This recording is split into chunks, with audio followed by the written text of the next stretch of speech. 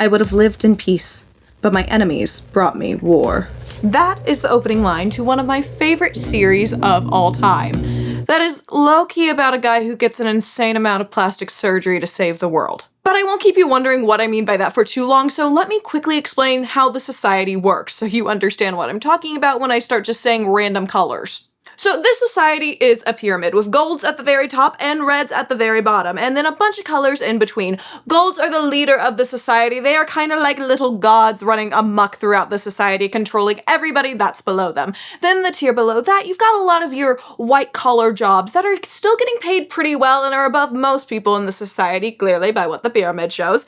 Then below them, you have people who are a little more hands-on in their job, but they still have a lot of white collar jobs mixed in there as well. But all the work they do is to serve the colors that are higher than them. They're a little bit more in a servitude role. Below that, you have just the grays. They're the police force and a lot of the soldiers in any of the armies that are in this world. After them, you get into people who have a lot more hands-on work, and most of these people are mainly just servants. You also have the obsidians in this tier. They're kind of the elite soldiers, but the golds have a lot more control over them than they do of the grays, so that's why they're listed below them, even though they are stronger than the grays.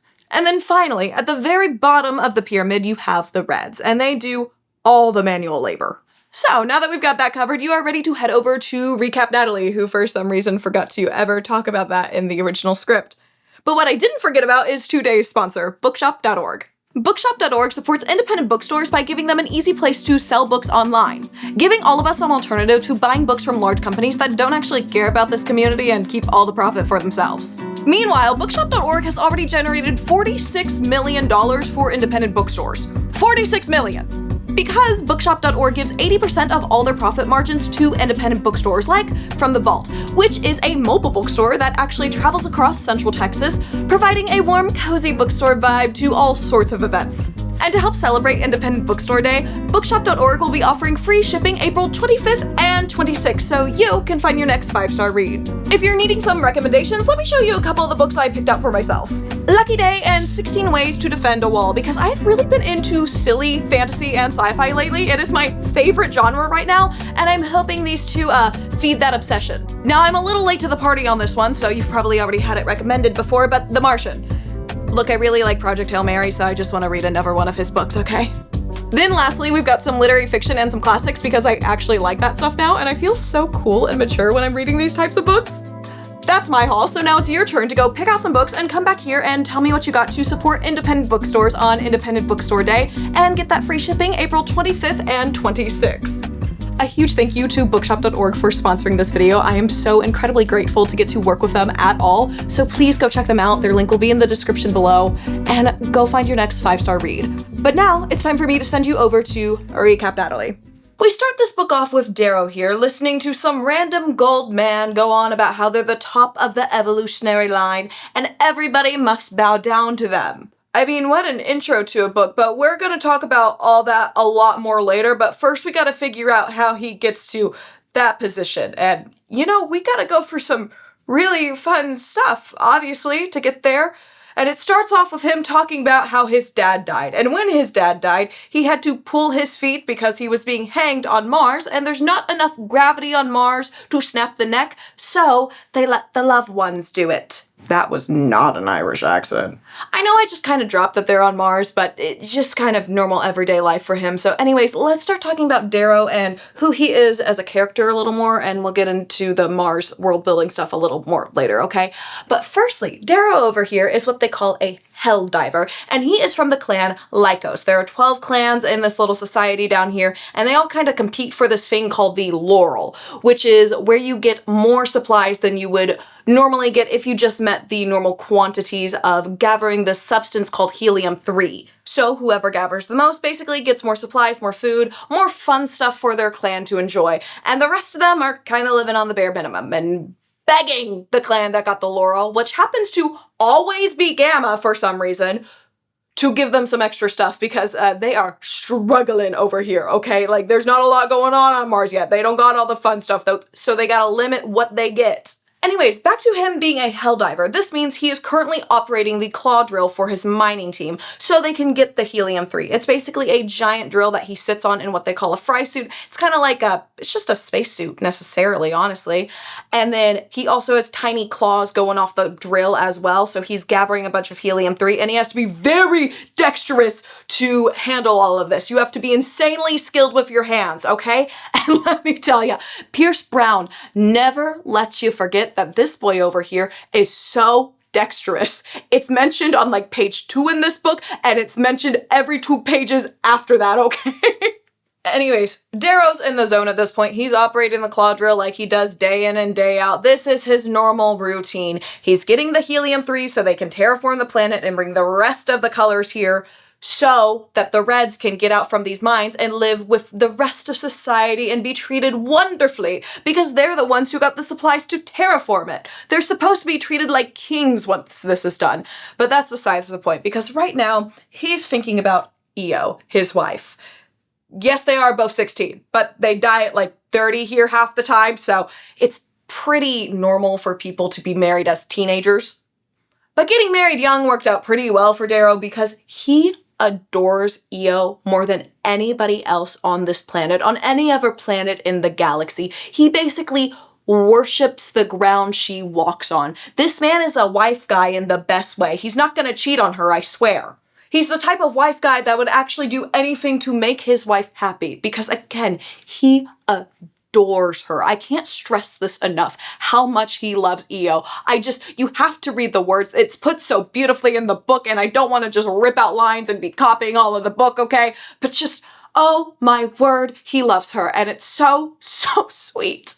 He's brought back to reality, though, by his Uncle Darrow being like, hey, actually, we need you to stop right now because there's a gas pocket ahead, and we need to get a team down there to scan it and approve that it's not going to cause everybody down there to blow up. And Darrow's like, I saw that gas pocket on my scanner. It's not a big deal. It's teeny, teeny, tiny. Let's just go. And they're like, no, but we need the other scanners to go and get that. And he's like, but that's going to stop us from getting the helium-3, and this is the last day to collect it before it's announced who's winning the laurel tonight. I need to get that helium-3. And Uncle Darrow's like, no, you will stay put. And he's like, fine.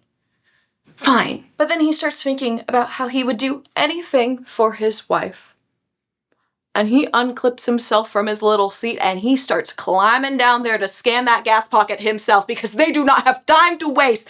They want to finally take this laurel from Gamma. Oh my gosh, it's been years since anybody else has won. He's going insane. He needs to win this today. It's not just an easy climb down though because the claw drill is really hot because it's been drilling into the core of Mars for a bit, or just the Earth of Mars, not the core, but you know what I mean. It's really hot because it's been spinning really fast and doing a lot of work. So his fry suit starts to bubble in places, which is never a good sign. But he's already down there scanning the gas pocket, so he just waits for it to confirm that it's a tiny little gas pocket that won't cause a problem. That gets confirmed, so he starts climbing back up, but gets snagged on something and has to use his sling blade to precisely cut off the little piece of suit that is snagged on something so he can get out.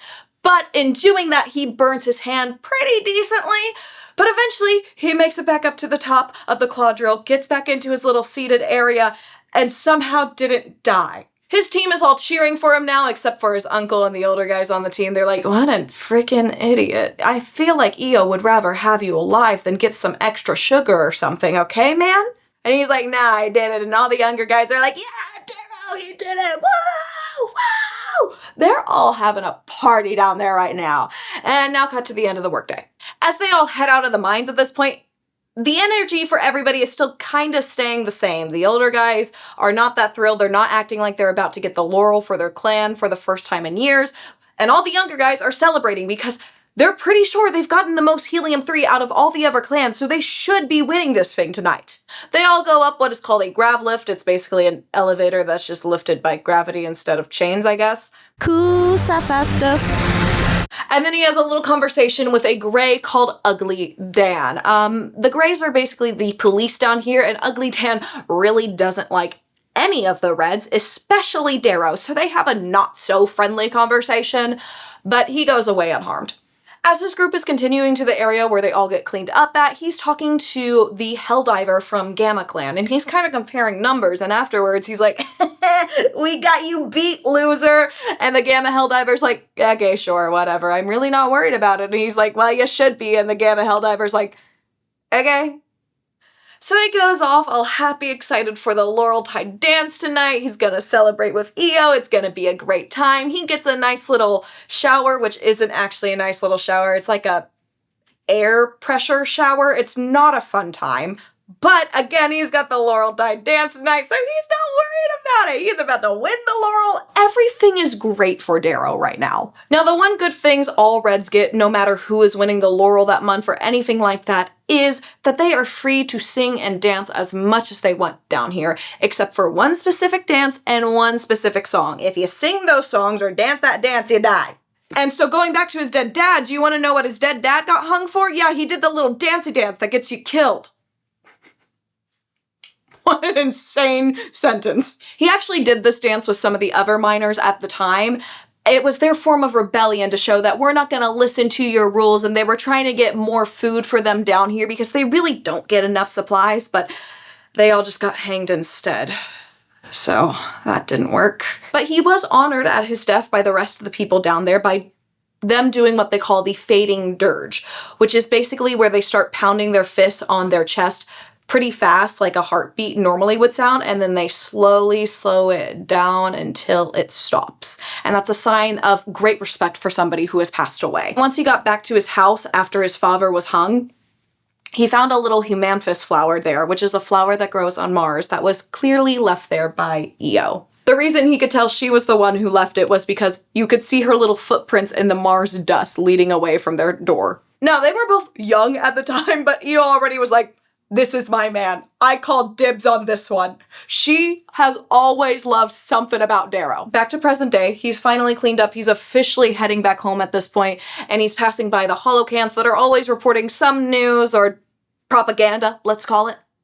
And these things are always on. There's never been a glitch with them. They have never turned off once in his entire life. And right now, the leader of their society, Octavia Alloon, is talking.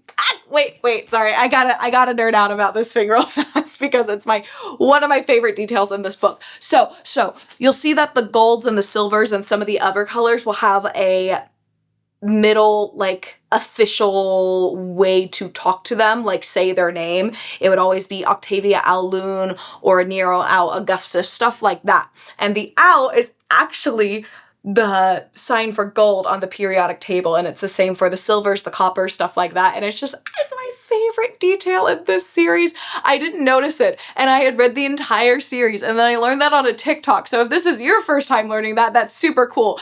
I was just really bad at science, so I didn't even think about the periodic table once while I read this book. So anyways, back to this.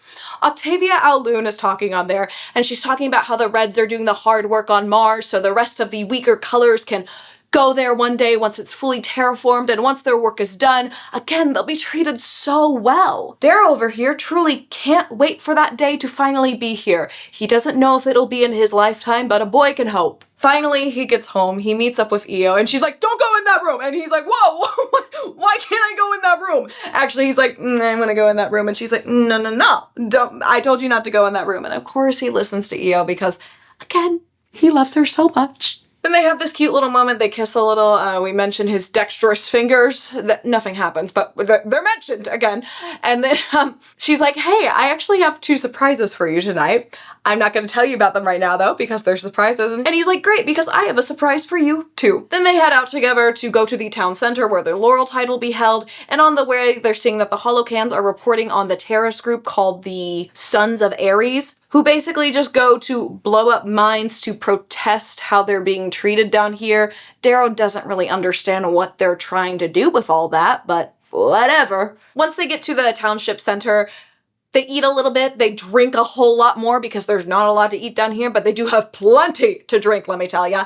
And at this point, Io can notice that Darrow is very excited about whatever surprise he has for her, and she can't tell what it is quite yet. Everybody's having a great time, Darrow included. His mood is brought down a little bit when he sees the skeleton just hanging from the gallows back there, and it reminds him of his father who hung there for like 2 months. So that'll kill the vibe pretty fast. Because even though they spend their whole lives digging in the ground, they're not allowed to bury their people who are hung up there. If you bury somebody, you will end up being the next person on that noose. Let's get back to the Laureltide dance now. Let's focus on that again, please. So we're gonna do that. Everybody is talking about the Laurel, everybody's really excited, and it's clear his uncle is still just not in a great mood at all. And he's actually in such a bad mood that it ends up with him and Darrow fighting, and they have to be pulled apart from each other. Once everybody settles back down, it's clear that at this point, Io knows what's going on. She knows that Darrow thinks he's won the Laureltide for them, and she seems kind of excited, but not as excited as she should be. Like, it's not quite reaching her eyes. But he just tries to cheer her up a little bit and get her to join in the happiness and gladness of everybody else in their clan who's just so excited to get the extra stuff. Then the Tin Pots come down, which is just the nickname for the Greys, as well as a Copper, who is the magistrate of the mine, to announce the Laureltide winner. He goes over how proud he is of the different clans, blah, blah, blah, and then he presents the Laureltide to Gamma. Darrow's clan Lambda doesn't win the Laureltide, even though they're the ones who earned it. Now, Io over here knew this was going to happen because she is a little conspiracy theorist who is also right about her conspiracy theories, and she knows that Gamma just always wins. So she drags Darrow onto the dance floor to distract him, and once everybody else is up and dancing, she drags him out of there and they go to the Webbery, where all the women work to collect the silks that the insects make that live down there. He's wondering what they're doing here right now, and she's like, I have a gift for you, remember? Even though yours fell through. And he's like, actually, plucks a Hemanthus flower out of the ground, gives it to her. He's like, that was my surprise. And she's like, okay, cool. They then continue on, and she takes him to this old ventilation system that was kind of hidden in the wall, that once you get into it has a random old tube that leads you somewhere else. And she's like, come on, I want to show you what's through here. And he's like, we're gonna get in trouble if we go in there. She goes off. She's like, they've already taken basically everything from us. Just go in the frickin' random tube I'm telling you to go in. And he's pretty easily convinced because it's Io. He loves Io. He's gonna follow her to the ends of the earth if possible, okay? And as he follows her through and they get to the other side, he's instantly overwhelmed with all these new sensations. There's new sounds of insects and birds. There's a new feeling under his feet, a feeling of feeling grass for the first time ever. He sees trees all around him. There's animals out here.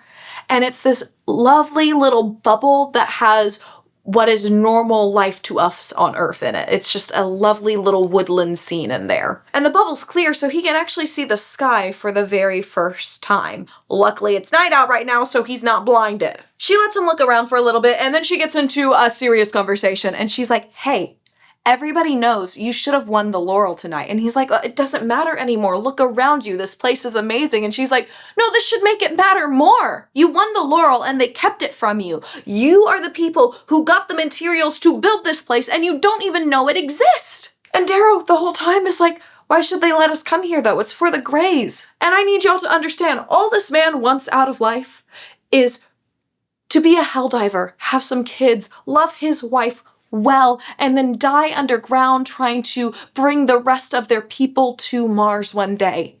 That is all he wants.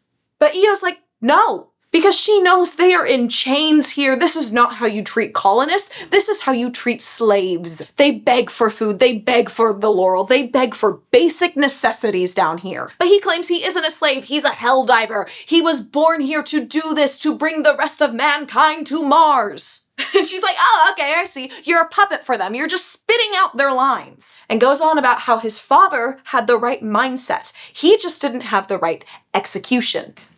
I mean, it did lead to an execution, so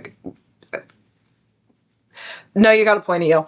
Anyway, she keeps going on about how they have no claim to this land, even though they're the ones who have sweat and bled to make it this way. But for some reason, it belongs to the Golds. And of what they know, their people have been here for 150 years, and they've gotten nothing. Then they go back to talking about his father some more, and at one point she calls his father weak, because he had the right dream, but he had no actual fight in him to make that a reality. And then starts going on about how she fought Darrow, a helldiver of Lycos, had more fight in him. At least that's what she thought when she married him, but maybe she was wrong. They both take a second to cool down, and she goes back in and she's like, I love you because you truly thought you could win the laurel. But he's like, what do you want me to do? And she just wants him to understand that his father's dream were worth the risk. Having a right to the land that they built is worth the risk. The people of their clans already follow him, they take their cues from him, and he's only 16. Imagine what he could do with that power. Imagine if he put his leadership skills to use to do something more. She believes that the people in the mine simply need somebody to lead them in a rebellion. But he's certain that he'll hang or she'll hang, and he doesn't want any part of that. She's like, of course you wouldn't. You weren't meant to be a martyr. You wouldn't see the point of it. And this sends him off into ranting about how he is the son of a martyr, and there was no point in his father dying for basically nothing, and now he is the one who has to pay that price because he was raised without a father. And how did that actually help anybody? But her response to this is that death is better than a life without freedom. A life of living chained by fear. And she wants to break those chains. She wants to break the chains of fear. The chains that bind them to the golds in the society, because Mars should be theirs. She believes it could be theirs if they just fight for it. And she goes back to the point that she truly believes that her husband, Darrow, is the one that could lead the people of the mining colonies to do this. But Darrow doesn't believe any of this is worth the risk. He would rather live on his knees and be happy and content with where he is right now, because as far as he's concerned, he has Io, and that's enough for him.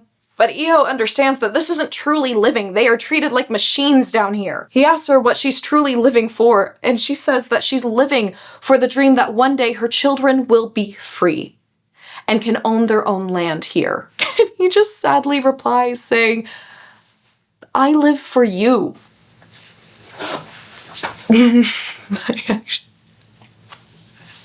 Oh no, the tears, they're already starting.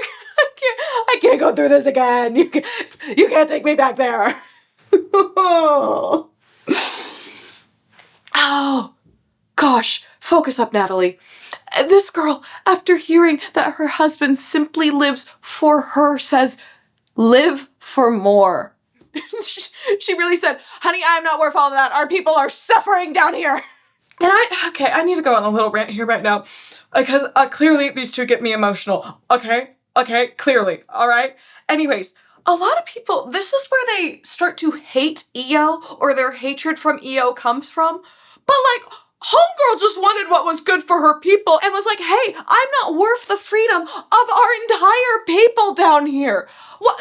I'm sorry, why do we hate her for that? Because she doesn't live the exact same way Darrow does, and she's actually the one with a big giant dream here? No. We hate her for that? And I'm not saying she's a perfect character, but literally no character in this book or any book will ever be perfect. If you're looking for a perfect golden child of a character, go read a children's book, watch a Disney movie, there's probably one there. Then this isn't the series for you if you can't understand the complexity of these people and the fact that everybody is a little morally gray somehow, okay? No one is completely black or white. Everybody is a mix of morally gray, especially in series like this, okay?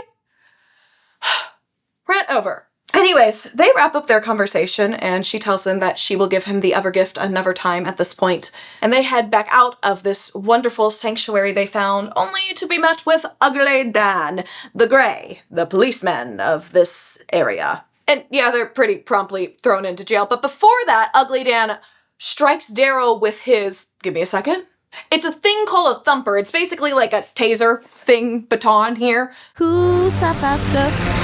And then he throws it at Darrow, and he's like, yeah, you can hit me back with it. It won't get you in any more trouble. It absolutely would. And Io's like, yeah, do it, Darrow, do it. Yeah, fight. And Darrow's like, I'm not gonna do that. So then they're just thrown in jail. Skip to 3 days later now. They've been in jail this whole time, and they've been fed basically nothing. The nice tin pot that gets them out of there lets them have a moment with each other before they're taken to the whipping post. They just hold hands. They have a quick kiss.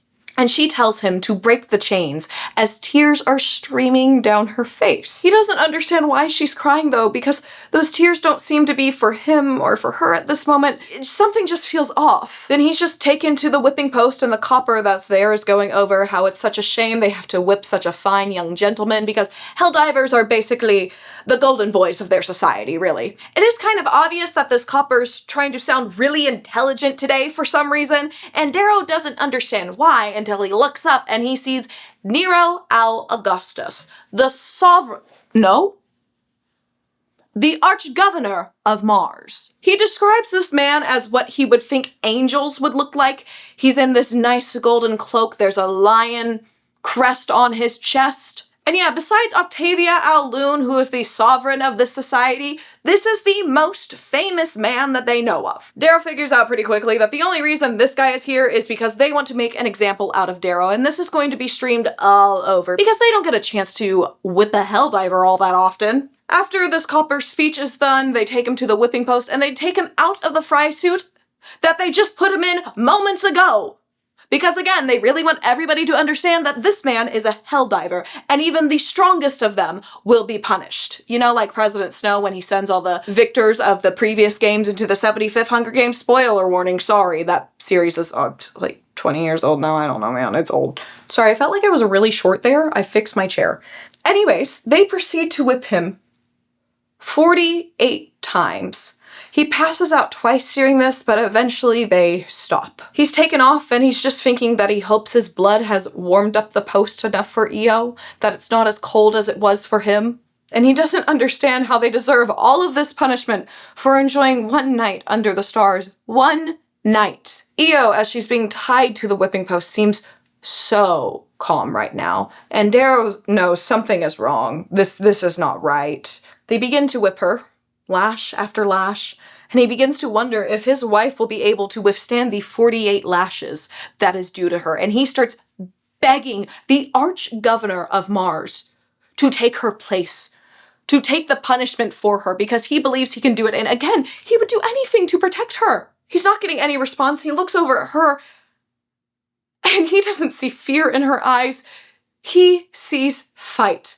And he starts pleading with her, going, no, no, no, no, Io, no. The arch-governor calls for Darrow to be gagged, and as he's being gagged and the 13th lash falls, he's still mumbling for her through the gag for her to not do it, but she begins to sing. Then, of course, this is the forbidden song, and he knows they will kill her for singing this simple, simple song. While she's singing, the arch-governor descends with his grav boots and just slowly floats closer to her and tells no one to stop her, and just watches her as she sings the entire song in front of him. Once she's done, he tells everybody that it's so fascinating because no other animal would willingly throw themselves into the fire, except people do, and he can't quite understand it, and tells everybody there to relish this moment because they probably won't see one like it again. I'd like everybody to know at this moment, I put it in my script that while I was writing this down, I was crying. I'm not like full-on crying like I was writing it, but I do have some tears in my eyes and I'm not doing emotionally well right now. I'm going to be so honest. It's not going great over here. Now at this moment, I would advise everybody to pause this video and look up the song. I'll put the title right here for the actual song. I believe it's the Reaper song or the Song of the Veil, something like that. But I'll put this up. I would advise you pause this video, go listen to some beautiful lady sing it because I can't. But she's talking about how down in the Vale you can hear the Reaper swing, the winter. It also talks about remembering the chains when gold ruled with iron reigns. And there's a lot of symbolism in it, okay? And as she comes to the end of that song, Darrow at this moment knows that he has truly lost her, his one true love. Once she's finished, the arch-governor is like, oh, that was a quaint little tune, anybody want to join in? And nobody else speaks up, and the magistrate of the mind is like, okay, well, it seems that she is alone in her opinion. As they take her up to the gallows, Darrow doesn't react for her. He stays strong for her. And the moment he gets the chance, he runs right up front so he can keep eye contact with her the entire time, so she knows he was there with her until the very end. And he also wants to make sure that he is the one who pulls her feet so she does not have to sit there in pain for long and she can have the quickest death possible. Now, At these executions, they get the honor of giving their last words to somebody. Darrow expects to be called, but she actually calls up her sister Io. Darrow was not expecting this, but he is like, no, I will not let her see any jealousy. I will not have any jealousy about this. This is her last wish. But her sister Io goes up there, and Io whispers something to her, and then Io looks directly at Darrow with a look that he will never forget and begins to weep. They end up having to drag her sister away because she's just inconsolable. She doesn't want to leave her sister up there with it, especially if the information she was just given. And once that's done, the arch-governor gives the order to hang Io. And right before this is done, she just mouths to Darrow, "Live for more." And then reaches into her pocket to hold out the flower that Darrow gave her just 3 nights prior when they were just an innocent young couple in love, and then cries out for everybody to hear, "Break the chains." Actually, I don't know. And then the floor opens beneath her feet. He then rushes over to her, kisses her ankle, but he will not let her suffer, because on Mars, there is not much gravity. And you have to pull their feet to snap the neck. So they let the loved ones do it. And when he does it, there is no sound. She was too light. She was just a girl. Her neck doesn't make a sound when it breaks because she was so small. And then the thumping of the fading dirge starts behind him. And the golds just fly away. Like this was nothing to them. They've shown no emotion during any of this. Meanwhile, Darrow's entire world was just ripped from him. He get back to his house now, and Io's father, Lauren, and Kieran, some of his brothers, all are on guard outside of his room to make sure he doesn't do anything stupid tonight, okay? But the thing is, he's got a freaking secret tunnel in his room, so yeah, he sneaks out and he's gonna do something not stupid. It's so sweet. And he goes to bury Io, but on his way there, he notices that the HCs are playing the moments before her death where she was singing the song, and he can't help but think that this makes her look like a martyr, and he's shocked they're showing it in this way. But then he sees the HCs cut to the normal programming, back to Io, back to the normal programming, back to Io, and she says, "Break the chains." And it's like somebody is fighting for the connection of the HC, and this is something he has never seen happen before. He just keeps on walking because he's too sad to really care. His wife just died, and he doesn't want to have to think about that right now. But then his uncle Darrow comes out of nowhere, and he's like, "Hey, thought I would find you here." Darrow thinks he's there to stop him, but he's not. He's just there to offer Darrow a drink. He drinks a little bit of this, but his uncle ends up making him drink the entire flask. He does, and as he swallows the last little bit, he says, "She left me. Oh my gosh, I can't. Just stop crying." And believes that he's going to barrow Io right now to make himself a martyr as well, but he really doesn't understand what a martyr is. His uncle knows he can't stop him, so he tells Darrow to say hi to those in the Veil, which is the afterlife they believe in. Of course, he says to say hi to Io, his father, and then also mentions a guy named Dancer to say hi to. And Darrow's like, "I don't know a dancer or what he looks like." And his uncle's like, "You will, don't worry about it." And then tells him to break the chains and leaves Darrow to go and bury his wife. So now Darrow goes to where his wife is hanging, cuts her down from there, and goes back to the Webbery. All the women can see him there. They start crying because they know what this means. And he goes back through the tunnel into the area where they had the romantic evening, and yes, a fight as well, and buries her underneath the stars. And then lays the flower that he had given her that night on top of her grave. After this, he goes back to his home. His brother slaps him in the face. Lauren can't even speak to him, and Io's father is just slumped against a wall because they feel like they have failed him. He hears the cries of Io's mother as his mom makes him one last meal. She's trying to go about this like this is a normal morning, and she is not about to lose her son. To make it even worse, as he eats, he can only use one hand because his mother is sitting right beside him holding the other the entire time and does not let go. He knows he's going to hang at 9 this morning, but he's kind of starting to feel dizzy. He doesn't really understand why. His heart also kind of feels funny, but again, he doesn't know why, When you know you're about to die, your body can do weird things, maybe? Who knows? And when finally the time comes to hang him and he's up there and asks who he wants to give his last words to, he calls Eo's sister up once again and just asks her to tell him what Eo said to her since he's about to die. Eo's sister glances back at his mom and she just shakes her head. So she looks back at him and Io says, "She just wanted me to tell you that she loved you." He knows this isn't the truth, but he's not going to force her to tell him what Eo said, so he will just die never knowing. So he smiles at her and kisses her on the forehead, and she's on her way. And as they start to hang the rope around his neck, in this moment, he starts to realize that his death is senseless. It's pointless. He's not a martyr. This is not what Eo wanted for him, but there is nothing he can do to stop this now. The door opens beneath him and his uncle Darrow shoves Kieran out of the way to be the one to pull his feet to snap his neck. And his last thought is, "I hope they don't bury me." Now, obviously, Darrow isn't dead, okay? Like, let's be so for real right now. Nobody thought Darrow was about to die here. He does have some hallucinations or dreams that make him think he's dead, but then he wakes up and realizes he's covered in dirt. Like, he's buried in the ground, kind of, so he has to dig his way out of there. Once he's out of the shallow grave he was in, he finds out he's in an abandoned mine. He starts to fit the pieces together that his uncle clearly gave him something to drink that messed with his system enough, so then he didn't pull his feet hard enough, which didn't snap his neck, and then his uncle must have buried him here, but he doesn't know why his uncle did any of this. But he doesn't have to wait to find out for long because a random cart starts rolling up. It's like a golf cart. Not a golf cart. It's definitely not a golf cart. It's some like underground mining vehicle type of thing. Cool stuff, fast stuff. Then some people in October Knot demon masks pull him into this car thing. This is a holiday they have over there. They wear these creepy demon masks in October. You know, the normal things. But once he's inside, it's clear that one is a girl and one is a boy. He quickly assesses this entire situation, which is a lot to take in for somebody who just woke up from being drugged.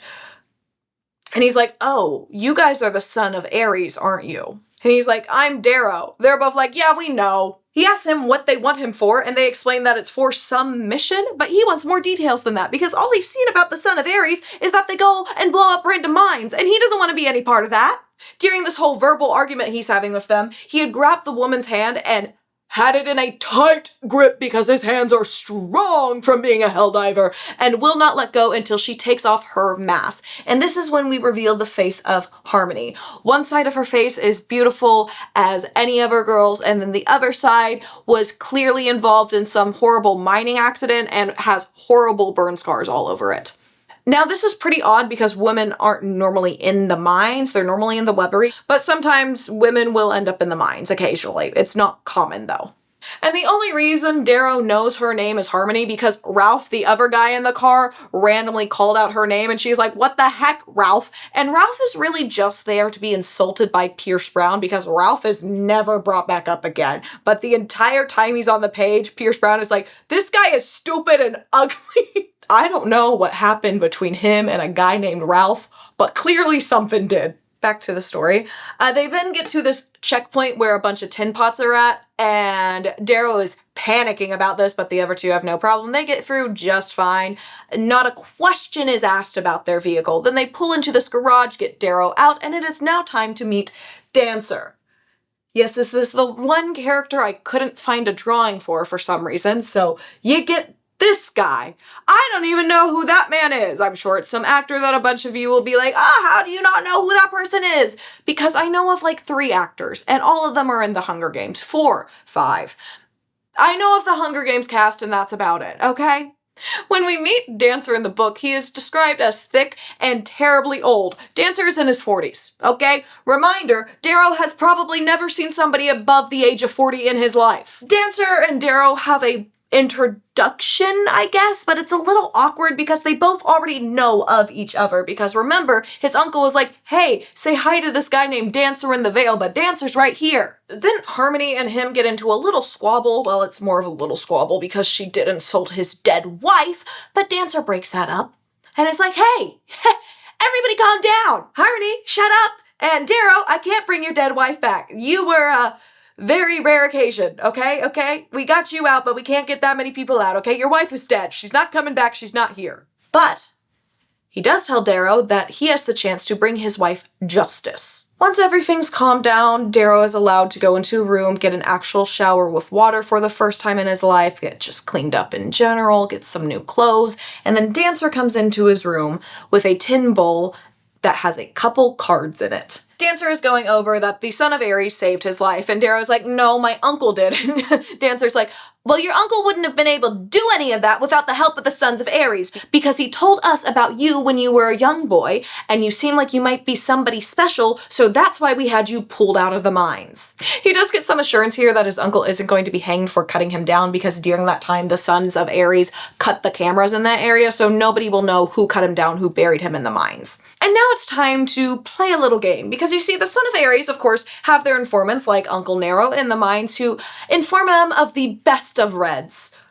But once they're out, they do need to actually test them and make sure they're actually the best of reds, otherwise they might be a little useless to them, especially for the mission they have planned for him. So, let's explain the rules of this game, shall we? There are two cards in the tin bowl. One bears the Reaper's scythe, and the other has a lamb on it.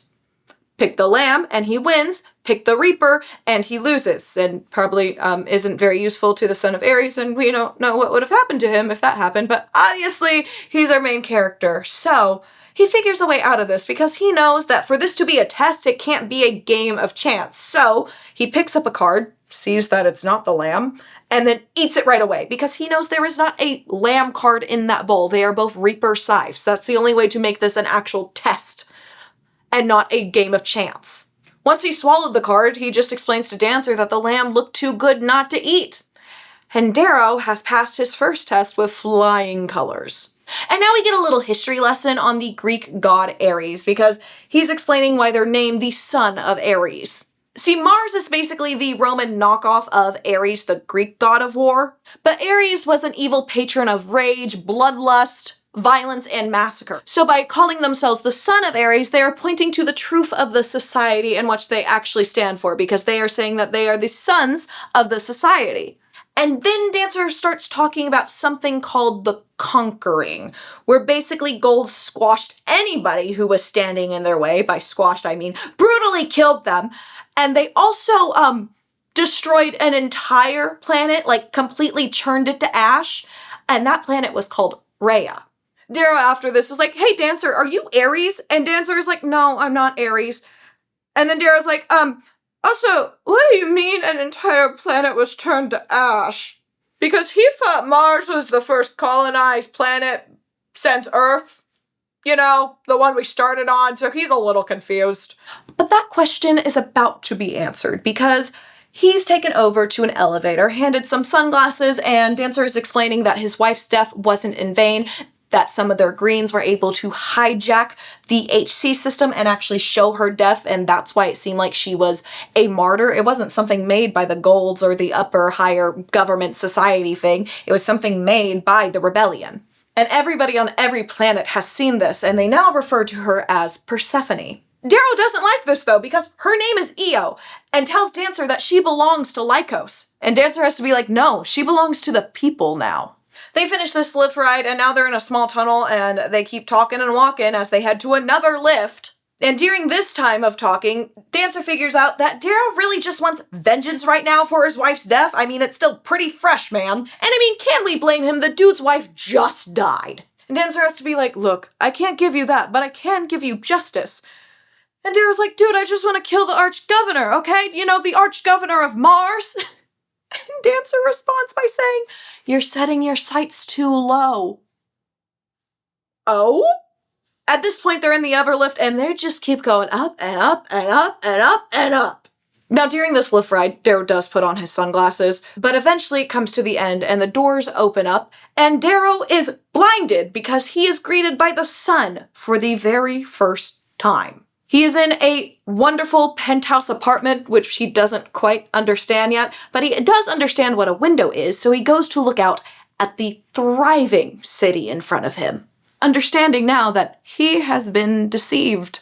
See, the terraforming is complete. The future they were dreaming of, it's already here. But they were told it would take many more generations for this to happen. His entire life is a lie. He knows now that Io was right. They truly are slaves.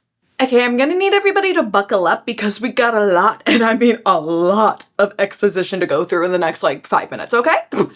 Fasten up, pay attention, please take notes, you're gonna need them, okay? Thank you. And you know what? Since we're out of the mines, we're doing a color change. All right, we're back to the normal colors now. This feels right.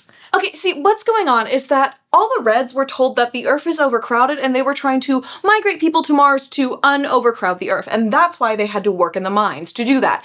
But now we have 700 years of history that Darrow doesn't know about to unpack, so he's buckling up with us. See, people actually first expanded to the moon, and that is now the central hub of everything. That is where the sovereign of the universe, I guess, lives at this point.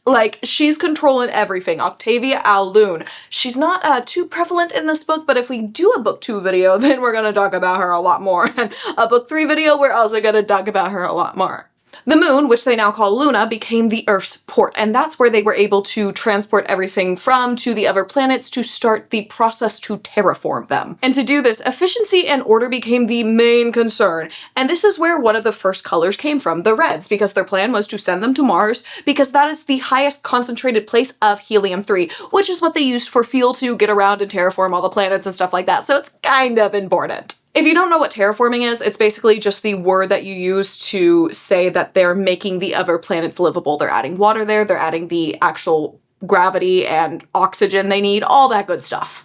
Don't ask me how terraforming actually works, I don't know the answer to that question. And if you haven't already caught on, all of this means that there were other planets and moons terraformed before Mars ever was, as a whole. So they thought Mars was gonna be the first, and that's just never been true. And in the early stages of colonizing the entire galaxy, or their solar system, I should say, Luna realized that Earth was just kind of draining their profits from them.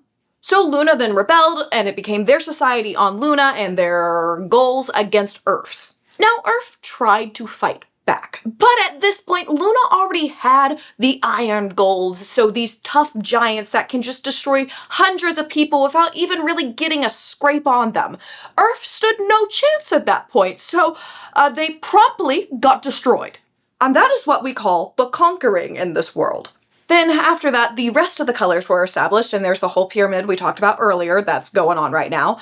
And that's how the society was built on the back of Reds. Because without helium-3, the Golds could have done nothing to terraform these planets or get all this cool tech that they now have. Dancer, who's been explaining all of this to Darrow, obviously, explains that Reds were sent to Mars 500 years ago, and the rest of the colors have been here for about 300 years. At first, the other colors were living in these small terraform bubbles, but once the atmosphere was made on Mars, they've just built it up into this entire giant city. And there's of course the country areas of Mars, but there's multiple established cities, very established cities. So it was already clear that they were just using the Reds, but it's even more clear that they've been using the Reds for a long, long, long time. Learning all of this, as it would for anyone, shakes Darrow to his core because he realizes just how much they've been lied to. And then to use his favorite word, he knows that this is their bloody damn planet. He asks Dancer what it's going to take to get their planet back, and his response is just blood. And this just leaves Darrow to ask what his mission is, because he's ready to do whatever it takes at this point. So let's get into the plan, shall we? See, what they're planning to do here is turn this boy Darrow into a Gold himself. Yeah, they're gonna take this maybe 5-foot tall man and stretch him out to be a 7-foot tall giant, conqueror of worlds. His body will be built to withstand any battle he comes across. So, yeah, the first part is intense plastic surgery. He's gonna get so much plastic surgery done. They've actually tried this before with 97 others or so, I think was the number, and a lot of those people died because you might have guessed this is pretty intense to go through, and not a lot of people can actually withstand going through this procedure because it's just so much on your body. And this is what the Son of Ares like to refer to as the carving. Of course, not everybody in the Son of Ares knows about the carving, but the ones who do, that's the nickname they've given it. I mean, they're giving him brand new hair, brand new eyes, brand new face shape, brand new bone structure, brand new bone density, new muscles, literally everything. It's the most insane plot in any book, and it's my favorite way to describe it to people. It's like, yeah, you follow this guy, and he gets a bunch of plastic surgery done, and then shit escalates. If you know, you know. After all this is done, he will go to what is called the Institute, and this is where all the top gold children go to complete their studies and hopefully become a peerless guard, which is a sign of great honor, and it is where you have the only scar that will really ever be visible on them on their cheek to show that they are better than you and they are tougher than you. And his goal in the Institute is pretty simple. It's just to be top of his class on a whole entire world that he's learning about for the first time. Should be pretty easy to study up on that in like the year or so they have to do it. Cool. But if he can do that, he'll be positioned well to get a very good job outside of there, which will give the son of Ares a great position in the higher society of golds to slowly get their fingers into everything and take control from the inside. Basically, destroying them from the inside is their goal. Small problem, the Institute is highly secretive, so they know nothing about what actually happens in there, but surely it's just a normal school, right? Surely. This leads our group to taking a little trip to a nightclub of sorts. They have a little trouble getting in there because they had to actually dye Darrow's hair to make him look like a high red. They call the ones that work in the mines the low reds. So the bodyguards can smell the dye on him and tell that they're clearly trying to disguise him for some reason, but Dancer quickly is like, hey, we're with the son of Ares, and Harmony also has a bunch of bombs strapped to her, so I think that helps out, and they're let in pretty fast. Cause they need to talk to, where'd he go? I printed out a picture. Hello? Mickey. I don't think that's how you spell Mickey, but we're going with it. My brain's blinking really bad right now. This is Mickey. He's a purple. It's not a very common color, but they are the creative people in the society. They're the artists in the society. And as they're walking to Mickey's table, Darrow notices that the people in this building that are dancing on different platforms, stuff like that, have some very weird body modifications, like wings are going out of their backs, they have horns, stuff like that, that makes them look like they're coming out of a mythical fairy book, but it's just got this creepy aspect to it. They make it to Mickey's table, and Dancer hands Mickey a box. Mickey opens it, and there's just gold sigils in there, which they've taken from a dead gold hand. Who knows if they killed them or not? I don't know. They probably did. But yeah, the things that are the identifiers of the color that you are, besides everything else about you that literally go in your hands to basically brand you, they have a couple of those in a box for Mickey. And Mickey's like, are you insane? Do you want me to be killed? Do you want to die? And Mickey was over here thinking that these were a nice gift. And Dancer has to be like, oh, no. We want you to put them in him. And Mickey goes, excuse me? He don't look like a gold. At this point, Mickey yells for everybody to get out of their proximity. Anybody else who is in that room needs to leave right now. Now it's clear Mickey is really not going for this idea at first, even though they're offering him a ton of money. But then they start being like, well, we've had other people do it and they've done it successfully. So, I mean, it's fine. We can probably just go work with them. But this plays on his ego really well. And he's like, wait, no. I can do it. I want to create something this epic, actually. But he does have to bring up his biggest concern is they can make his body perfect. Yes, they can do that through surgery. But what they can't do is make him any smarter than he is. And the common perception is that reds are not the brightest. This sends these two into a whole argument whether Darrow is stupid or not. Like, that's all they're arguing about. Meanwhile, Darrow is watching Mickey play with a little, like, Rubik's Cube memorization type thing earlier. There's definitely patterns he was following on it, and it seems like something you have to be smart to use. So he picks it up and starts playing with it and starts doing wonderfully. And somehow Darrow solving a puzzle game convinces Mickey that, yes, Darrow is very smart. I will make him into a god now, because that is his perception of this. He wants to make his own mini god. That is his creation. And just like that, shortly after this, we begin Darrow's carving.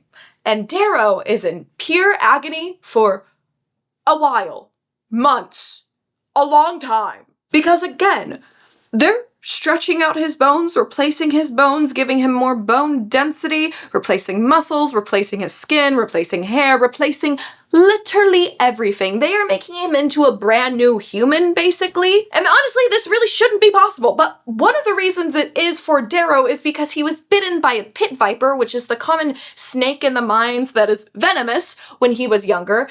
So he had the venom injected to him. His family tried to draw the venom out, but that doesn't actually work, so he just has a little bit of snake venom going through him, and that makes his heart really strong somehow, some way. So he's tougher than most Reds because a snake bit him. He's Spider-Man?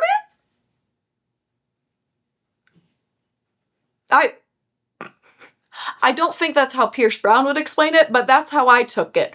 Darrow is basically Spider-Man, except his powers just lets him get really intense surgery and become a new human being. Isn't that cool? Hallow has taken this and this and now gives you a princess. Here's the new Darrow. This is what he looks like now. Say bye to this Darrow. He doesn't exist anymore.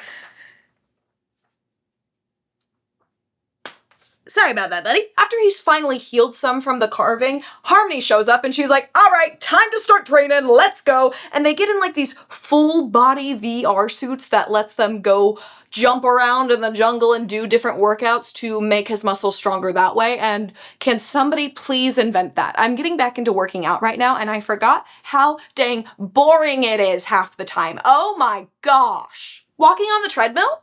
I would rather die. But running through a jungle, that sounds fun. Somebody get on that, I am down.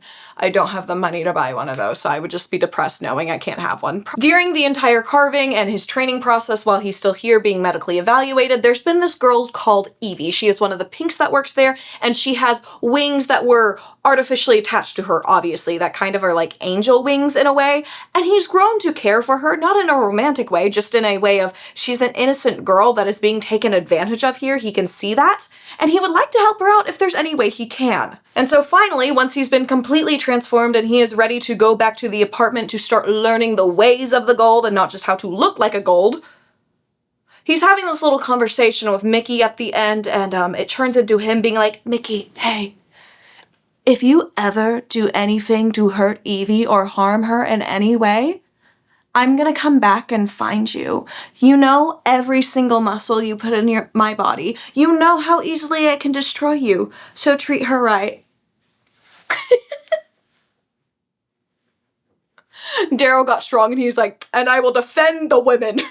After that, it's a pretty quick goodbye to Mickey, and we go over to the penthouse to meet Mateo, and we love Mateo! Mateo is a pink, and he is Darrow's etiquette teacher. And he's such an icon. I love him so much. He's one of my favorite minor characters in this book. When Darrow first meets Mateo, Mateo is talking about all the stuff that he needs to change in Darrow's appearance, and he's like, I already look like a gold, what are you talking about? And he's like, no, you look like a bronzy, your teeth are yellow, you look low-bred, you have hair all over you, and that just won't do. After getting thoroughly insulted like that, Darrow just makes a little comment, and he's like, well, you're a bloody damn wark. And Mateo's like, no, you don't say bloody damn anymore. If you want to curse, you use the gold's language, which is gory damn, gory, or slag. Also, your accent sucks, and we gotta fix that too. So start learning how to talk like a gold, please. And then he just proceeds to start ranting about how bad his accent is and how a gold would literally never talk like that. He's just ranting about everything, and once he's done with all of that, he's like, and then after all of that, we'll finally get to manners. Darrow's like, excuse me, my manners are already great. And he's like, no, you have a lot to learn. And then proceeds to insult him even more. And honestly, most of it is just brutal honesty, but this gets Darrow to call Mateo a butt boy. And then Mateo slaps him across the face. Now, pinks are very tiny, delicate humans, so it doesn't really hurt Darrow, but it was a little shocking. But the truth is, that right there was actually a lesson, because if you insult a gold, they will want to duel you. Their honor is the most important thing to them. And Mateo may not be the person who's going to teach him how to use a razor, but he knows that Darrow does not know how to use one yet, so he better keep his mouth shut, or at least have the proper manners to not instigate a duel. Now, in the middle of all these lessons that they're having, like day in and day out, Dancer comes in and he's like, hey, we found you a fake family. They died flying in their ship and they were from Pluto, so it's like whatever. And your new name is gonna be, drumroll please, Caius Al Andromedus. And Darrow's like, no, my name's gonna be Darrow. Dancer's like, so that's a pretty off-color name. Like, that's not really a name gold people would have, and it's gonna be really difficult for us to get that done. And he's like, well, you found me a whole fake family, so I think you can make my name Darrow. You're not taking my name from me. And Dancer's like, Frick, we'll try to get that done. This guy's already acting like a gold. What the hell? And then they go back into more etiquette training and they start going over how to talk like a gold, which is just very proper and formal and doesn't have an underlying Irish accent. So they gotta knock that out of him too. And eventually they get to teaching him how to dance. And this is the one thing he's actually pretty decent at. I mean, the dancing for golds is very different. They dance in pairs. It's a lot of those formal dances that you would, I guess, kind of see in like Bridgerton and shows like that. And he's used to dancing solo for the most part. Then we get a little break from these lessons. Dancer comes back in and he's like, hey, you know, you gotta take this really seriously, right? Because if they find out who you are, they're not just going to kill you. They're going to take you to a random lab, figure out who you actually are, dissect you, and then they're going to go down to Lycos and kill your entire family, okay? They will also get all the information you have about the son of Ares out of you, and that will put our mission at risk. Trust me, you will not be able to not give them this information with the torture they will put you through if they find this out. And then tells him that when his wife died, when Io died, she didn't just give him a vendetta to fill. No, she gave Darrow her dream at that point to carry out. He's the one that can make her dream come true now. And Darrow's like, oh, this is what Ares thinks, basically claiming that Dancer is Ares, and Dancer's like, trust me, I am not Ares. But Darrow doesn't fully believe that because he sees the way that everybody interacts with Dancer that is part of the son of Ares. They have a lot of respect for him. But Dancer moves on from this pretty fast and he's like, look, you're a good man who's going to have to do a lot of very bad things. And Darrow's like, if I'm such a good man, why do I already want to do those bad things? You know, like kill the people who killed his wife, which I feel like is pretty justified. Then the chapter where they're having that conversation just kind of ends there. So, and now let's skip to breakfast. Dancer comes in the next day and he's like, oh, look, I got your name changed to Darrow. You're Darrow now. It took us a lot of work to do that, but we got you your name. And then after this, Mateo takes Darrow to go horseback riding because that's a very normal thing for golds to do, and most of them are pretty good at it. And he wants to ride this really big horse, and Mateo's like, no. And then Darrow says that Mateo comes back with a very large pony, which Darrow proceeds to fall off of, and then this girl that's there laughs at him and is like, and says, maybe you should stick to the city, Pixie. And she is riding the very stallion that he wanted to ride and has luscious, wonderful, long locks and is pretty, might I say. Now we're skipping 2 months into the future because it is time for this boy to take his test to actually get into the Institute, or see if he can get into the Institute, if he is the top % of golds. While he's taking this test, the girl next to him is like constantly tapping her stylus and he gets really annoyed, so he just like snatches it out of her hand so fast that she doesn't even notice, because remember, he's very dexterous and fast with his hands, okay? Golds are so ruthless, they don't give her another one and she fails the test because of this. Darrow just ruined this girl's entire life. It doesn't seem like anybody really noticed or cared if they did notice, except for this one girl that comes up to him afterwards and she's like, cutter. Apparently that's an insult for the golds, and he's like, I'm not allowed to talk to anybody, so I'm just gonna stand here and take that, and she leaves. But then another gold comes over. And he's like, oh, thank you for taking that girl's stylus. She was driving me insane. And then Darrow proceeds to describe this man as a young man torn from Greek verse, with arrogance and beauty dripping off of him. I've never seen a smile so bright or skin so smooth. This man is all I despise.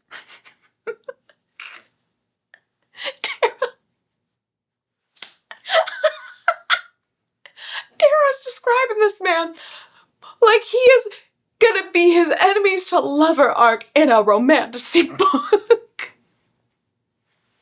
It's so funny. This would be one of my very favorite characters ever, Cassius. The golden boy, basically. Anyways, these two have a little conversation, and we learn that Cassius is one of the Bolognas. Not Bologna, a Bologna. The Bologna house just happens to be one of the most important houses on Mars besides the Archgovernor's house. So luckily for Darrow, these two are getting along great. And then he very quickly exchanges their information by tapping his info pad or his tablet that he has to the tablet Darrow has, and that exchanges their information for each other. These two split up, the logic testing portion of the day is officially done, and now it's time to go into some physical tests. Basically, testing how much gravity he can withstand, how much momentum he can withstand, brightness, cold, heat, all that stuff, how good he is at catching stuff, which, if we know anything about Darrow, he's really good with his hands, so he's really good at catching stuff. So, they have to speed up the machine that's throwing the balls so fast to the point where it hits him in the head and it knocks him out. And once he wakes up, they're like, okay, you're good to go. And when he gets to the locker room, he can hear somebody humming the tune that Io sung before she died. So he goes over there, and it's this girl who's currently getting dressed, but the Golds don't really have any modesty about them. They're fine with showing themselves in front of each other in whatever state they're in, honestly. So he goes over and then makes a weird noise. She turns around, he doesn't say anything, he just blushes and then goes away. And he's like, stupid, stupid, stupid, that is not how a Gold would act. And he's absolutely right, it was a stupid move. But luckily he noticed that this girl also had a little blush on her cheeks. After this horrible interaction, luckily it's time for him to go. So he flies back to the penthouse and then he's talking to everybody and he's like, okay, we gotta know something about the Institute. Do we know literally anything? And they're like, well, we know there's 3 types of graduate. You have the Peerless Scarred, then you have the Graduates, and then you have the Shamed. Obviously, the Peerless Scarred are the highest ranking. They're going to ascend very far in society. The Graduates are going to do pretty good, but not get the best job. And then the Shamed are going to be shipped off to like those backwater planets. So this really just emphasizes that he needs to do well at the Institute. But at this point, he's done everything he can to get into the Institute. So now they wait. Now, Darrow being Darrow, of course his test results can't arrive in typical fashion. They have to send somebody there to do like an interrogation of him. And it goes pretty well. He uses his gold haughtiness to his ability and acts like a true gold through all of this. And he's like, do you really dare to question me? And they're kind of like, yeah, well, we have to. We're so sorry about it, blah, blah, blah. And then finally they leave. And then once he actually gets his test results back, once it's been verified that he didn't cheat in any way or have any outside help somehow, it's shown that he got a perfect score on this test. Now, there were hundreds of questions. Now, the reason he did well on this test was because it wasn't really like a normal test that we're thinking of with like grammar questions, math questions, stuff like that. It wasn't the SATs or anything like that. It was more of a logic test and a how to get out of tricky situations. It would basically be my nightmare. It would be a riddle test and I would be getting every question wrong. Now that he's officially in the Institute because of these test scores, I mean, they're absolutely insane. They're just waiting for the shuttle to pick him up and take him there. Once the shuttle gets there, Dancer's like, hey, I got a couple gifts for you. And he gives him this little pendant necklace that has a Pegasus on it because that is the symbol for the Andromeda's house, the fake house that he's from at this point, or his fake family's family crest is the Pegasus. That's why I'm wearing this shirt. It wasn't for no reason. I had a point. I just, for some reason, have no Red Rising merch besides a tote bag, and I can't wear that, unfortunately. But he gets this little Pegasus pendant necklace, and that doesn't really mean a whole lot to him, but when he whispers the name Io, it opens up, and there's a little himanthes petal in there, which is really, really sweet. And then he's also given a knife ring that has the shape of an L crest on there, and it looks like it should stand for something else that's important to him, but it actually stands for Lycos, or something that would be important to his golden self. After all this is done, he gets into the shuttle and he is quickly greeted by a friendly boy named Julian. They start having a pretty casual conversation. They're just kind of chit-chatting back and forth, blah, blah, blah. And then eventually they get to talking about sports, and he starts talking about faux war being one of his favorites. And so it's revealed that he is a Yorkton fan.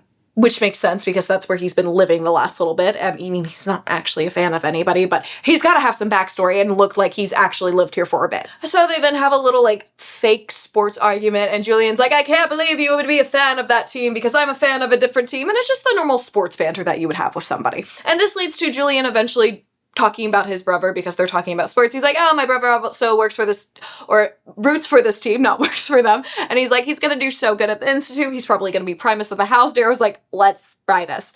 And luckily, Julian knows a little bit more about the Institute than anybody in the Rising. And he's like, oh, okay. So here's the thing. There's going to be 12 houses at the Institute, and then every house is going to have a leader, and that's going to be the primus. And your house after the Institute is going to be your main way to network with people. These people that are high in society, if they're from your house and you do well, they basically have first dibs on you. They just keep chatting up about the Institute, stuff like that, blah, blah, blah. And eventually, somebody who's described as an impish kid jumps in and he's like, hey, would you two quit humping each other's legs?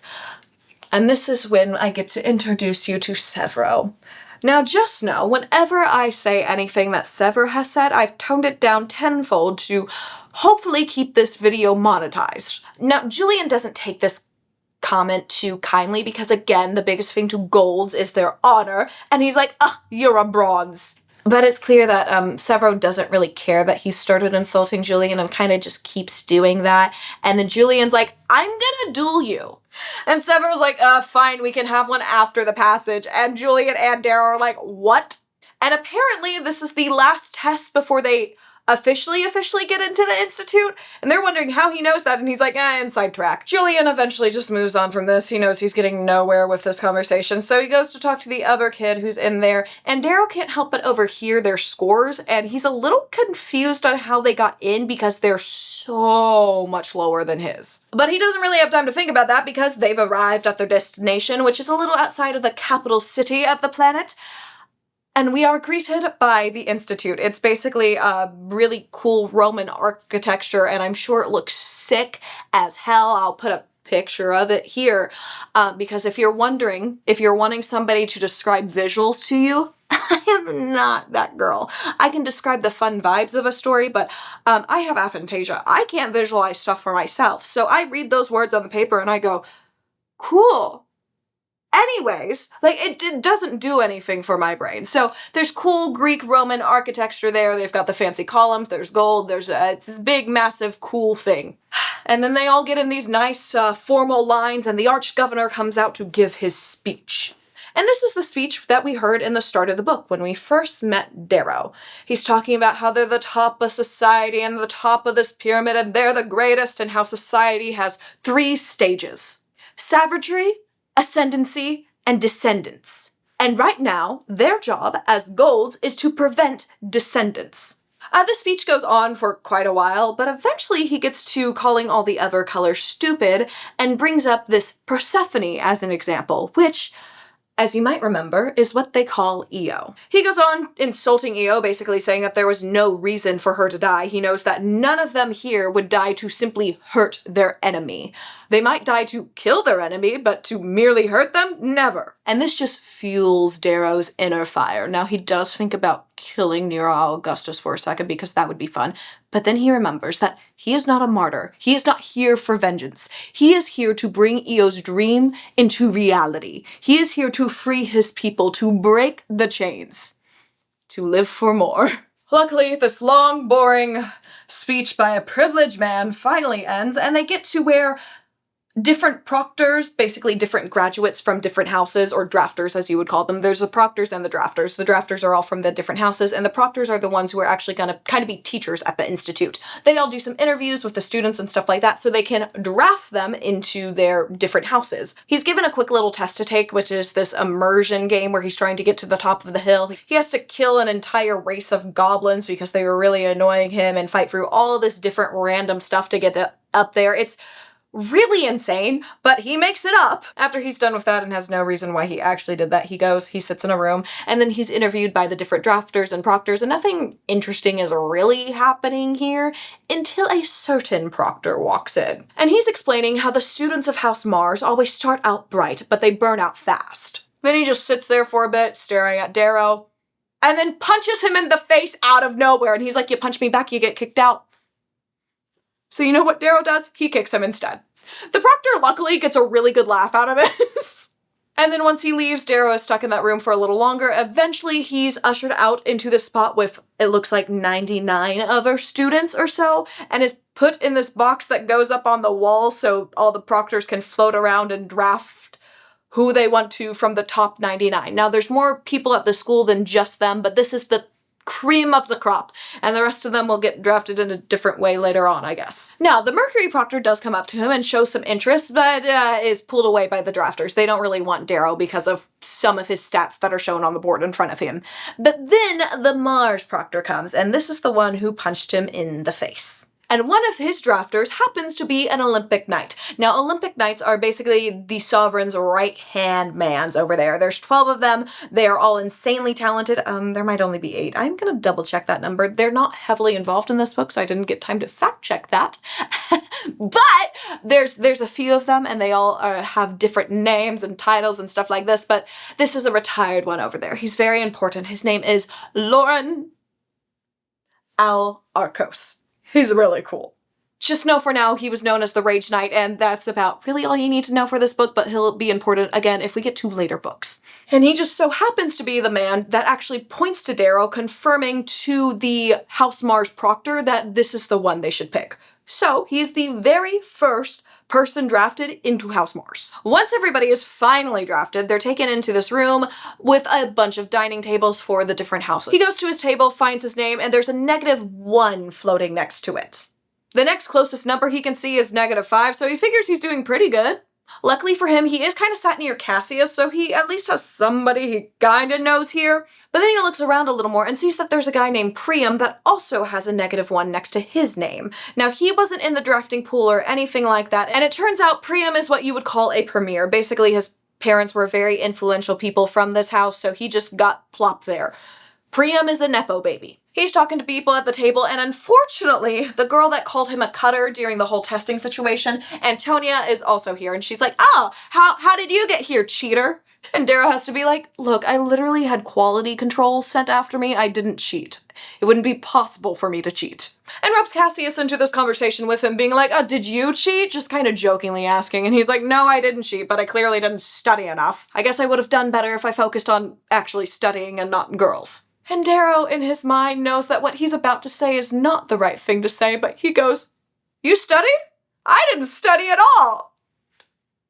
Oh, this sends a chill through the air. Nobody's happy about this. Cassius is not taking it super well because, again, this is kind of dishonoring him in a way, and he doesn't like that because he's a gold. He's also a Bologna, a very, very high-ranking house on Mars, and he's being talked down to by an outfield planet nobody. Outfield, that's a baseball term. A backwater planet nobody. And I mean, he already knew he made a mistake, but this makes it even clearer. So he's like, I joke. I mean, I honestly wish I would have studied less and had a little more fun. We clearly ended up in the same spot anyways, and luckily for him, Cassius accepts this as an apology. The rest of the night, he just spends talking to a girl named Quinn for a bit. He says he kind of flirts with her, I guess. I mean, it's very normal in Gold Society. It doesn't really mean anything. He also talks to this boy named Titus. And Titus has a very firm handshake as well, but again, Darrow's hand is stronger because he's secretly a red helldiver, and he's got very strong hands because of that. While he's talking to Titus, he does notice there's a little something strange about his voice, but he's like, whatever. And just moves on to talking to a poet named Roke.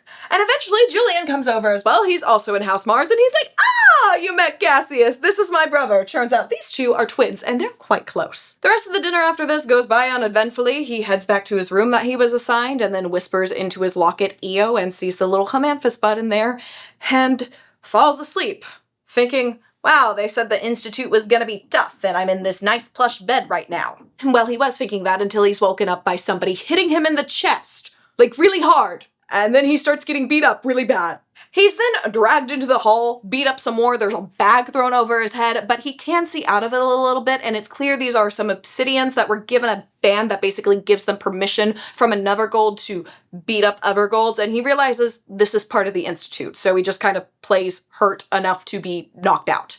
And then from there, he's dragged onto a ship. They're on there for an hour or so, maybe more. He's dragged into somewhere else and then thrown into a cell with one other boy. Mind you, they don't have any clothes on. Now, this other boy just so happens to be Julian. And Darrow already knows what's about to happen here. So he decides to start faking a limp in his right leg. Julian confirms it's Darrow. He's asking how he's doing. Darrow's like, yeah, I'm fine. They just busted up my right leg pretty bad.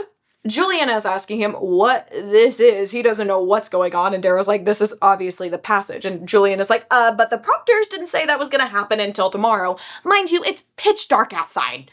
I feel like it would have been pretty, actually, they didn't see the outdoors. I take that back. I'm sorry, Julian. Eventually, Fitchner comes in, though, and Julian's like, how dare you take us here already? You said the passage would be tomorrow, and Fitchner's like, it's 1 a.m., you're fine.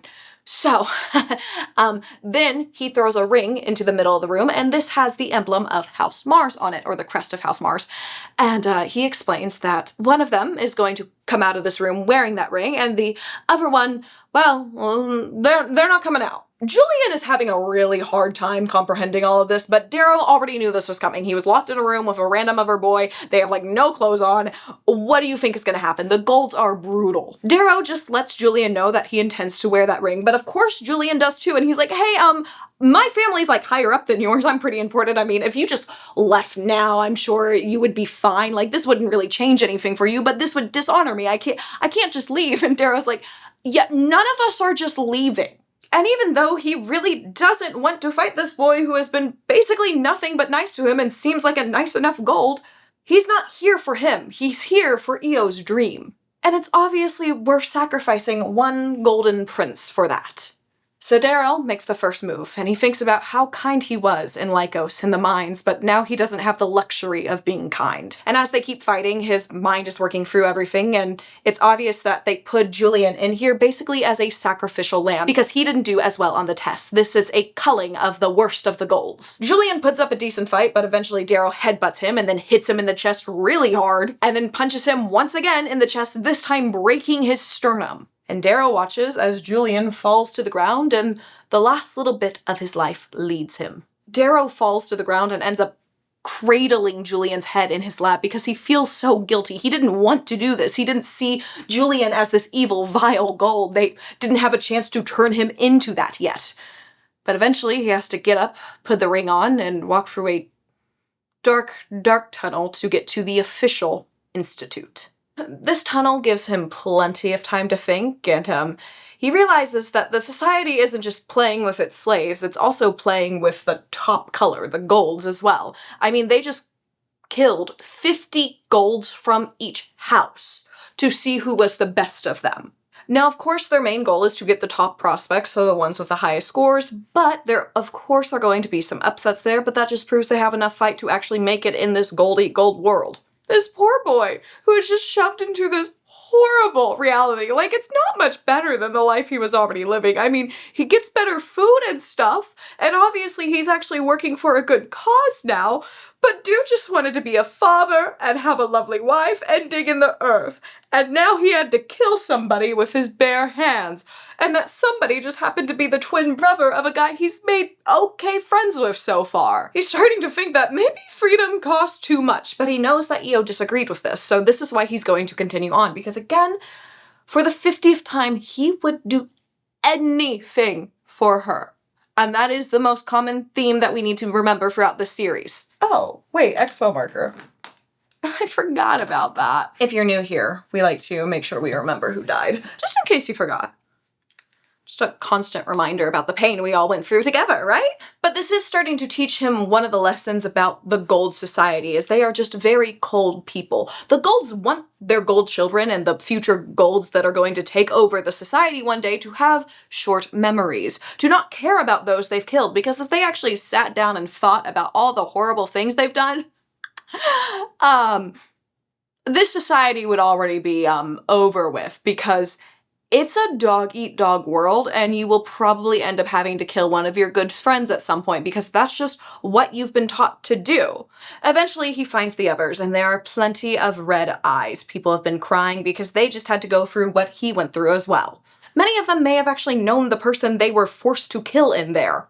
But the society wants their memories short, so they will make them do hard things in the Institute, so once they're out of it, those hard things don't seem as daunting anymore, because, well, they'll have done it in school, so it really can't be that big of a deal, can it? But he goes off, gets showered, gets into some clean clothes, and then starts thinking about the terrible reality that he just had to kill Cassius's brother, and is wondering what Cassius is going to do when he finds that out. And his plan right now is for Cassius to not find that out because he doesn't think that would be good for him. And it starts to click to him that others probably had to kill other people's friends, not just their own. There may have been other friends, other siblings in here, other relationships that got torn apart because somebody is now dead because of somebody else in here.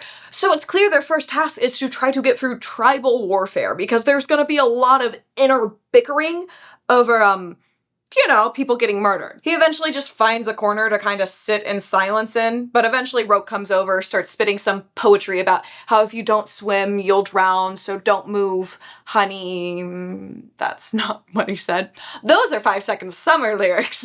Roke said the first part, not the rest of that. In all honesty, though, he is kind of just saying the same thing. It's just a more complicated version of, Just Keep Swimming from Finding Nemo. But Roke comes over with more than just fun poetry to spout out whatever he wants, because he's a poet of sorts. He also comes with facts, because his mother is on the board of quality control, so he knows that the Golds believed that 13.6213 of all Gold children should die before 1 year of age. And they may do some tampering to keep those stats right on the target. Because they believe that civilization has basically destroyed natural selection, so it's good to know that even in this world I would be screwed over and they would just let me succumb to type 1 diabetes. Thanks, guys. I'm so glad we had the technology to fix that in this world and you didn't care. That's so cool. Raise your hand if you're part of the 13.6213%, because me too. They keep talking, Darrow is looking around the room a little more, and he sees Severo, who was their very last pick. So that brings up the question, who did Severo kill to get here? Because, of course, like we've already talked about, actually, I'm not going to talk about that again. I believe in you. We know that they put the dregs of the draft up against the best of the draft, so there would be fights and they could just get knocked off because they thought they were bad. Whatever. Titus also made it through. Of course, this man is a giant among giants. And he actually doesn't look shaken up at all by any of this. He's like, cool, that was fun. Let's kill some more people. And everybody's like, what? And then Cassius comes over and smacks Darrow on the back of the head in a friendly way, fully knowing that Darrow just had to fight for his life and may have a concussion, but who knows? Cassius don't care. And he's like, congratulations, you made it. And he's trying to act all happy and confident, but clearly he's looking around for his brother, who will not be showing up. And Darrow knows that, but nobody else does. And it gets even more awkward because Cassius is like, who'd you have to slag? And Darrow's like, and makes up the most boring story about it, so Cassius loses all interest. And this sends Cassius into talking about himself because he is very self-centered, like all Golds are. And he's like, my fight was easy, blah, blah, blah, goes through everything he did. And Darrow's like, that's so cool. I'm so glad they made me kill the best fighter's brother in the passage. I think that's just great for me, guys. Darrow is crashing out right now in his mind. After some more time passes, where people are slowly coming in, Fitchner eventually arrives and everybody sits down at the table. And once every seat is full, it's clear to Cassius that his brother will not be joining them. And he will never be seeing his brother again, actually. But there's also another person who's missing, and nobody thought they would be, and that's Priam. Yeah, the one that was hand-selected because he has really important parents to be the head of this house, basically. Like, he hadn't been given Primus yet. We'll go over that in a second. But he was on the fast track to Primus, was killed during the passage. Somebody's getting in trouble for that. Just one of the Golds with the brightest futures, because he had money, Nepo baby, was just, kind of murdered for no reason. So that sucks for the Proctors. Sorry that they have to deal with that later. Now, Fitchner does not play the comforting role model at all. He's like, yeah, 50 of you had to die, but that's really no big deal. It doesn't put a dent in our numbers at all. We're fine. Like, it's no problem that 50 people died today. Whatever. I mean, just 50 people from their house and not including all the others. But it's no big deal. It's fine. Like, literally, this man could not care less about all these children dying. He's like, yeah, whatever. And just goes into talking about how they are all family now and make sure that they know that even though they're in-house Mars and they live on Mars, that doesn't make them special at all. Just really rubbing it in right now. He's like, you're not special and it doesn't matter that you just killed someone. But anyways, back to them not being special because they're in House Mars and they live on Mars. There's other institutes, so this kind of reveals that to us in the book that there's other institutes because he mentions the other institute on Venus and House Venus and how they're not special over there, blah, blah, blah. It's a very casual way to be like, hey, there's more of these places around the galaxy. This isn't the only one. This is a very common practice in Gold society. Explaining that the institutes all over are supposed to make Gold cruel, wise, hard, and smart. It's supposed to age them about 50 years and 10 months and show them what their ancestors had to do to actually develop this empire that they currently get to enjoy. He starts going on about how they have all these amazing people that have come from House Marge, House Mars, like arch-governors of other planets. You've got the politicos, which are just politicians, but called politicos here. You have praetors, imperators, all that fun stuff. And of course, Lorne L. Arcos is name-dropped again because he was the Rage Knight. He's not just name-dropping all of them. He's name-dropping them to be like, hey, they're all looking for fresh talent to grab from the Institute and basically make part of their house or their crew that they control. So if you perform well, you can be partnered up with somebody pretty high up in the ranks, like, you know, a Lorne L. Arcos, who is looking for new people right now. It would be pretty cool to work with him. He is known as the best razor master out there, and the razor, let me explain that at this point. We don't get to use it a whole lot in this book, but it is a really fun weapon. It's like this whip thing that can actually turn into a solid sword at the touch of a button or some hand gesture they do. It can turn solid really fast, and it's really, really stinking cool, and I love it because you can just like whip it around somebody's leg and then turn it on into an actual sword and then cut off their leg. And you can make it into any shaped sword you want, so it doesn't have to be like a straight fencing sword. It's a fantastic piece of fake weaponry, and I adore it. I think it's so classy. Cool sci-fi stuff. Anyways, back to Fitchner's speech. So I get really distracted during long speeches in real life and in books, apparently. He's going over how if you win the whole thing, if you win the Institute, you will be on the fast track to fame and glory and all this marvelous stuff in life. And they're like, win? I thought this was a school. What do you mean win? I don't know how they haven't caught on that it's not a normal school yet because they just had to kill people to get here, but you know, whatever. But Fitchner explains it to all of them right now. See, right now they're in the middle of a remote terraformed valley with the 12 other houses. They are all in their own castles around this valley with hills, rivers, all that stuff. Like, it's a big area. And after they go through orientation today, all these houses are going to go to war. And then the one that, of course, conquers all the rest of the houses will be the winner, and all the kids from that house will be set up for the fame, the glory, all that good stuff. And the rest of them, well, they'll either be graduates or shamed depending on how they act during that. So really all this school is a study on how to gain and control an empire, because that's what they want their golds to know how to do. Oh, and of course, I forgot to mention, if you happen to be primus of the winning house, the leader of the winning house, oh, that fame and glory just got so much sweeter. You are set for life, baby. Then Fitchner's like, peace out, I'll be back in a little bit. See ya later. And Gassie's just like, cool, hey guys, let's play a fun little game. A really fun game called Who'd You Kill in the Passage? Because I killed this random person, and nobody else speaks up. And slowly they all just get up from the table and head to bed again. Because remember, it's currently like 1 to 3 a.m. Somewhere in that point, they are tired. So they're getting some sleep before they actually start the initiation process today. Once everybody finally gets a little sleep and goes through horrible nightmares about what they had to do in the passage, they all go on a little stroll with Fitchner to kind of get the lay of the land, and he also talks about some Institute stuff that's pretty basic common stuff that we've already gone over, so I won't bore you with that again. They walk all the way to the top of the mountain so they can really get the lay of the land and see what they're working with, and then they see the floating island in the sky, and this is Mount Olympus, or just Olympus. That's where all the proctors are staying to kind of watch over their houses and come down for teaching moments if needed. But for the most part, these kids are being left alone. Then Fitchner points out the couple of towers in the areas. There's one called Phobos, and there's another one called demos in the other side of the territory. It kind of marks their area. They do also have a river running through their territory, which I think is great because, you know, water is kind of necessary even to these superhuman golds. The thing that isn't great, though, is the fact that they are surrounded by mountains, but then there's also just a flat open field leading right up to their castle, and they're like, what the heck? Literally anybody can just walk right in and we're instantly surrounded because there's giant mountains on the other sides. And of course, Fitchner has some wise words of encouragement, and those are, that's your problem, not mine. Fitchner! Could you be useful? Darrow's like, hey, it could be worse. We could be the people in the middle of that field. And Fitchner's like, actually, no, those people have like grain and food and all that stuff already. You have nothing. So encouraging. And then, at this very moment, they see a little dropship drop down in the lowlands. That's what they call them.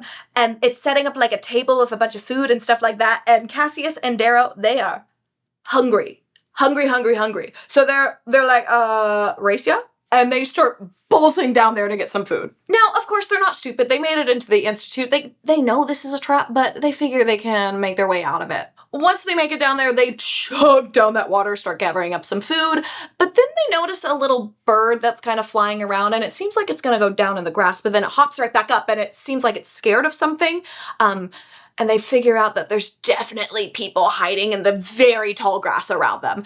So, at the same time, they kick in the table, break off the table legs for little weapons, and starts fighting those people off.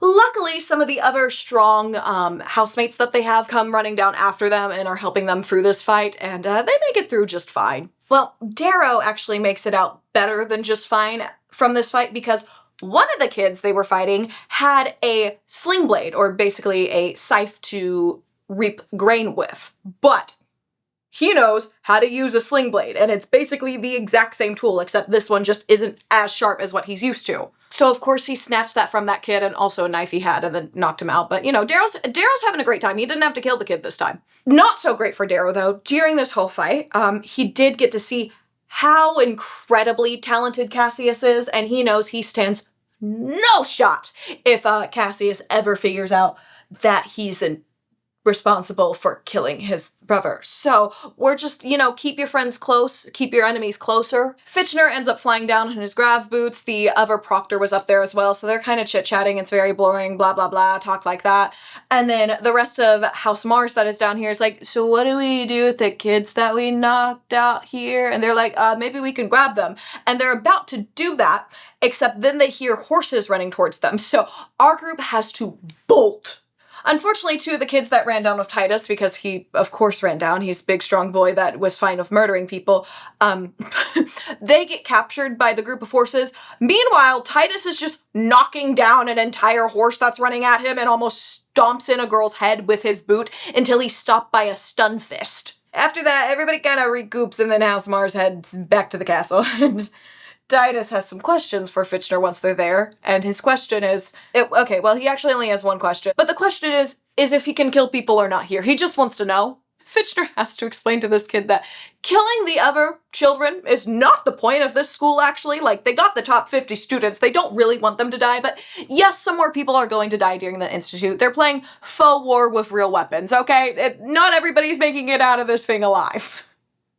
But they do have medbots on standby that can fly down from Olympus and try to heal some people without grave injuries. Titus, for some reason, is pretty disappointed by this, and he's like, okay, how do we even win then if we're not allowed to kill anybody? It's just, this man really wants to actually kill people at this school, okay? He got a little taste for blood, and he is ready for more. Fitchner's like, how do you win? How do you think you win? And Titus over here is still on the topic of trying to kill everybody, and he's like, no. Immediate regret with drafting this dude.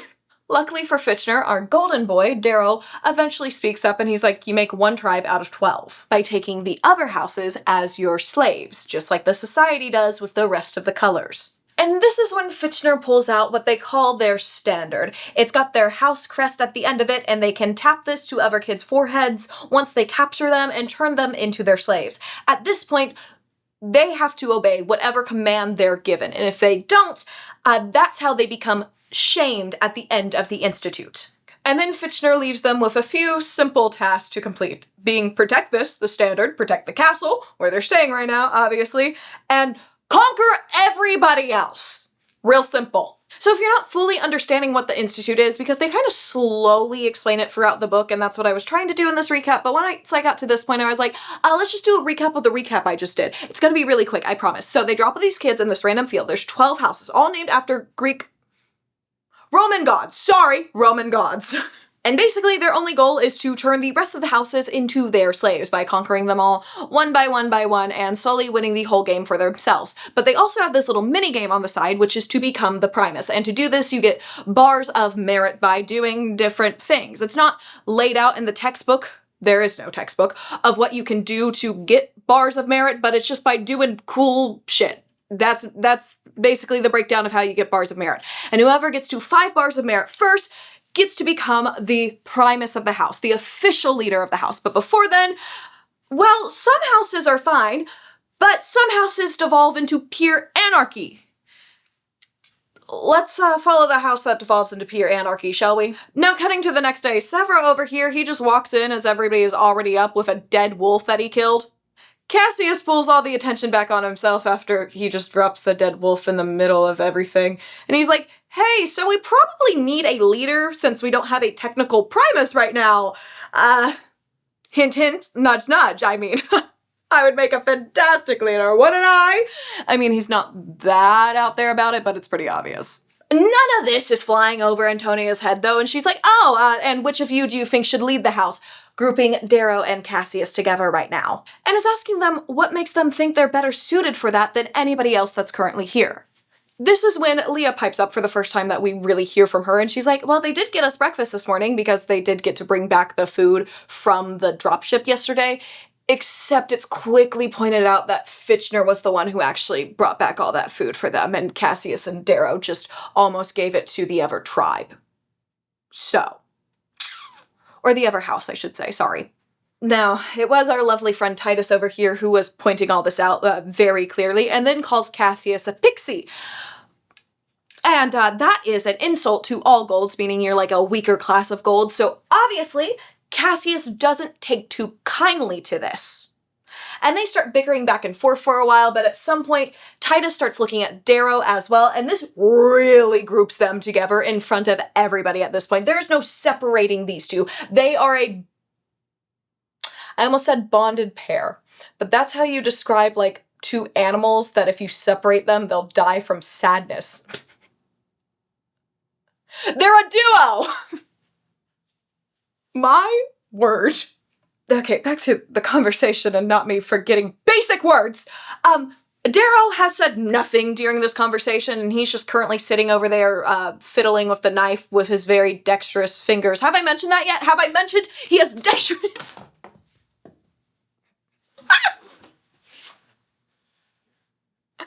Have I mentioned he has dexterous fingers? Unlike me. Anyways... Cassius and Titus are still having this face-off sort of thing that's happening right now. There's a bunch of tension going around.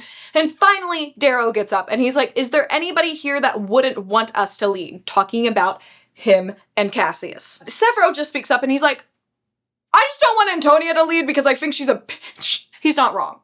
Antonia is asking them why they're in such a rush to find a leader. Cassius is explaining to her that if they don't pick a leader right now, they're going to slowly fraction off into smaller tribes, and then that is how they lose, because they'll be weaker because they won't be united, and then somebody can just come in and attack them, and they won't know how to coordinate because they won't actually have a leader. And starts talking about the dead because he was talking to Priam at dinner and he was like, hey, Priam even agreed we needed a leader, before he died. And Titus at this point decides to speak up and he makes a little quip that is basically saying, I'm the one who killed Priam. He's claiming that he killed who should have been the leader of this house. Darrow does not buy this for a second. He knows that they did not pair up this giant of a man with Priam, because Priam didn't necessarily have a giant fighter build, but he was going to be a very powerful politico, very high up in those ranks, and he was supposed to be here to, again, be their leader, lead them through this, and be their manager throughout all of this, not their head fighter like Titus was supposed to be. But Antonia has her opening now, and she basically ruins any hope Cassius and Darrow had of uniting the house early on, because she's like, well, shouldn't everybody have a fair shot at becoming primus? Because of course it's going to decide all of their careers. And at this point, They hear a horn blow, their standard starts to shimmer, and it's clear the game has officially begun. And their house is already in shambles.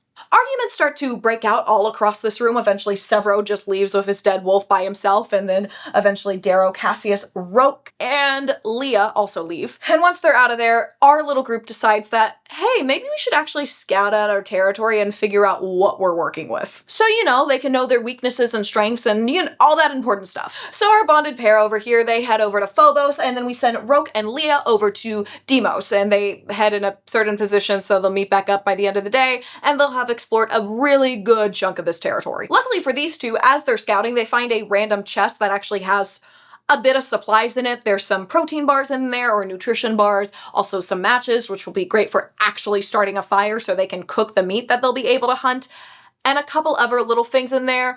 And this all kind of makes sense to Darrow because, of course, they don't want all these kids just fighting a full-out war with sticks and stones over here. It's not going to be entertaining that way. And, of course, this is kind of entertainment to the proctors, who are supposed to be their teachers but aren't really at all. They're living by the motto of let life teach the kids what life is like.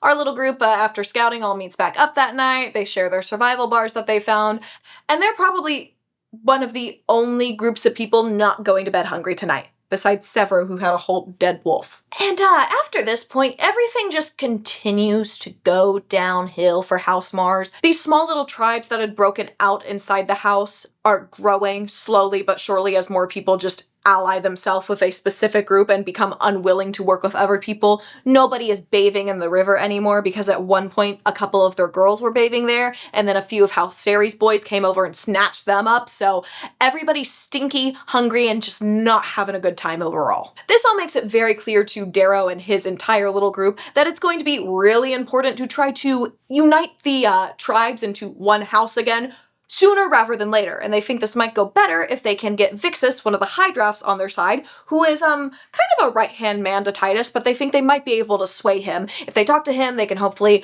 get on the good side of Titus and Vixus and start reuniting that point, and then worry about Antonia, who is just a whole other problem. But of course, as they're talking about this, Vixus shows up, and he's dragging a girl into House Mars, because this is House Mars' very first slave.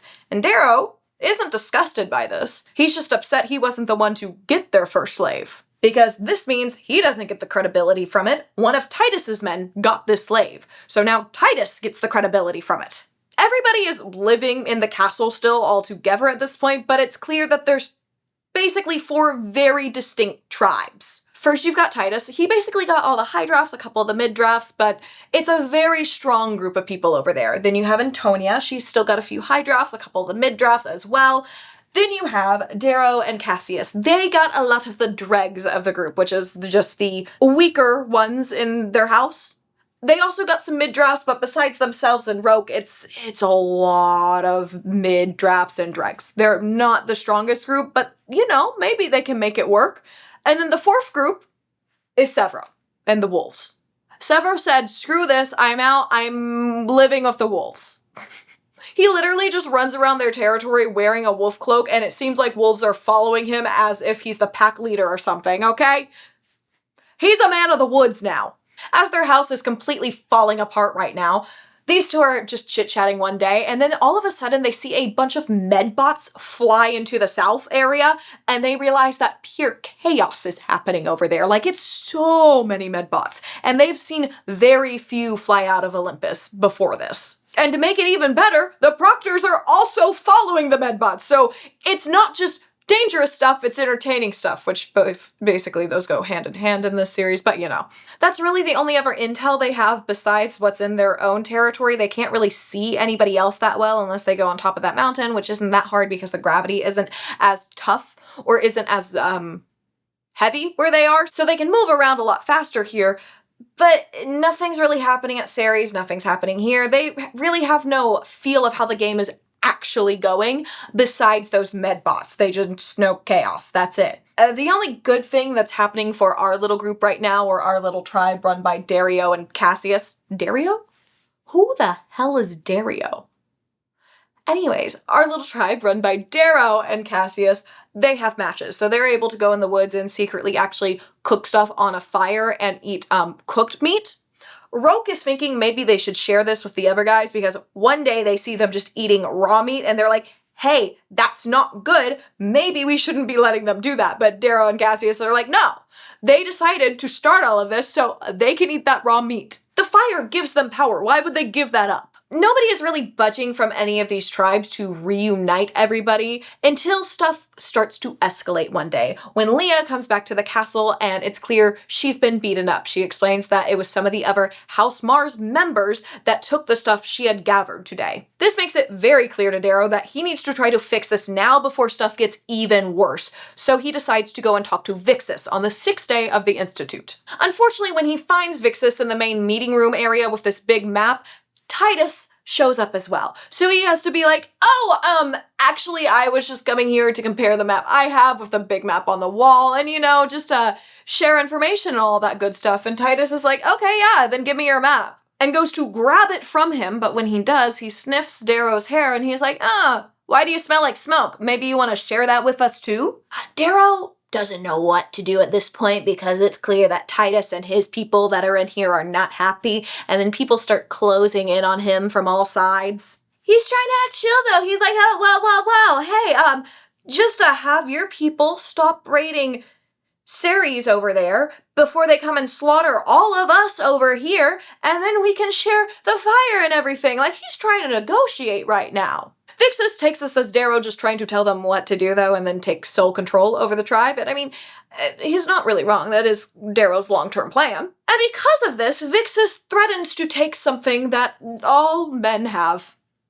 Darrow's like, or you could just let me leave right now. I'll go hang out with my people. It'll be fine. But no, that doesn't happen. They just keep threatening him. So he uses his Helldiver speed, punches Vixis in the neck, and then Darrow proceeds to elbow him as well, hit him with his knee, hit him with his other knee, hit him with a hand. He ends up falling down, passing out, and Darrow's like, did I just kill somebody else? I did not want to be killing somebody else this soon.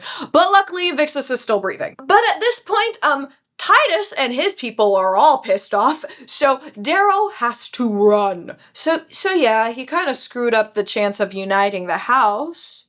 But he doesn't have time to focus on that because, again, he's running and now he's shouting for his tribe to also get out of the house right now. And they're like, oh crap, it happened. We gotta go. They were preparing for this to happen. They knew something was gonna go down at some point, most likely. And luckily, everybody in his tribe makes it safely to the Glen, and this is when the Civil War officially begins. And for the first little bit, nothing really happens between the tribes of House Mars. Titus and his people continue to just raid House Ceres, but never really get much out of it besides some food. They did try to lasso a torch off the wall, but that was snuffed out really fast by House Ceres, so that didn't get them fire. Sadly for House Ceres, though, Titus's group does lasso a girl around the neck and pull her out of there, and now she is another House Mars slave because they try to keep her in there, but then they realize that if they try to keep their person in the tower with them, they're gonna break her neck, so they just have to let her go, crashing to the ground and to Titus and his awful men. Our three boys are just watching this all happen, and they're like, he's lethal and bold. That's terrifying.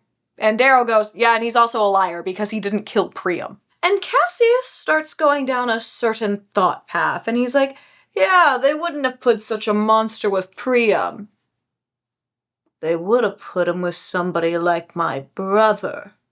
So Darrow, figuring this might just be an easy way out for him, is like, yeah, I'm just gonna let him think that. No, I'm not correcting him. Why would I correct him right now? That seems like an awful idea. Roke, this whole conversation, though, has been kind of watching Darrow during it, so maybe he knows something, maybe he doesn't. That's the end of that conversation, and now we just get to skip forward a little bit more because that was the end of the chapter, and time skip, but not that much of a time skip, it's just like a few days. Titus has more slaves, obviously, but he doesn't treat them well, so they obey him, but they just do the bare minimum possible to not be shamed once they get out of here. And even though Titus and his tribe have House Ceres under siege at this point, meaning that House Ceres can't really get out, but they have plenty of orchards and other things growing in there to feed them, so they don't need to get out, no progress has been made because of this. So Titus and his tribe is just having to sit out there with no food, no fire, and they're just miserable. But House Ceres, they have food, they have water in there, they're kind of having a great time. And one night it's particularly, yeah, we'll just keep that, joyous in there. And there's laughter, it's just sounding like good vibes all around. Titus doesn't take too kindly to that, so he takes one of the slaves that he's captured from them, goes in front of the gate, and cuts off their ear. No proctors come down, no medbot, nothing like that. They're not stopping this violence. They're saying that this is okay, apparently. So, on the 20th morning of the Institute now, House Ceres drops a basket of bread down, and for some reason, this little tribe of House Mars is like, ooh, bread! So they start eating it, except they baked razor blades into the bread. I don't know why they decided to trust bread from the enemy, but they did, and now they're all screaming because their mouths are gashed open. Titus, of course, has a response to this, so he gets all their slaves in front of the gate again, and then puts one girl in front of them, gives the rest of the slaves sticks, and tells them to beat her. At first, they're not really hitting her that hard. He commands them to hit her harder, and it proceeds to just get worse and worse, and she doesn't die, but she's clearly in a lot of pain. And again, no proctors come down to stop this. Cassius is watching all this, and he wants to sprint down there and stop this, because this is just cruel. This is not how he feels like Gold should act. But Leah and Quinn stop him, because really there's nothing he could do to actually take on all of Titus's men by himself. And then it just gets even worse for Ceres that night, because Titus goes back over. He brings the girl that was beat up, tucks her under some grass. She's gagged so she can't make a sound, and then he has somebody from his tribe call out like a girl who's in distress because of a certain thing. And this sends people running out on horses to try to defend their people, because they figure this is happening to a House Ceres member, not a Mars member. I mean, it's not happening to anybody, thankfully, but they ride out on their horses and end up trampling this girl to death. Now she's dead. But eventually, because of all this, House Ceres just stops coming out at night, so Titus knows he's failed for this part, and his eyes turn inward. Now we get to day 30, which starts off as a regular horrible day, but then just gets even worse, because they start hearing the certain type of scream of distress I was talking about earlier, coming from a girl from House Mars's castle. But even though their tribe wants to do something about this, they simply don't have the strength to overtake Titus and his men at this point.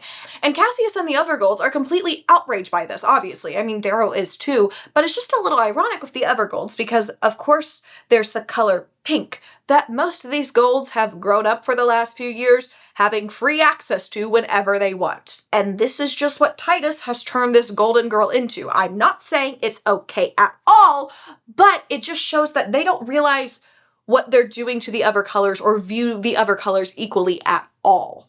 Eventually, Fitchner comes down to talk to them that day, and they're like, hey, are you gonna do anything about what's happening in the castle right now? And he's like, no, that's what Titus has deemed they're worthy of at this point.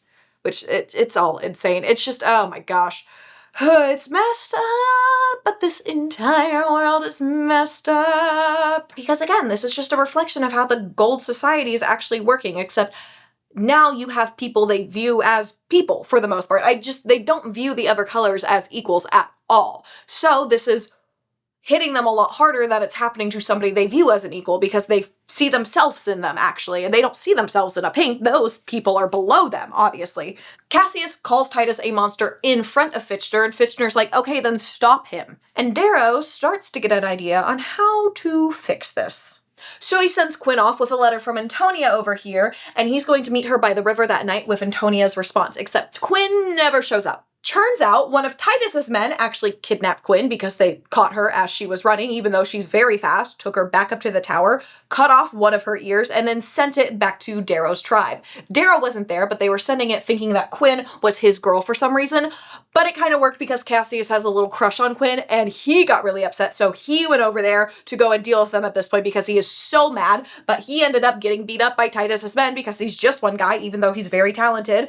And then they pissed on him, which just completely ruins any honor he had or respect he had in this game. Cassius, luckily though, does make it back to the rest of them. He just doesn't look great or smell great, and he still really wants to get Quinn back, so they start coming up with a plan to get her back as soon as possible. And this plan sends Cassius and Darrow further east than they've ever gone before. And they run into a girl who is riding a Mustang from a house they haven't interacted with before, but they kind of have it blotted out with dirt so they can't actually see what house they're from on their clothing. And then it clicks to Darrow that this is the girl he saw riding a horse the one day he went out to ride horses. And let me tell ya, Cassius would really like the horse that this girl is riding, so he decides to put on his roguish charm and starts hitting on her to try to get her distracted enough to steal her horse. But, Mustang, as they have nicknamed her now, is smart enough to not get distracted by this at all. And at this point, it's obvious she has a little bit of an upper hand here. So she's like, hey, if you give me some information about your house, you can get on the horse with me. And I promise I'll treat you really well when you're my slave. I mean, she's low-key flirting back with both of them, but she is also high-key saying, I'm going to kidnap you right now. And I mean,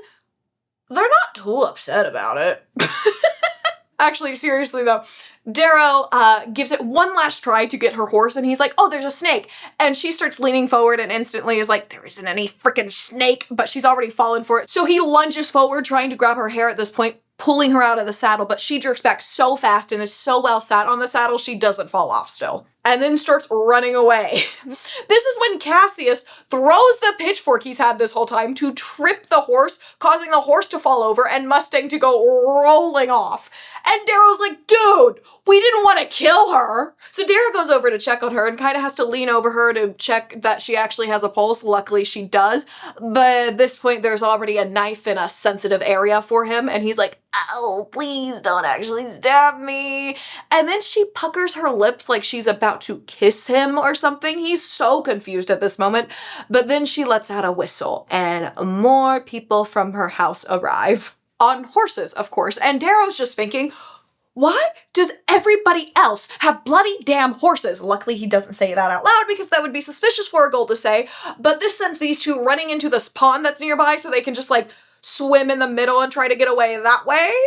Luckily, Darrow had some bags in his pocket or bag that he had that they're able to blow up and float on so they don't have to try too hard to stay afloat. But unfortunately, it is also freezing in there.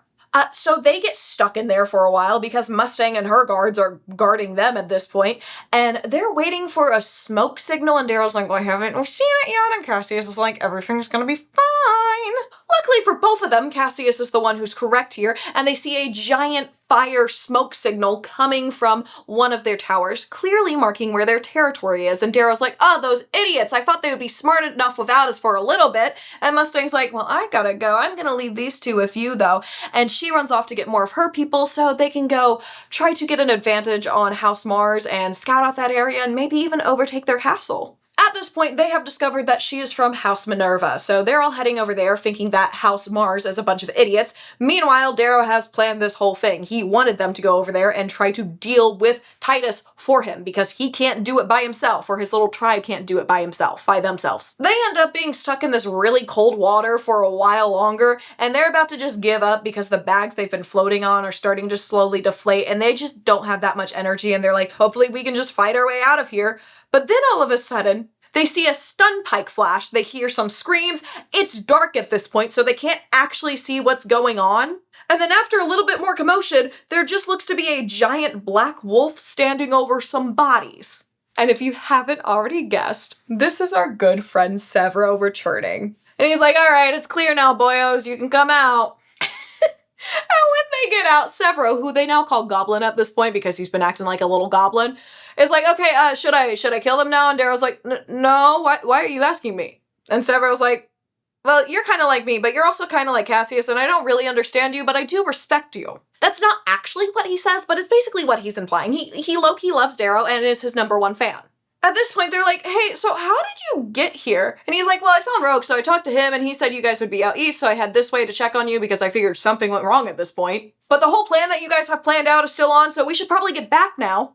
But he also starts going over how he doesn't fully understand how their plan is going to work, because once the Minervans over here get to their castle, they're going to be so pissed about what's going on. They're going to overtake the castle, take their standard as well, and then they're all just going to be without a house? But Darrow just came to the conclusion that this was a risk they were going to have to take, that hopefully they can get their standard back somehow, because they can't take Titus on by themselves. And Severo's like, well, I actually already fixed that part about the standard. I just stole it from the castle from Titus, and then I buried it somewhere where Minerva wouldn't find it. So we still have our standard. And they're like, how did you get, what? How did you get in there? And he's like, it was actually pretty easy. I just went in there and I stole it. And it gets even better because Severo has a plan on how to get Minerva standard while most of them are out dealing with House Mars. So they cover their faces in mud, take the horses from the boys that Severo just knocked out, and then they get into the Minervan fortress with basically no problem because Severo learned the passcode from just observing them for a while earlier. Cassius goes off towards the kitchen, and Darrow goes towards the command room, and Severo is going wherever the hell Severo is supposed to be going right now, okay? Once Darrow gets in there, he sees the map, gets some valuable information from there, and also sees the accomplishments they put up on the board. And there's this dude named Pax that seems like an absolute monster. He has done so much insane crap. And he just sits there for a minute admiring the beauty of this room before he absolutely wrecks it. And once he's basically done with destroying that room, he starts to smell the fire that Cassius started in the kitchens. A random girl runs into the command room at this point, and Darrow is like, "Are you June?" Because he heard that the cook's name was June, and he would really like a cook because they don't have good food where he's at right now, and he just would love some good food. And she's like, "No?" And he's like, "Okay, but can you cook?" And she just laughs at this. 3 more boys show up at this point. And then he just goes running, screaming at them. And he could tell by how Mustang was moving, she didn't really see the seriousness of this game, so they haven't actually had to deal with an enemy quite yet. So they're not really battle-scarred like Darrow and all of House Mars is from the horrors they've seen at this point. So Darrow is now chasing after these guys. They've gone running, screaming off, and he starts shouting about how they're in the towers, they're in blah, blah, blah, they're in this place, like everywhere that him and Cassius and Severo aren't, because there's only 3 of them, but he's making this seem like a full-on attack from House Mars. He runs all the way to the kitchens to find a girl in there beating out the fires, trying to put them out, and he goes, "June," she turns around and he just hits her with a stun pike, causing her to pass out, and he picks her up. Cassius is really confused on what's going on right now until he explains that she's the cook. And Cassius is like, that makes sense. Good food. And then they go to the stables because Severo was back there by the back gate because they figured if there was attack on the castle and somebody wanted to save the standard, they would go out a different exit. And that's exactly what they did. But unfortunately for them, Severo was waiting there. So they have the standard, they take some horses, and now they're off to House Mars with June the cook. So they meet up with Roke at Phobos Tower. Leah, Screwface, Clown, Thistle, Weed, and Pebble are also there. The names after Leah are all nicknames for the dregs of their house, but they're fun names, okay? They had brought some extra stolen horses, so some other people get on there, and a scout from Mustang that was out in this area sees them at this point as they're heading towards House Mars's castle, and she bolts back to Mustang so she can inform her, obviously. At this point, Darrow is on a horse carrying Minerva's standard, clearly being like, "Haha, I got you." And he's like, and Cassius isn't holding it because Cassius has to do other stuff. Also, that would make Cassius look like the leader, and I don't want that. Then Mustang meets them on the path, and she is calling out, "Reaper!"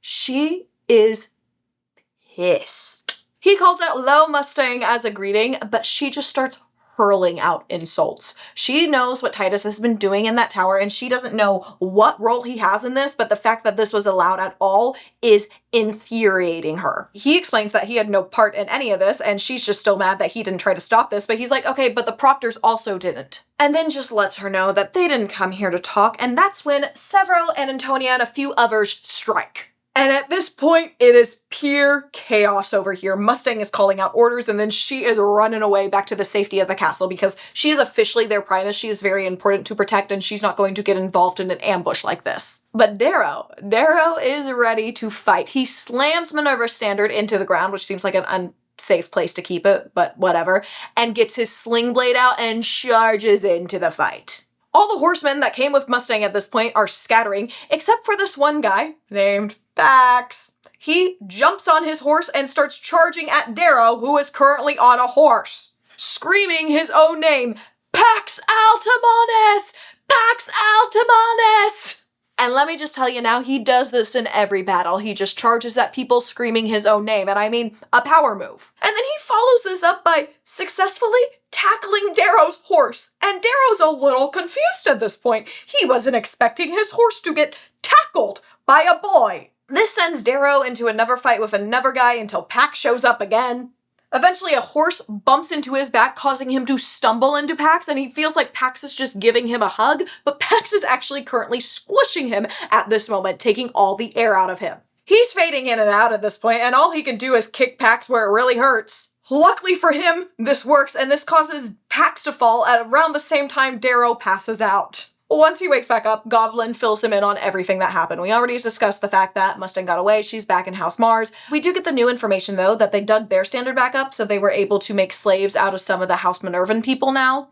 And luckily, during that chaos, they didn't lose the Minervan standard, so they still have that as well. They have a lot of bartering chips to get their castle back right now, that's for sure. So now, Roke, Antonia, and Darrow go to negotiate with Mustang to get her out of their house. Once they get there, he's like, hey, Mustang, if you get out of our castle, I'll let your people go and they won't be slaves. But she is filled with so much spite on what Titus has been doing to his slaves. And she's like, this is a school. Did you forget that? Do you really think they want monsters running the society? But Darrow knows, yeah, they do. He saw Nero Augustus, the arch-governor, come down and watch his wife die with zero sympathy. Yes, they want monsters running the society. But to her, he simply just responds, yeah. Once Mustang realizes he's not going to budge on this and may have a slight point, but she doesn't have time to fully dissect that right now. She's like, okay, but I want to take your slaves too. And he's like, no, those are ours. I'll give you back yours that we captured tonight, but you're not getting our slaves. And she's like, okay, fine, then I get Titus. And he's like, no, you're not getting Titus. He is also one of ours. He is ours to deal with. She's like, okay, then I want assurance that he will be brought to justice. And Darrow's like, no, I'm not going to promise you anything. He is our house member. Roke, though, speaks up at this point, and he's like, yeah, we'll bring him to justice. And Darrow's like, shut up. Mustang is still having a hard time agreeing to this. And Darrow just looks up at her and is like, okay, so if Titus did this to a young red girl, how would you feel about it then? Would you still want him to be brought to justice? She doesn't know how to answer this, but the law for sure does. See, there would be no justice for the red girl unless she was owned by a gold that was of higher standard than the gold that took advantage of her. Then it would actually just be justice to her owner and not to her. So really, if this was in the actual world and this was a slave of any sort of any house, then no, there would be no justice. There would be no punishment for this. This is just normal everyday business to them, okay? They don't care about the other colors. This gives Darrow the perfect time to give a little speech, and he's explaining that there are no golds here. He's a red, she's a red, they're all reds until one of them gains enough power. And that's when they get rights and the ability to make laws and enforce them. And reminds her that the point of this school is to teach them on how to build a society and run it. And really hones in the fact that security and justice are not a given. They are made by the strong. She responds to this by saying that he better hope he's wrong, because there is a boy at this school who is smarter, stronger, and colder than he is. And the proctors call him the Jackal, and if they don't all stop acting like animals, he will destroy them all. And just tells him to please hurry up and evolve. So, they get their house back, she gets her people back, and they go home. Darrow has now officially started to reunite his house. Well, at least the process to do so. It's gonna be a long road. There's a lot of hurt in between all the people right now. And once they all get settled back in the castle, Darrow pretends that he just got the matches from Minerva, lights a fire there. And Titus's group is all pretty quiet. It's clear that the girls and the boys are not really commingling at this point anymore because of everything that's happened. And eventually, Roke comes over to Darrow and he's like, hey, the proctors aren't interfering with any of this because they want to see how we handle justice. So, Darrow is now put in this very tricky situation of punishing Titus out of justice and not out of vengeance. And Roke makes it clear to Darrow that he thinks Cassius should have no part in the justice that is coming for Titus, because that will look like vengeance, because Cassius thinks that Titus killed his brother. And if they want to actually reunite the house, they have to do this in the fairest way possible.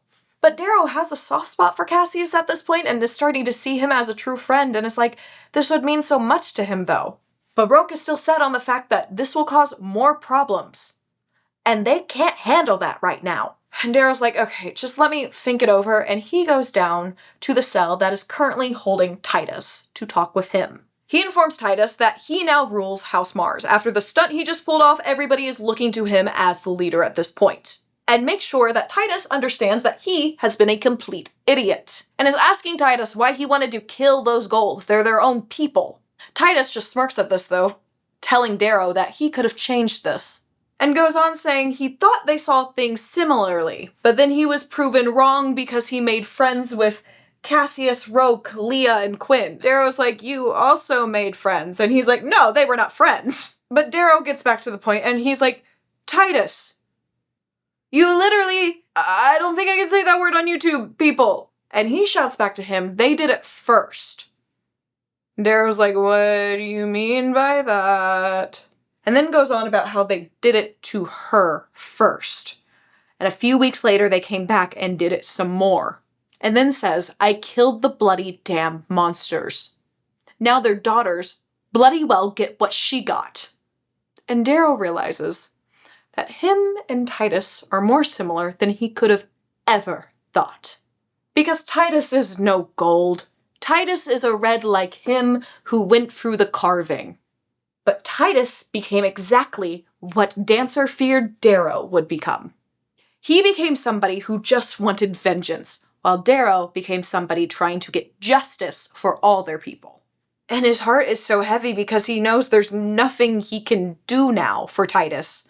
So the next morning, they drag him out of the cell in front of everybody, in the front lawn of the castle, basically, and charge him for crimes of, you know what, mutilation, attempted murder of a house member, and then he sentences him to death, because Titus has gone off the rails at this point, and he puts Darrow's mission at risk. No proctors come down when he says he's going to kill Titus, so he knows they have their okay. Titus contests this, though, and challenges Darrow to a duel, which is apparently something you can do when you're a gold, and make sure to specify that they can't use curved blades. It has to be straight. Darrow agrees to this, and then Cassius comes over to Darrow and he's like, let me do this. Let me avenge my brother.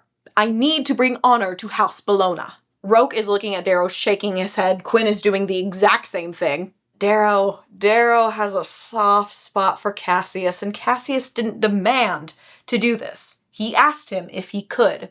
So, Darrow makes a grave mistake here and lets Cassius go through this duel. And Cassius deals with Titus in the way you would imagine it. It's classy in some ways, but also it's clearly out of vengeance. And Darrow realizes while watching the duel, this was not justice, this was vengeance. This is only going to split the house apart even further now, because Titus's people are going to be mad at him. And Rope just comes to Darrow saying, well, at least Cassius is feared again. And when he goes back into the main area, he can see that his name has floated even closer to Primus. He is almost there, but so has Cassius's. Darrow isn't able to sleep that night, so he takes over watch for one of the girls that was currently there, and this is when Fitchner comes down to talk to him. And Darrow's like, oh, good, great, I have some questions for you, and they start talking about Titus again, and Fitchner's like, yeah, it was part of the curriculum, and explains to Darrow that honestly the real question is why they didn't stop him from killing Titus, because Titus would have been really useful on a battleship, or a legion, a fleet of sorts. But yeah, honestly, the real reason they let him kill Titus is because they think that life is the best school, like we discussed earlier. But this is just children murdering other children. Like, I guess they're not all children. They're like 17, 18. I guess you're still a kid at that point. You're so young at that point. Oh my gosh, I'm only 23. I'm acting like that's so much younger than I am. But like it is. It's a whole different phase of life. Ugh, my heart hurts for them. They're all babies in this book. Darrow's like, okay, whatever, fine, next question. How many of us can die? Because he knows there has to be a number. Now, Fitchner is absolutely not allowed to tell him that exact number, but he explains to him that they're well within the means still, even with everything that's happened in the South with the Jackal. Then he's like, oh, oopsies, did I say the Jackal's name? And then just like slides the conversation into being like, yeah, the medbots can be really useful because they were talking about how all the medbots had to head over there the other day or early on in the Institute. And he's like, but how useful are those medbots gonna be when Cassius finds out who actually killed his brother? Darrow's just like, hey man, I'm already worried about that. Like, can we not add more stress to my plate right now? Like, I know that's a problem, okay? Fitchner finally gets to the actual reason he came down here though, and it's to ask what bounty they want for Minerva's standard. Darrow's like, Severo's the one who got it. And he's like, well, Severo then gave it to you, so it's now your responsibility. And he's like, okay, fine, then we want horses, weapons, and matches. Fitchner agrees to this and starts to float back up to Olympus, but Darrow tries to grab him, except he has pulse armor on, so when he does that, he gets shocked back from him. But this does make Fitchner stop, and Darrow just asks him, who is the Jackal? And you know who the Jackal happens to be? Well, he happens to be the Arch-Governor's son. Isn't that fun? So, yeah, Darrow would really like to take care of the Jackal now. Good news, though. Next morning, they wake up and they have horses. He picks out a really tall beast of a horse, and the rest of them name that horse Quintus for him, which is actually kind of mocking him because there's this Roman story. Pierce Brown loves good Greek mythology or Roman mythology. This chair is not steady. Pierce Brown loves a good moment to put a little Roman or Greek mythology lore in his books, except he doesn't actually explain it here, but it's a quick Google search. There's apparently this guy named Quintus that could have killed this guy named Titus, but other stuff happens, and so there's always been a question of what would have happened if Quintus actually killed him instead. You know, like what would have happened if Darrow had just killed Titus instead of Cassius. Then we go into a little time lapse of the next few months. He outlaws all abuse on any of the slaves, which makes sense, he used to be an abused slave, and he's also like, hey, Cassius, do you want to teach me how to fight with a razor or a sword? And he figures this might come to his advantage if he actually has to fight with Cassius at some point, so he makes a point of never actually showing any of his unique skills that he has. He also learns a little cravat, because why not? And during this time, he truly starts to forget that he's supposed to be enemies with these people. He's becoming genuine friends with them. But he also knows that one day he will have to kill all of them to bring Eo's dream to life. But he doesn't have time to worry about that right now because the Minervans really want to catch him, and they even came over at one point and offered Antonia a bunch of stuff if she would just like hand Darrow over. Meanwhile, Severo over here is commanding the dregs of the house now. He's been given control of them by Darrow, and they're all just running around in wolf cloaks that they all have. They all stink horribly. And now we finally get back to the current day where he's in a little war meeting with Cassius, Roque, Quinn, and Severo. And it's because they've been kind of stuck. They don't have enough strength to actually overtake Minerva, so they know they need to find somebody else to ally with. They also desperately need more food right now because all they're eating is meat, which means they're just muscle and nothing else. They need some bread, some vegetables, literally anything. And also, they have a ticking time bomb that is the South. Because if they don't start moving faster at some point here soon, they're just all gonna come over here with a bunch more experience and take out this whole area of the map really easily. They keep trying to hone this plan in, figuring out what they actually want to do, and Darrow just keeps bringing up Mustang like so much, and Severo's like, hey man, I think you might just want to do her. Darrow doesn't take this too well because, you know, his wife died like a year ago, and he doesn't really know if he's quite ready to move on yet, and also how dare Severo undermine his power. So he literally lifts him up by his collar off the ground and tells him not again. Severo just goes, all right, got it, Reap. After this, they quickly finalize their plan of Darrow and Goblin going into the woods to try to ally with another house that's in there. And Cassius is like, hey, why don't I come too? And they're like, no, we need you here. And Cassius is like, no, I want to go, because he knows he might get a bar of merit for this, and honestly, like, that's his bestie. And also, this is kind of what the leader's doing, so he wants to kind of look like the leader too, obviously. But Darrow's like, no, I need you to stay here. And Cassius is like, yeah, sure, I'll take your suggestion and stay here. During our little walk with the Reaper and Goblin, have I even gotten into the Reaper nickname? This has just become his nickname around the camp. I don't think this qualifies as a camp. His nickname around the valley has become Reaper. He's not really like a feared name, but people know of him, that's for sure, because of his sling blade. It looks like a Reaper scythe. So that's how he got that nickname. It's not a big deal right now, but a lot of people call him by that. A lot of people have nicknames here, obviously, because we also have Goblin. But on this walk, we get to learn a little bit more about our favorite Goblin. We already knew that he was the very last one picked, but apparently Fitchner didn't even want him. And it's apparently only because the Everdrafters really wanted him that he's here. It's pretty clear that they just thought he would be an easy person for Priam to deal with, but they weren't dead wrong. So now is Priam. So now Priam is dead. And Darrow's like, oh, so they don't let you get a single bar of merit because you killed Priam. This is the first time he's actually accusing him. Severo hadn't admitted to killing Priam. And then Severo shuts this conversation down real fast by saying, and you killed Julian. The next day, as they continue walking into the woods trying to find this other house, it's very obvious to Darrow that somebody is following them, but he just decides to act like he doesn't notice this. Once the people that have been following him actually call out to him from the trees, he just introduces himself as the leader of House Mars, and requests to speak to their leader, or primus if they have one. He doesn't get an answer for a while, because it's clear that they don't want to look like they're taking orders from him, but eventually two taller girls come out from behind a tree, and they look like they've been outside for a while.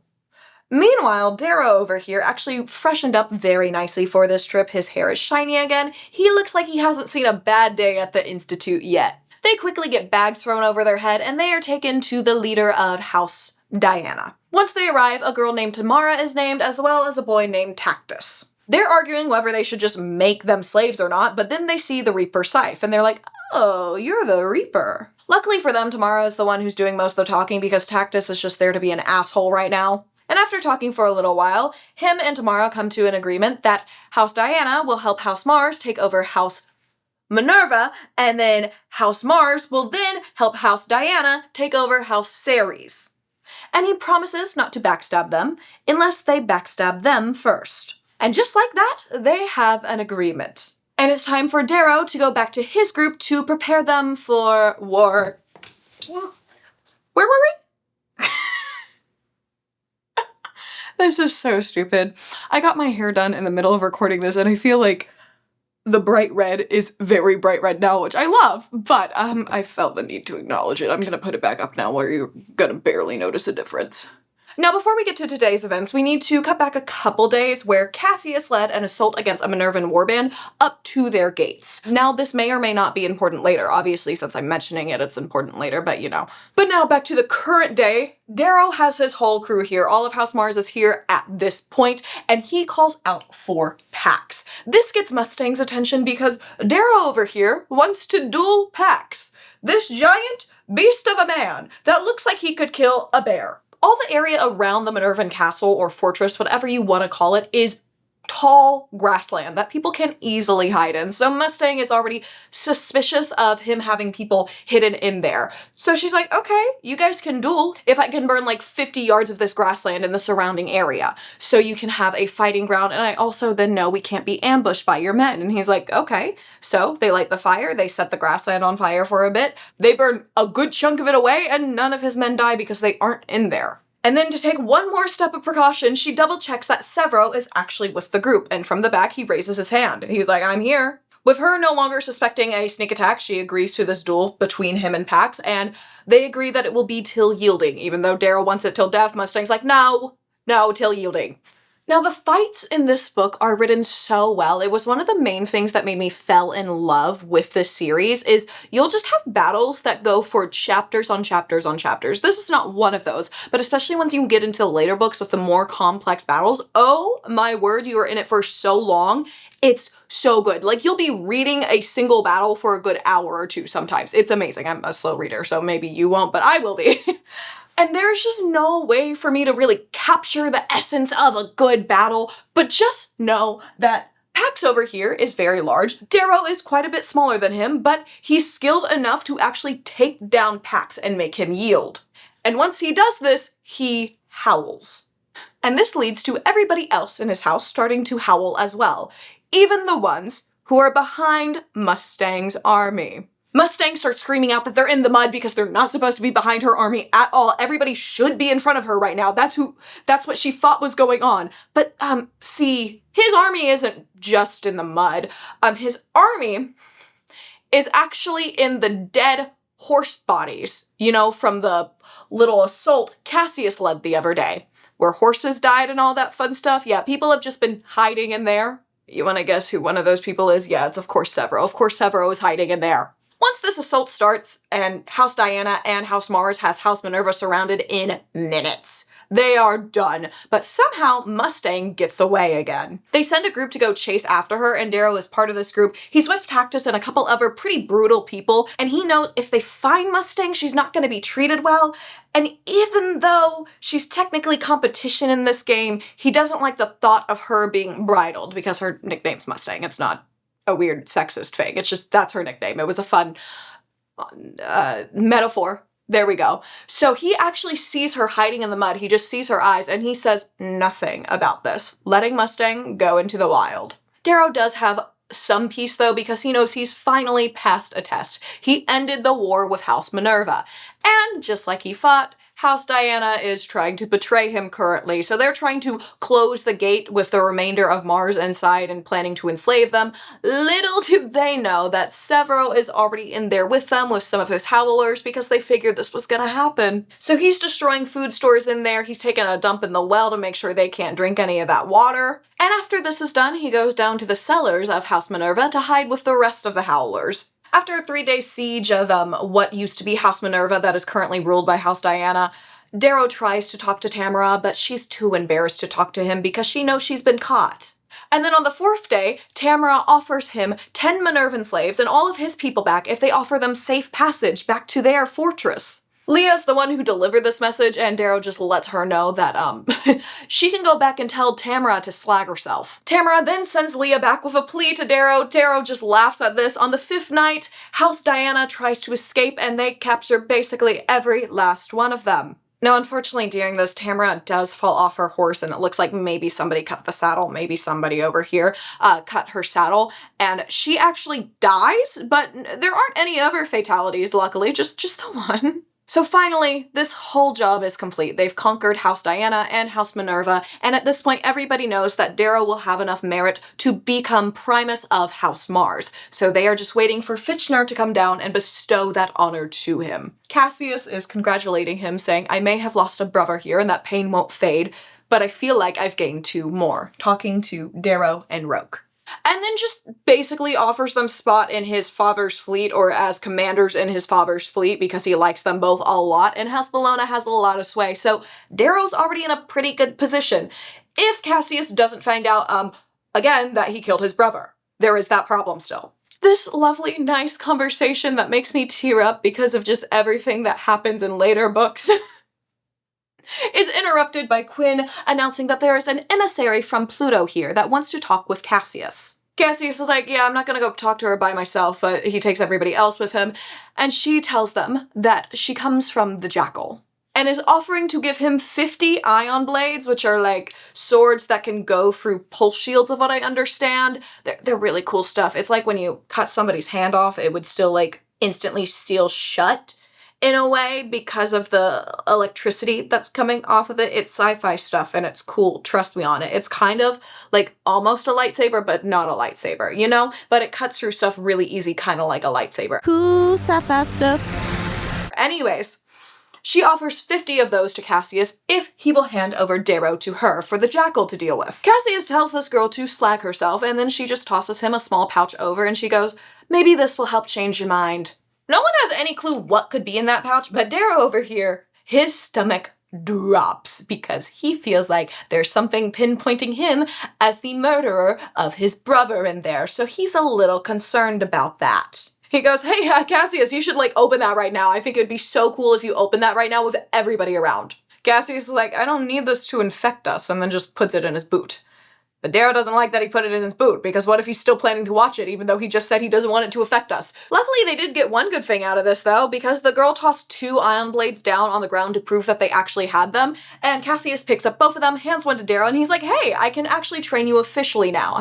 But plans have to be quickly made for Cassius and a bunch of the other howlers and some other people to go into the woods to hunt down some of Diana that did end up escaping, and then Darrow is going to stay here to kind of get everything settled and also prepare for the Jackal. Severo wants to stay with Darrow, but Darrow's like, no, Severo, I need you to go with Cassius. And you know that thing he just got? I need you to take that from him because I don't want him to have it. And Severo's like, I know exactly what's in there because I know you killed Julian. I'll get it for you. And while Cassius, Goblin, and the other howlers are hunting in the woods for House Diana people, Roke comes over to Darrow that night in the castle and he's like, hey, I've been thinking about kissing Leah. And Darrow, who used to be a married man, gives him some very helpful advice. It's just a really sweet little moment of them actually being kids again. It brings him out of the crushing reality that they're in and reminds him that they are like 17, 18-year-olds here. They're still school-age children at this point. And that night he dreams of Io, only to be woken by Leah, who is saying that Roke has fallen into a crevice and she can't get him out by herself. So he doesn't even think twice and starts running after her, but then he gets out there and he's like, oh crap, this is a trap. So he eventually just stops following her and hides himself because he knows he doesn't have enough time to get back to the castle, or at least he doesn't think he has enough time. He eventually hears the sound of footsteps coming towards him and Antonia calling out for him. She has a little group of people with her as well, and it's clear that somebody's given them freaking night optics and Darrow's like, what the hell? I get nothing here, and everybody else is getting all this cool tech, and they just want to kill me. They spent a long time looking for him, but he hid himself very well that even with the night optics, they can't find him. So Antonia's like, okay, if you don't show yourself, I'm going to kill Leah. And he doesn't want to lose another friend here in the Institute. He doesn't want to sacrifice Leah for this, but also, again, it's sacrificing one golden girl for his wife's dream. He lives for so much more than just himself at this point. He can't give himself up. He's already gotten himself into this good position where possibly in the future he could truly help the son of Ares overtake the golds. He can't give that up now. So he just has to sit there as Antonia cuts open Leah's neck. He stays hidden there until morning, fearing that they may have not actually left the area. The medbots never come for Leah because it's clear that they want Darrow to see her dead body. And when he gets up, he goes over to Leah to mourn her for a little bit, but then he has to start looking for Roke. And he can't find him, so he has no clue if his friend is dead or alive at this moment. Knowing that Cassius and Severo will be coming back to the castle today, he decides to put himself on the path that they'll be using to get back there so he can talk to them before they even reach the fortress. Cassius greets him, happy as can be, calling him brother. He brought him one of the House Diana tapestries. Severo comes up and then Darrow has to break the news to both of them about what happened to Leah and the fact that he can no longer find Roke. He doesn't know where he is. They find Quinn, they tell her about all of this too, and then they start sending out search parties for him. But still, nobody can find him. But the game doesn't pause for anybody, so they have to get back into their command room and start planning on how to take on the Jackal. Goblin over here wants to do it by himself. He's like, just send me and I'll take care of it. And the others aren't really on board with this because Severo saying I'll take care of him means I'm going to kill him.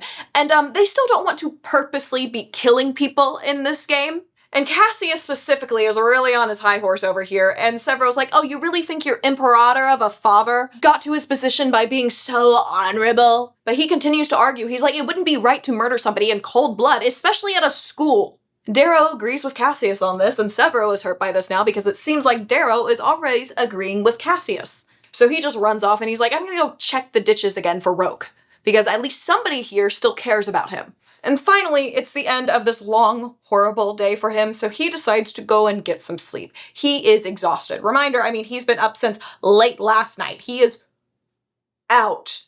Only to be woken up by Cassius telling him that Severo has actually found Roke and they need to go help him move him because Roke broke his neck or something and they really need to be careful while moving him. They quickly grab their horses, they start galloping away from the castle, and then once they're just a little bit too far, Darrow goes, yeah, nobody found Roke, did they? Oh, this is another trap. And then he notices that Cassius has the 2 ion swords.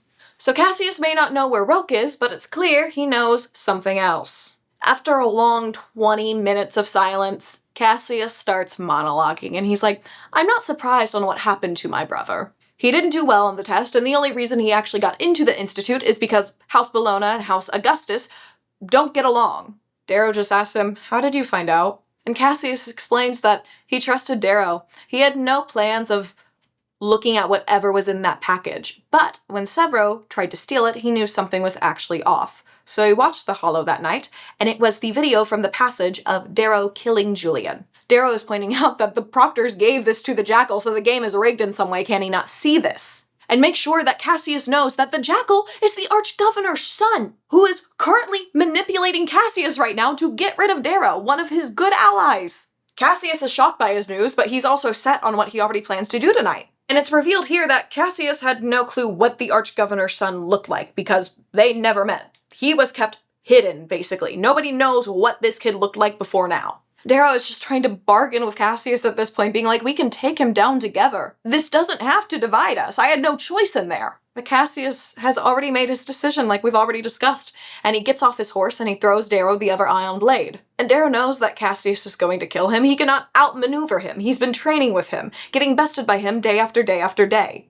And before they fight, Cassius explains to Darrow it wasn't just the fact that he was forced to kill his brother in the passage, it was the way he did it. He knows that they were brought to the Institute to be made into monsters. He realizes that now, but he believes that Darrow already came in as one. The way he killed Julian to Cassius was too cruel. It was not deserved. It was unnecessary. And then the duel begins. It's not a long duel, though. It ends with Darrow being stabbed through the middle, with the ion blade turned off so that it does not cauterize his blood, and so blood is just gushing out of him. And as Darrow is screaming, crying out from this pain, Cassius just leaves him there to die. His last thoughts are of Io and what her second gift was, and then he just sits there, begging to die because he is in so much pain. Literally anything would be better than this. And he can't wait to see Io again in the Vale. Cassius, why do you have to do this? You still get me all in my feels. I can't talk about them for long, okay? But then he comes to screaming into somebody's hand. He figures it's Io coming to bring him to the veil, and it looks like she has a golden halo of hair around her. Then he wakes up another time and feels his hair getting washed by once again who he assumes is Io.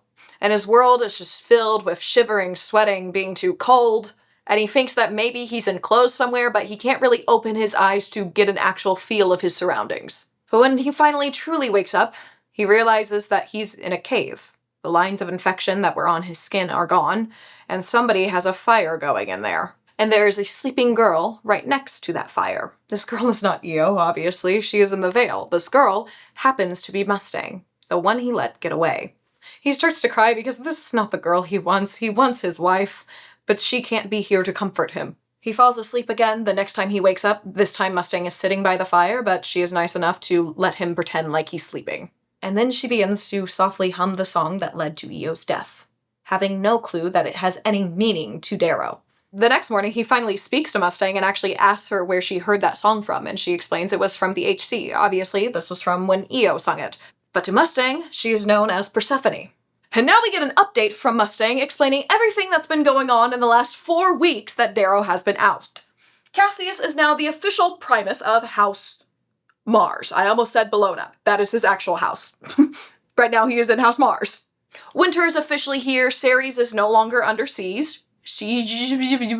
Jupiter's soldiers are sometimes coming into the woods, but there's no sounds of a large battle between the two superpowers of the north, and that is Mars and Jupiter. It takes him a while to even walk again, so while he's recovering, this gives him some time to think about the fact that the Proctors never came down to give him the honor of being Primus, which he rightfully won, and they had plenty of time to do so. But obviously, they did this because they want the Jackal to win, and they saw him as a threat. He works his way up to going into the woods with Mustang. One day they're walking in there, and she's talking about how she randomly found some medicine for him behind a bush. Obviously, this was planted by somebody. He regrows his arm strength by shooting a bow and arrow again, which is quite painful when you've been stabbed through the chest with a sword, but he's getting it done. And on one of these hunting trips, Mustang asks him why he didn't just kill Cassius. Darrow, tells her that that's a little shocking coming from her. He thought she was nobler than that. She just explains to him, though, that she likes to win and it's a family trait. And also that sometimes cheating can be okay, like when she would purposely lose her standard just to recapture it multiple times, gaining an honor of merit each time, so she became Primus within the first week. He continues to build his strength back up, get to where he could actually compete in this school competition thing again, and this, of course, gives him even more time to think, so he thinks about how he had it right the first time with his tribe. He led them right, because he made all of them feel like he actually cared about them. They kind of viewed him almost as a father figure. He taught them things. He gave them fire. They had a reason to respect him. To them, he was a symbol of goodness and hope, because Titus was a symbol of all those bad things. But then, when Darrow killed Titus, he became the new Titus, basically, in their minds. And he's working all this out with Mustang and just talks to her one day being like, I honestly forget that the Institute is meant to teach us things sometimes. And you know how this girl responds? She responds by saying, oh, like how we need to live for more?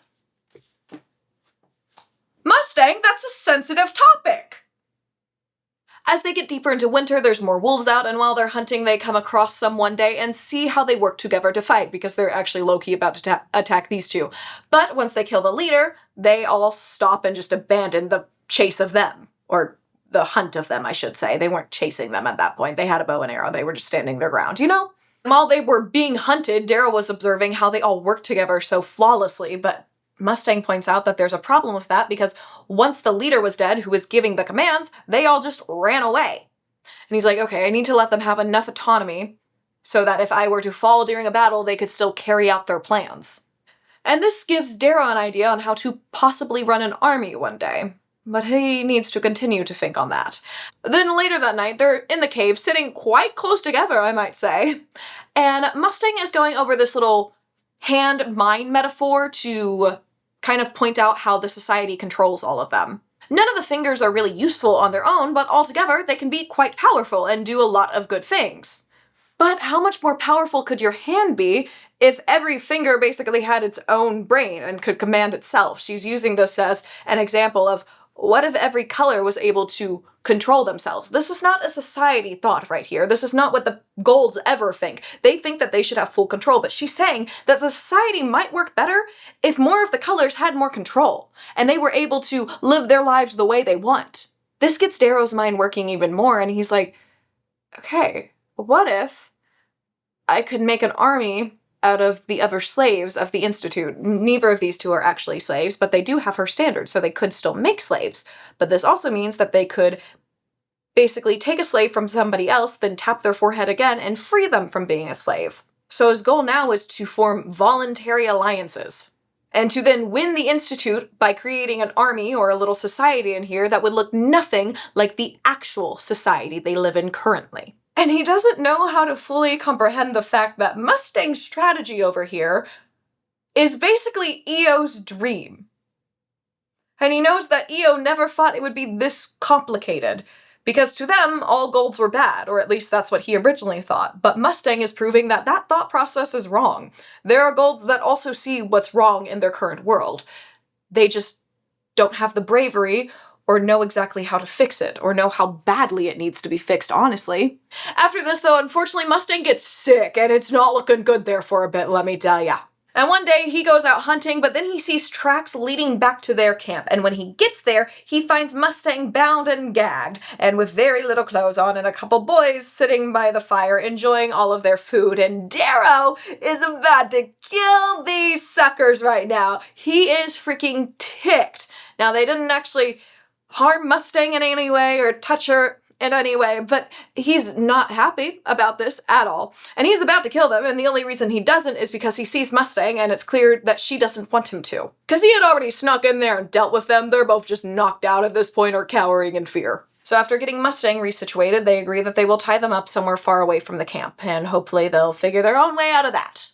But once Mustang is asleep that night, Darrow gets up, and he goes off to kill those boys again. But Mustang knew that he was going to try something like this, so she's up as well. And she's like, no, I don't want you to do that. He's like, well, if we let them go, then we have to move, because obviously they're just going to come back here with a bigger group. Or more prepared this time. And she's like, okay, then we'll move. He's like, no, you're sick. She's like, I'm strong enough to move. This girl is not strong enough to move, but she is very stubborn. They are moving tomorrow. So the next morning, he wakes up, and Mustang is actually cuddled into his side. Of course, he's wishing that this was actually his wife, EO, but he also doesn't push Mustang away, because to him, she's something new, something hopeful, and describes him as spring to his deep winter. You're spring to my deep winter. Are you freaking kidding me? If you're a girly and you love romantasy and those are your comfort books and you're like, I don't know if this is gonna be the type of book for me, there's not a lot of romance in it. You get lines like that all the time, okay? And I mean, there's so many better lines in the later books too. It's just, spring to my deep, oh my gosh, kill me now. Actually, kill me now. That's so freaking cute. When she wakes up, they pack up their stuff and then they go out into the woods and make a lean-to shelter, which is where you just get some tarp and you lean it on top of stuff and then it goes this kind of down. It's half of a tent, really. But it's a lot harder to stay warm in there, even though they do have a fire going. And Mustang is just getting worse in the shelter. One night, Darrow is kind of humming the Reaper song to himself, the song that EO song, or the Song of Persephone, sorry. And Mustang mentions that she wished she could remember the words, but she never seems to be able to. And of course, he just starts singing the song for her. After he finishes his beautiful rendition of the song, Mustang mentions that her father said that there would be riots over this song, but she doesn't understand why because the melody is so gentle. And then, coughs up some blood, talks about how they used to sing songs around a campfire, coughs up some more blood, and then talks about how when her brother died, that all stopped. Her coughing just continues to get worse, and Darrow knows that he is at risk of losing Mustang. And he needs to find medicine or a way to get medicine for her now. And the next day, he just happens to be followed by our best buddy, Fitchner, while he's out in the woods hunting for a random supply drop of sorts. The first thing he asks Fitchner is how the jackal got the hollow of him killing Julian.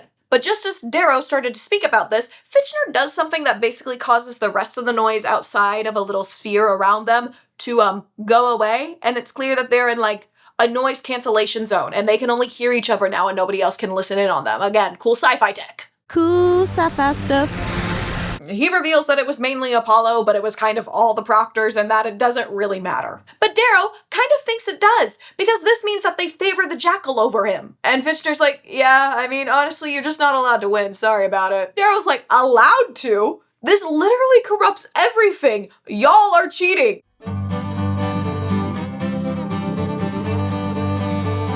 And this just reminds him of what happened with the laurel once again.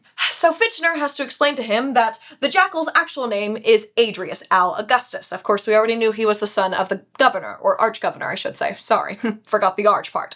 Anyways, the arch-governor spent his money and his power by bribing and threatening every single one of the proctors to make his son win. But they're having to do it in a stealthy way because the Board of Quality Control also watches these tapes, and they wouldn't be happy that somebody is being paid off to make somebody else win. And luckily for our proctors, there is half a day delay between those tapes so they can actually edit them to then send it out to the different drafters and the Board of Quality Control, all that good stuff, so they don't actually see everything. And this makes Darrow panic a little bit because he remembers the whole conversation he had with Titus, and he's like, did Titus reveal he was a red? Did I reveal I was a red? Like, what did I say during that conversation? Are they gonna kill me? And now he's like, did I say bloody damn at all over the last, few months? I don't know.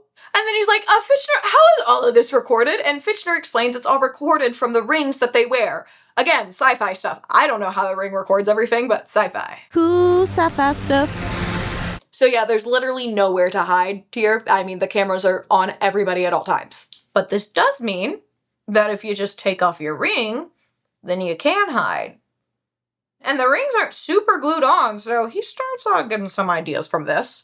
And Fitchner's like, hey, you can't tell anybody about this, though. Like, any single one of the drafters that this game of the Institute was rigged, okay? Because if anybody found out, the Bolognas aren't going to take too kindly to that, and they would probably be held to pay, and this would cause a mass war on Mars that nobody can deal with right now, or really wants to deal with. Darrow's like, okay, then how do I fit into this whole plan? Why are you telling me about all of this? And Fitchner's like, don't. I'm telling you all this so you'll stop trying as hard. Just stay alive. You already are lined up to get a good apprenticeship after this, okay? They start talking to more, and he mentions how the proctor for House Minerva actually now likes Darrow because he's helping keep Mustang alive. And that means she's allowed to stay on Olympus. And he's like, what do you mean allowed to stay on Olympus? And Fitchner's like, well, if somebody's whole house is either enslaved or killed, then they have to leave Olympus. And he's like, oh. So, who are the two proctors helping out the jackal the most? And he's like, Apollo and Jupiter. He's like, okay, so those are the two who really want me dead, and you're saying if I just took out their entire house and enslaved all of them, they would have to leave Olympus? And Fitchner's like, no, Darrow, that's not what I'm saying, no. I've already told you, you have great opportunities lined up after this. Lornal Arcos has even mentioned he already wants to hire Darrow as an apprentice or get Darrow as an apprentice and give him a job of sorts, okay? Like, he's already a golden boy. He is set after the Institute. But if he does this, he's putting his life at risk. And Fitchner's like, dude, come on, please be smart about this. But this isn't good enough to Darrow, and there is no talking Darrow out of trying to win the Institute and trying to take Jupiter and Apollo off of Mount Olympus by destroying their houses. And then he's just like, okay, Fitchner, can you give me the antibiotics now I need for Mustang? And he's like, why would I give you that? And he's like, well, you never gave me primus and a bunch of other stuff I should have gotten, so I think you owe me this. Fitchner's like, okay, good point. And then there's just antibiotics in their suit that can automatically inject into them if needed during battle, so he takes one of those out and hands it over to Darrow. And Darrow notices he's able to touch Fitchner when he hands it over, so it's clear that if they want to actually have physical contact with somebody or hand over something to somebody, they can turn off their suits, and they need to. And he ends this conversation by asking, who is more dangerous, Apollo or Jupiter? Fitchner explains that Apollo is ambitious and, well, Jupiter's rather simple. So it's decided for Darrow that he will go after House Apollo first, and then he'll crush House Jupiter. After all of that is done, he'll finally be able to deal with the jackal. And as Fitchner is flying off, he just tosses over a little package to Darrow saying that it came with a note to tell him that his friends haven't forgotten about him or forsaken him. Forsaken him was the thing on the note. Okay, they're real dramatic in this society, let me tell ya. And once he opens the package, he realizes that this is from actual friends because it has his Pegasus necklace in it with the Himanthes blossom, or at least the little flower petal, from Eo's flower. Then he goes back to Mustang, gives her the medicine, and luckily this medicine works wonders. So they're able to start moving around once she's healed up a little more, and they start moving around loudly, hoping to attract some oath breakers. Now these are the people who were enslaved and then decided to run away instead. This is how you become shamed after the society. And they figure these people already want to play dirty, so hopefully they can attract them by trying to take their stuff, and then at that point they'll be able to talk to them and be like, hey, you want to start our own little army out here? And on their 6th night of doing this, they finally get their first bite. And this is how they get their first 3 followers. After they did have to attack them for a bit and like forcefully talk to them about this because they were trying to get their supplies, but it worked out. Their leader's name is Amelia, and then there's also this boy named Dax and another guy who isn't named often enough for me to care. They explain the situation to these two and they're like, hey, we are offering you freedom right now. We could make you slaves. She has her standard. But if you join us, you can be free again. And Darrow explains to both of them now that they will be treated as equals. If somebody tries to hurt them, he will tear them apart. They are part of their army now. And Mustang's like, his army. I'm just a part of it. Milliana still isn't like 100% in though, and she's like, okay, why should we follow you though? And Mustang's like, well, he's the Reaper. And Millia's like, got it, cool, I'm in. And after another week of many more encounters like this, they now have 10 Oathbreakers with them. And so they have enough people to take on his old house in a way. He knows he doesn't have enough strength to just walk in there and be like, hey, I'm rightfully the primus here. Like, the proctors are never gonna give him that, okay? But he does want to make sure that his old house, especially Cassius, knows that he's alive. One night, they're just kind of watching Mars and Jupiter fight. Nobody is really making progress, so these two start talking about strategy and what their strategy needs to be. And he's like, my strategy, our strategy needs to be speed, because they can't know that I'm gonna take over the entire institute. He doesn't say that last part out loud, but like, the clock's ticking. He can't let the proctors get in his way again. After watching this battle go on for a little longer, they go over to House Mars' side and cut down some trees to block the House Mars bridge to get back over to their fortress. And lay there in hiding till the next day. Darrow and Mustang are laying right next to each other because they're just besties, it's fine, they're just friends. And like, they're really close and personal right now, and Darrow's like, I mean, I could kiss this friend, but he doesn't. It's the first time he thinks about it, though. Now, when the warband that was coming down to the bridge to cross it sees that the tree is down there, they go fleeing back to their castle, fearing that it's some sort of trap. And the people of House Mars that are in the towers start sending out smoke signals to let Cassius and his group know what's going on back here. And eventually, Cassius sends a little group down there, and since he's expecting an ambush, he makes this group of mostly slaves, because those people are expendable to him. And when Milia sees these people coming, she lets out a howl. And then our group sprints out and is like jumping out of the cover of the night. There are 4 high drafts with them on horses to watch the slaves and make sure they're actually doing the work that they're supposed to be doing. And they were not expecting this to happen. They take on the people on the horses first, and then they go to deal with the slaves. Half of them don't even know what's going on right now, and are turned into Minerva slaves before they can figure that out. And then Mustang orders them to help them subdue the rest of them to make them also into Minerva slaves. And of course, the slaves that were originally from Minerva are very excited to see our girl Mustang back. They're like, oh my gosh, our girl, our queen, our primus. I mean, everybody's just always excited to see Mustang. She is that girl. And they get all the other slaves there under their control quite easily, besides Pax. He is a bit of a challenge because he is still a slave of House Mars, so he is tasked with trying to defend this bridge right now, and he puts up a good fight, but eventually they get him knocked down and turn him with the Minervan standard, which actually just sets him free right away since he is a Minervan. And he's like, yay, freedom! He's so excited. He didn't want to actually fight them. And then he sees Darrow and he's like, do I gotta fight you? And Mustang's like, he's with us now. And he's like, yes, Darrow's with us! Homeboy is just happy. He's got the Reaper on his side. He loves a strong, tough person. Even if they've beaten him in battle before, he is just happy that they're on his side now. He's so awesome. I love him. Now, what they've done currently by taking their slaves would cause enough confusion in House Mars, but he still needs them to know who did this. So he goes into his own fortress, sneaks through there, goes into the command room, and starts putting the Reaper scythe on basically everything, and then puts a skull on the back of Cassius's chair, with a knife stabbed into it. And as he's leaving, he gets to witness the hillside in the north erupt in flames that make the shape of the Reaper scythe once again, letting everybody knows in Mars that he was here. Also, if Sevro's here, he's gonna know that Darrow is alive, and Darrow figures he will try to come and find him. And now their plans turn to trying to take the ovens from House Ceres because he would really like to be able to feed his people. He figures they would appreciate that. As they work on being able to accomplish that task, he actually trains his troops by having them hunt down wolves, and this is how they all end up with wolf cloaks like Severo. Everybody stinks. The only person who doesn't have a wolf cloak is Pax because they haven't found a wolf big enough for him yet. Ooh. And during this time, they've also been watching House Ceres, and they realize that House Ceres has more guards around the castle at night than during the day, so they make a plan to attack them during the day. Then they do a couple tests to figure out who has really good balance and get their trap set. Just as they did with House Mars, they sneak pretty close during the night before their attack. Then they all get covered in snow, covered by their wolf cloaks, and pair off with each other to try to keep people warm. And of course, these two are paired off again. They also have a giant tree log that they brought with them that is also buried under the snow, and now they're all just here for the night. And eventually, after a pretty long, cold night, cuddled up to Mustang, they get a signal and they all jump out of the snow with the giant log and start sprinting over to the castle. They lean the log up against there. Darrow goes up first. Mustang follows him, as well as Milia. When he's up there, he gets ready to basically launch them up. So Mustang comes, he launches her up onto the wall. Milia comes up after her, and he launches her up to the wall as well. And then once they're up there, they drag him up. Soldiers up there are caught very off guard, and they've only been using bows for months, so they don't really have skills with swords anymore. Our little group makes pretty quick work of them and then runs over to the gate to let Pax and the rest of them in, and then House Ceres is taken over in minutes because, I mean, how are you supposed to defeat Pax when he's yelling, "Pax Altamones!"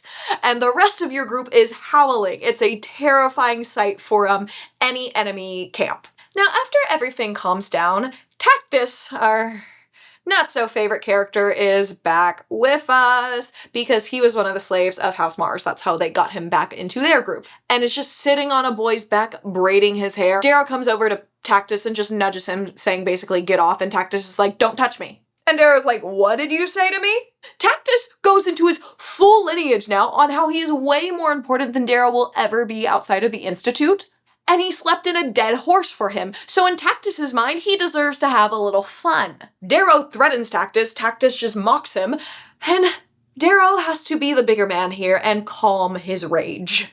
And just lets Tactus walk away from him because he can't make the mistake of being a cruel ruler again. After this, he just spends some time giving everybody a compliment that they will never forget that is in his army. Now, important thing to go over here, they do actually enslave everybody that they get from House Ceres, saying that they will earn their freedom once they help them take the next house. So everybody from House Mars that they had enslaved that weren't Minervans is now not enslaved anymore, and they have earned their freedom because they helped Darrow and the rest of them conquer this house. So House Ceres will be earning that right during their next battle. But Darrow is not really going to treat them how most slaves are treated in this game. He just wants to make sure he actually has some control over them if needed, though. And everything seems to be going pretty well at this point. Darrow goes off to sleep, and then he's woken up. And it's never good when Darrow is woken up, because apparently Tactus over here tried to take advantage of one of the House Ceres slaves, and luckily Milia caught him and was like, "Oh, hell nah." This has caused all the Diana students to be pretty upset because they put Tactus in jail for now.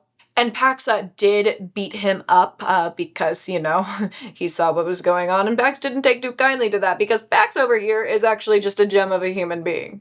But no actual fights have broken out in between anybody, so that's good. And Darrow's a little stressed because he knows this is his second chance at the Titus situation, and he needs to do it right this time. He's talking with Mustang, and she's like, "There's no way we can make every house happy in this situation. Somebody's going to come out upset at the end of this, whether we punish him or not." And after this meeting, he goes off to talk to Nyla, who is the Ceres girl that was attacked by Tactus, and asks her what she would want him to do. And she says nothing. So the next morning, he assembles everybody in the square. He can tell that the House Diana students are pissed off right now, as well as the House Ceres students. And Tactus, in the middle of everybody, starts going on about how this girl was a spoil of war, and his power took her, and the weak have to bend to the strong.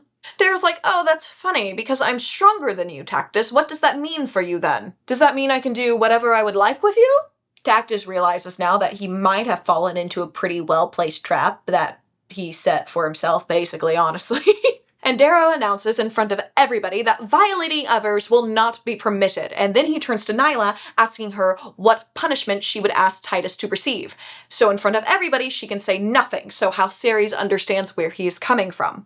But actually, he's just doing this to protect her, so there will be no resentment towards her after he does what he is planning to do. As Diana is getting all cocky, thinking Cactus got out of this without any punishment, and then Darrow's like, but I've decided that he will receive 20 lashings with a lever switch, explaining that this is because he tried to take something that was beyond the bounds of the game and gave in to his pathetic animal instincts. Some of the Diana soldiers try to step forward because they're very angry about this. They don't believe that he should be punished because this girl was a slave in their mind. But Pax is over there with a very big axe, so they don't actually do anything right now.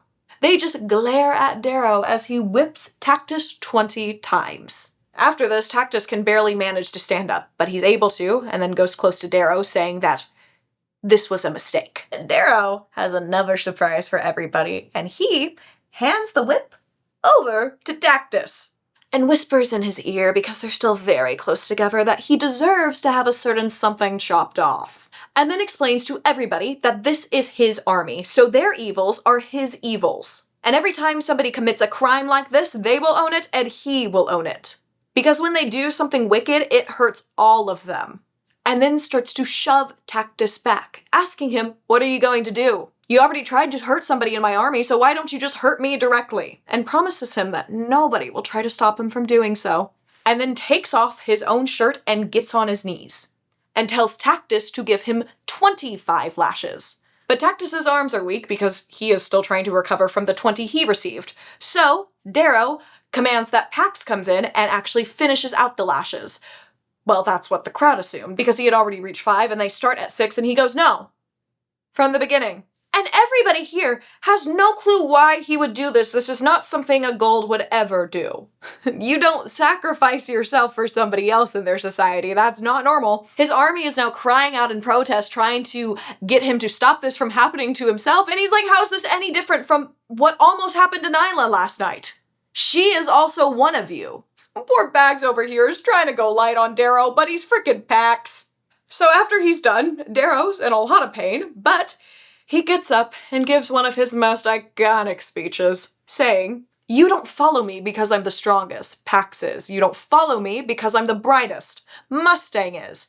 You follow me because you do not know where you are going, and I do. He then calls Tactus over and hugs him, saying they're blood brothers now. Mustang ends up laughing about this later because she's like, what does that even mean? And this whole conversation is happening while she's cleaning up Darrow's wounds and talking to him about how he made Pax cry. Pax feels so bad about doing this to Darrow. But there's no time to rest for the wicked, so the next day they organize their army into 6 different squads, basically, making sure there's some house Ceres in each of those. And they don't stay in the nice, cozy bread-making house, they head over to House Juno. That has already been conquered by Jupiter. A scout from this house comes out to greet them, and Darrow makes sure his army looks as ragged as possible. They do not look like they're in fighting shape. He is using a fake cane at this point, and then Pax starts a snowball fight, so they look like a bunch of stupid kids who haven't seen the severity of war once again. The scout's like, okay, maybe you should go back north. The south is pretty bad. And Darrow over here is like, no, but the north is bad too. Have you heard about this guy called the Reaper? Building his own legend right now. And they're like, no, but we've heard about this guy named the One-Eyed Demon. He just runs around and causes chaos in these mountains over here. I don't know why I would so suffer there for a second. It happens at least once every video, okay? Of course, he also brings up the jackal, and then this guy offers Darrow to join his house as mercenary and not slaves. But Darrow's like, no, we have enough food, and my family would shun me if I became a slave or worked for anybody else and didn't win this thing, or at least tried my best. So we're just gonna keep on going through. And then he gets slapped by this guy and called a pixie. And then tells this guy to man up and get his army to act right because he's not going to fight children.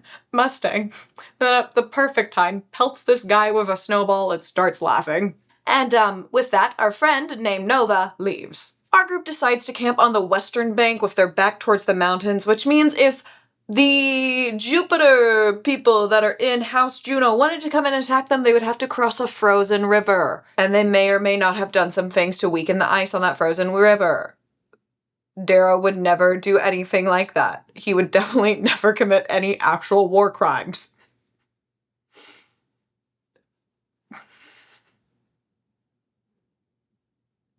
No, not Darrow. And yeah, in the middle of the night, they're serenaded by screaming of children and horses falling into the river because they made the ice weaker. It's a fully frozen river, but they like got pickaxes or swords or whatever, and were like, and then everybody fell in. And after this happens, Mustang's like, I gotta make a move now. And she goes over to Darrow and she's like, hey man, you haven't been sleeping well recently, I noticed. And you know when you slept really well? When you slept next to me. I adore her for that. And Darrow responds to this basically just being like, yeah, well, I just haven't been doing that because you distract me, and there's a little romance in the air. She laughs a little about this and then goes to catch up with Pax, and then Tactus follows up with Darrow. And he's like, hey Darrow, why are we going to attack House Apollo? Like, what are we doing? And Darrow tries to be like, no specific reason. And Tactus is like, no, I've seen the Proctor Graph boots, like, following us. I know we're being watched pretty closely, so more of an answer, please. And Darrow's like, okay, fine. The Proctors are afraid of us, yes, but if you want to know more, we have to deal with House Apollo first. They keep moving south. A few, smaller Pluto groups try to attack them, but it never goes well for the Pluto groups because this army is trained and ready for battle at any moment. It's going pretty well for them overall, honestly. There's one night where Pax and Mustang are sharing childhood stories they've had because they've known each other, growing up their entire lives. It's really sweet. Their friendship is adorable. But then the next day they wake up and Tactus is like, hey, somehow all of our horses got loose at once. I wonder how that happened, Proctors. And then when they set up for camp that night, they realized that every single one of their cooking pots is cracked through. Also, the bread they had carefully wrapped is now filled with bugs, so that's cool. If you haven't caught on, this is the Proctors telling all of them to turn back, but we got Darrow in charge. They're not doing that.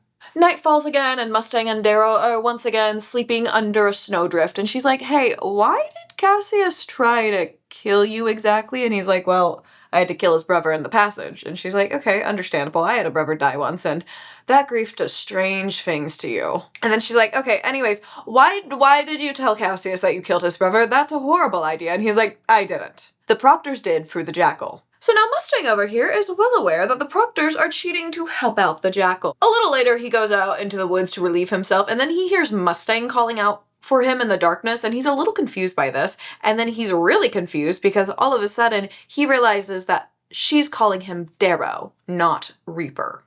But the man's sleepy, so he just keeps following the sound of her voice until all of a sudden he wakes up enough to go, oh crap, that's not Mustang, this is a trap. This man has been lulled into so many traps. You're telling me this guy's gonna save all of us? The man can't avoid a trap. He can't. It's every time there's a trap, he walks right into it blindly. He's like, oh yeah, a trap. This is 3 times now, Darrow. Oh my gosh. And then here's something huge coming towards him, and he's like, oh shit, oh shit, oh shit. He now starts sprinting back towards his army, then hides behind a tree because he can just hear something coming after him, and then he goes ahead and climbs up that tree because this thing sounds huge and he is a little bit scared. Once he's up in the tree though, he's greeted by a very strong hand on his shoulder, and this is where we get to see Proctor Apollo face to face, saying, Darrow, Darrow, Darrow, in Mustang's voice, asking him if he's going to turn back. He simply gets out eye, and Apollo's like, okay, I get it, you refuse, and then shoves him off the tree, making him land next to a giant bear.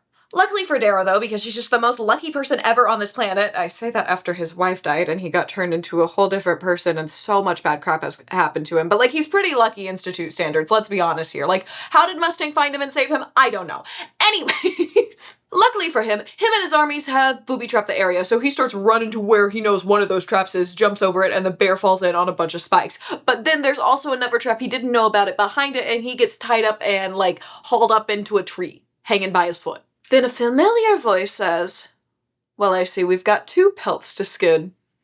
And you don't have to be worried for Darrow because this is our good friend Severo, who is now missing an eye. Yes, he is the one-eyed demon terrorizing the South. Once he gets Darrow down, Darrow quickly explains what's going on, how he allied with Mustang, his whole army situation, stuff like that, and Severo also catches him up on being the one-eyed demon.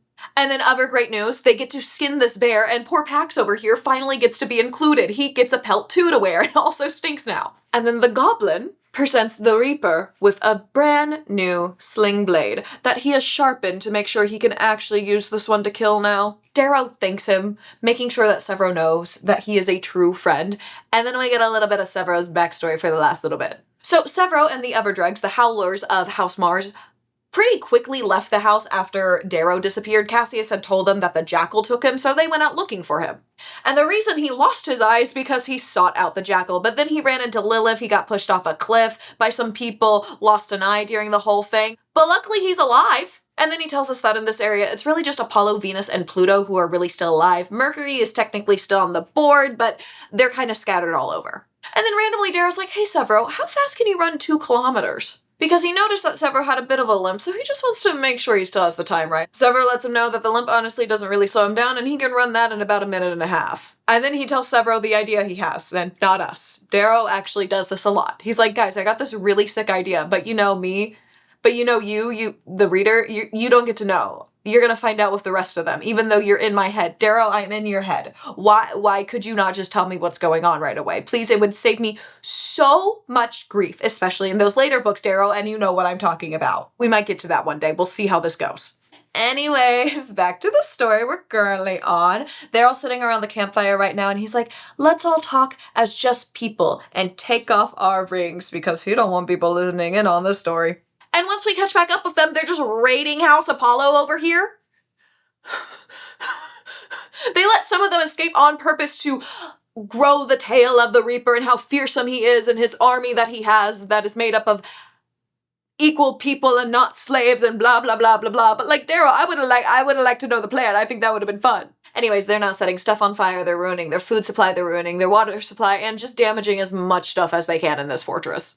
And then they just leave because he doesn't fear the Apollo house. He fears their proctor and the jackal, and he knows he needs to destroy all of House Apollo one day, but today is not that day. So that night they get back and they're making more plans around this campfire. It's their favorite place to talk. When Nyla asks Severo about the jackal. And we finally get this man's backstory. So apparently one of the houses nearby to them rushed them on the first day. This caused them to have to retreat into a cave system, basically, and to save himself from becoming a slave on the very first day, he collapsed the cave and trapped all of them in there with no way out. It was completely dark. They had a little bit of water, but no food. So guess what they eventually started eating? Gall. Because they were stuck in there for 40 days. But then all of a sudden, while Severo is telling the story, they realize they can't hear anything from the woods anymore, and they realize another jam field has been set up. Severo and Darrow exchange a little glance, and then Apollo shows up. And he is simply here to tell them to return home. And then he's so nice and offers everybody some wine. Everybody declines except for Severo. They kind of like casually duck to Apollo for a little bit, and then they're like, hey man, why are you even here? You're not supposed to be interfering with the game at all. And before he can answer, Severo gets up and he's about to leave, and Apollo tries to stop him, but Severo's like, dude, I gotta relieve myself. I'm going to the woods. Bye. So once Severo's gone, Apollo just keeps going on, and he's like, look, I'm not here to change the game. I'm just here to influence you. I am your teacher after all, and I want to make sure you don't make a mistake. And is acting like he just really cares about them and doesn't want them to get hurt by attacking House Apollo. Mustang's like, actually, yeah, about you being our teacher, do any of our proctors know you're here? I figure not because of this whole jam field situation. Apollo honestly just dismisses that though, and then goes on to attack Darrow, making sure that everybody understands that if they win, this will only be counted as Darrow's win. I don't know why, since Mustang has the standard, but whatever. Apollo right now is just trying to convince everybody else that's here that they are ruining their chance at getting a better career by allying with Darrow, when honestly they're probably gonna be just fine. And since he knows how golds are, he figures this will convince most of them to leave Darrow or at least turn on him. But Darrow over here has created a very different society in this game. And these golds are loyal to him and not just themselves. And Pax really drives this home by being like, would you let me whip you, Apollo? Because Darrow did. And at this point, everybody's just like, Apollo, get out of here. We don't want to talk to you anymore. You're not going to convince any of us. But Apollo still really wants to threaten Darrow. And just wants to make sure that they all know they're going to die if they stay here. And this sends Darrow into a very long-winded reply. And he's like, I wonder what the drafters would do if they knew you were being paid to help out a certain student up here. He just keeps talking about basically just that for quite a while. And he's like, look, I know there's going to be consequences for me if anybody ever finds this out, but there will also be consequences for you because it will make them look like their time at the Institute wasn't as, meaningful as other golds. But Darrow doesn't really care because Darrow actually has just been counting down the seconds the entire time he's been talking and they've been having this whole boring conversation. And he's like, hey, how fast can Severo run 2 kilometers? And our little group starts putting on this whole show, and one of them is like, oh, I think it's 1.5 minutes. And House Apollo is only 3 kilometers away. So, I mean, he's probably already there by now. And then Darrow, he turns to Apollo and he's like, you know what I like most about jam fields? The fact that no sound can get in. And when Apollo disengages this jam field, it's clear there's other proctors up here, and you can hear howling in the distance, medbots are flooding in, and it sounds like pure chaos coming from House Apollo.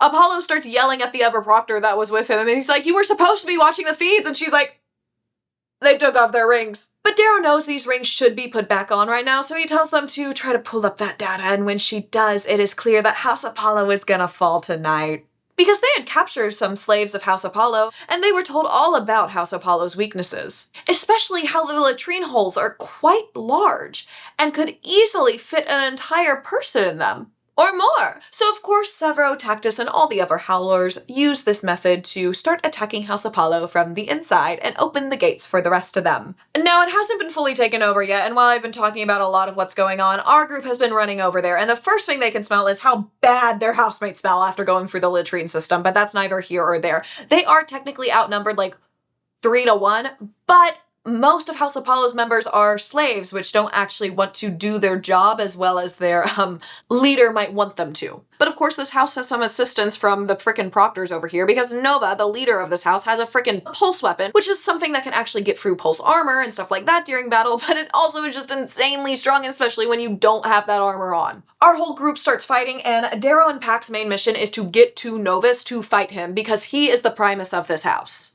Pax flings Darrow into the air, he does a bunch of cool parkour stuff, he's fighting people, and when he finally gets to Novus, he actually deals with him quite easily. He's become fairly skilled during the Institute. Once they officially have won this battle, they've captured every single one of House Apollo's members, except one, and Mustang is the one to go chase him down. Because remember, to get the Proctor Apollo off of Olympus and out of this area, out of the playing field completely, they need to make sure he has no members actually left in the game. They need to all be slaves of some sort. One cannot be running free around here. Apollo, Jupiter, and Venus are, for some reason, still nearby this fortress. They're just talking up in the sky, and Darrow yells up at them, reminding Apollo that his house has fallen. But the Proctors are still just sitting there talking, and he is so sick of them being around, so he throws the pulse sphere that he got from Novus right up at them. They scatter apart, and then when they look back at him, Darrow just yells up at Jupiter saying, "You're next."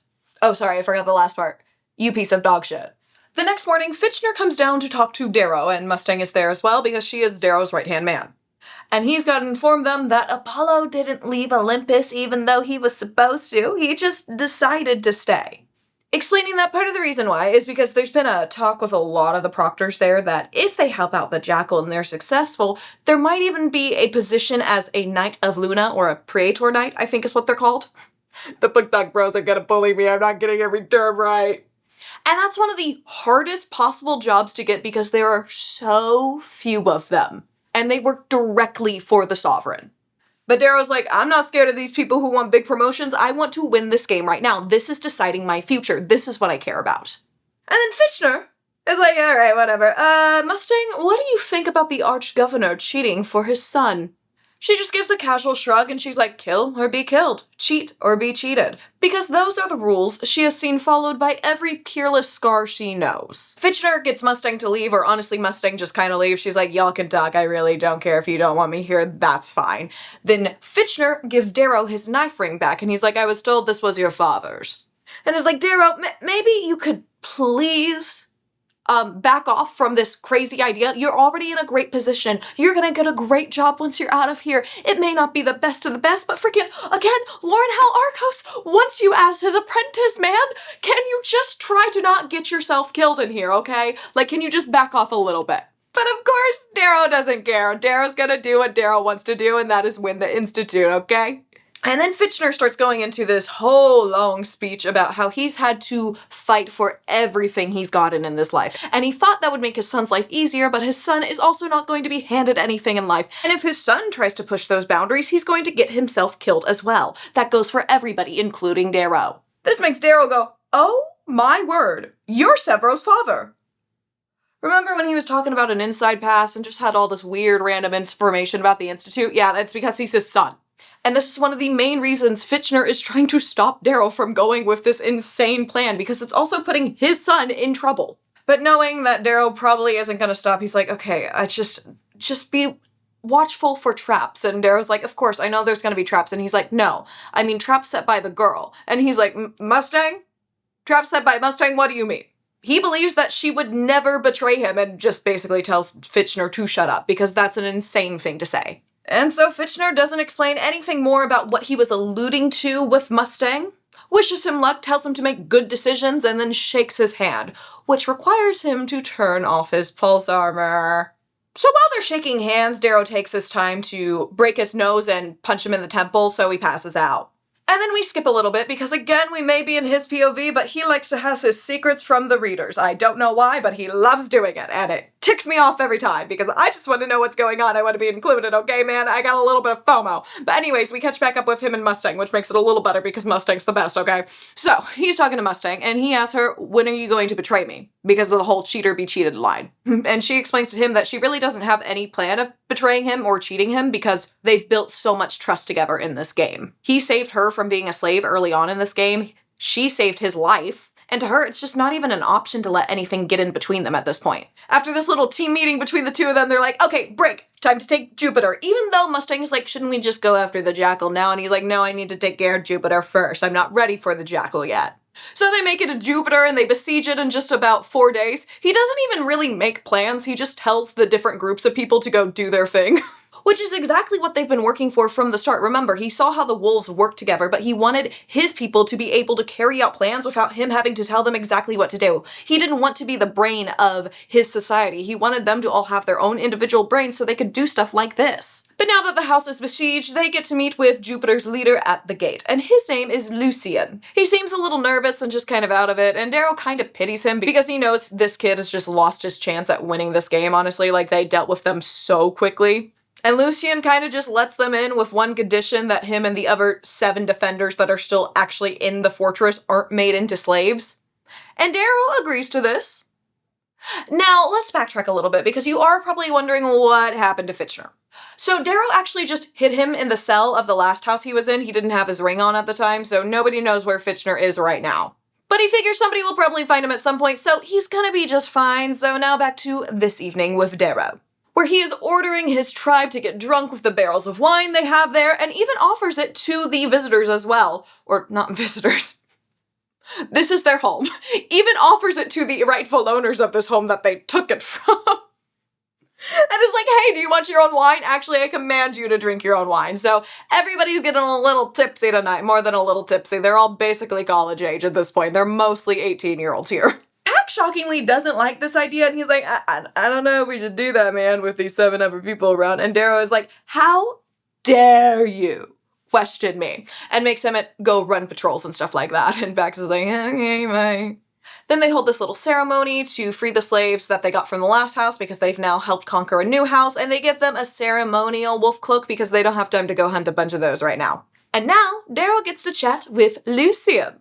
While he's chatting with Lucian, his crew is getting more and more drunk. Some of them are passing out at this point, and eventually Lucian's group of people just kind of file out of there so they can go to bed. And then Mustang comes in, and she looks a little confused when she sees Lucian. Darrow calls her over, they talk for a second, but it's clear she doesn't like something about this new guy, and the introduction they have is a little odd. She asks Darrow, why isn't this guy a slave? And he's like, it's because he gave us this castle, even though they could have taken it pretty easily by themselves. I mean, there were 7 people standing in their way. Come on. He could have done it by himself, honestly. She's like, cool. I'm gonna sit down and talk with you guys for a bit. And then she goes to call some of her men in from the hall, and he's like, no. It's time for me and Lucien to bond. It's a bro thing over here, Mustang. You're not allowed. And tells her to go find Pax, because of course Darrow has a plan and he would never treat Mustang like this for no reason. Then they talk about Lucien's story for nearly an hour, and finally Lucien's like, okay, Darrow, tell me something about yourself. Darrow doesn't want to talk about himself, though. Lucien asks again, and then he starts getting a little mad when Darrow isn't telling him anything about himself at all. And finally, Darrow's like, okay, but firstly, can you toss me that pack that's sitting beside you? So Lucien tosses that over, and then Darrow asks him to put his hand on the table, and Lucien's like, wait, do you want me to put my hand on the table? That's a little odd, and Darrow's like, just do it. And then Darrow dumps the bag's contents onto the table, and it's filled with a bunch of the Golden House rings. And Darrow explains that these are from all the dead kids of the other houses. And he starts going through his collection. He's got Jupiter, Venus, Neptune, yada yada yada, but he doesn't have a House Pluto ring. And when he looks back at Lucien, his eyes look completely different. They kind of look dead inside almost, but like in a creepy way. He doesn't look the same anymore. And then Darrow goes, oh look, there's one, talking about the ring, because he knows who's sitting beside him. And before this other kid can even react, Darrow stabs a knife into his hand, putting it through the table as well so that kid can't move without ripping a knife through his hand. Because the man he's sitting next to right now, well, it's not a guy named Lucien, it's the Jackal. And Darrow, or should we call him Reaper at this point, explains that from the start he knew that Lucien was up to no good because his ring didn't fit right, and everybody's rings fit perfectly, apparently. He also knows that the Proctors knew he was coming here, and of course the Proctors were going to want to trap him in some way. So, he figured that the Proctors might inform the Jackal about his little plan, and the Jackal might show up here. And that was their mistake, and the Jackal's mistake, to think that that would work. The Jackal starts going on about his soldiers, and he's like, don't worry, I'm gonna be just fine. And Darrow's like, oh no, I already have Pax and Mustang dealing with them. Of course, at this point, the Jackal is gonna do anything to get this knife out of his hand, and he's like, hey, Reaper, my father, the Arch-Governor, he's the Arch-Governor, I could hook you up with a pretty swell job after the Institute if you would just let me go right now. That would be so cool. Let me go. Actually, let me go. He does also go on, and he's like, can you imagine what it would be like if the two monsters of the Institute teamed up? Darrow tells him thank you, but explains that he doesn't want it to come from him. He wants to earn it himself. And this is when Pax comes into the room, and he's just gloating about how they found all the soldiers and dealt with them quite easily. And then he starts insulting the Jackal, and of course, like all Golds, he's very prideful. This one is more prideful than most, and he does not take that too kindly. But he does focus back in on his conversation with Darrow, and Darrow is asking him if he knew that the Proctors were helping him. Of course he did. And when Darrow asks him if he minds this, the Jackal says, cheat or be cheated, no? And Darrow goes, that kind of sounds familiar. Wonder where from, can't think of it right now, oh well. And now continuing on with Darrow being so smart and so dumb sometimes, he brings out a knife out of his bag, and he's like, here, I heard that a Jackal will bite his own hand off to get out of a trap, and I want to see if that's true. And to him, he knows that no Gold would actually cut off their own hand. Again, they're too prideful to do anything like that. They're not going to hurt themselves like that. Except, unfortunately, the Jackal over here, he actually doesn't care about his hand because he is going to be more of a politico. The only thing that matters to him is his tongue. So he takes the blade and he starts sawing off his own hand. Laughing while he does it. Darrow is sitting there like, oh no, bloody damn, bloody damn, bloody damn, bloody damn, blah, blah, blah, blah, blah. And then Pax over here, to make it go faster, gives this guy an ion blade. Why do we keep giving him weapons? Why do we do that? Darrow's thinking, I should probably put a blade in this man's throat. This is really, really not good at this point.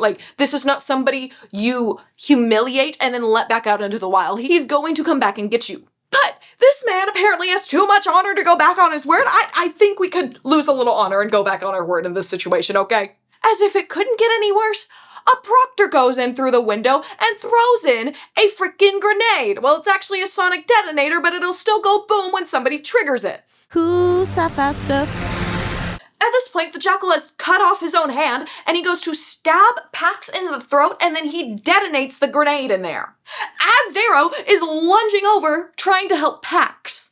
Everybody in this room goes slamming into the walls. Pax is flipping through the air with a stab wound. As Darrow is trying to get his bearings, he sees the Jackal already coming towards him with the ion blade, saying something to him, but he can't hear because the sonic blast just went off. And Darrow is prepping for the pain of the ion blade entering his skin once again, just like it did when Cassius stabbed him. But then Pax over here lunges over Darrow and completely covers his body with his own. And Darrow just sits under there and can feel as Pax gets stabbed 10 times by the jackal. Because the jackal is trying to get through Pax and get to Darrow to hurt him. He just sees Pax as somebody in the way. After the impact stop, he has to fight his way out from under Pax as his friend's blood is dripping on his face. Once he is out of there, the jackal has already fled. Pax is just lying there bleeding out, and Darrow is looking around the room for anything that might be able to help him, but when he looks back at Pax, he is no longer with us. Pax is dead. And his mouth. And our big, friendly giant over here, that was nothing but pure joy in this book most of the time, died with a little smile on his face because he knows he got the honor to protect his friend, the Reaper of the Institute. And this death hurts all the more for Darrow because he knows he could have stopped this if he would have just handled things quickly instead of dragging them out the way he did. But we do know that Darrow is not somebody who forgets quickly. And now that the jackal has killed Pax, Darrow will make sure he kills him. Luckily for them, the jackal has left a perfect blood trail, so he gets Severo and the other howlers, and they start chasing him down.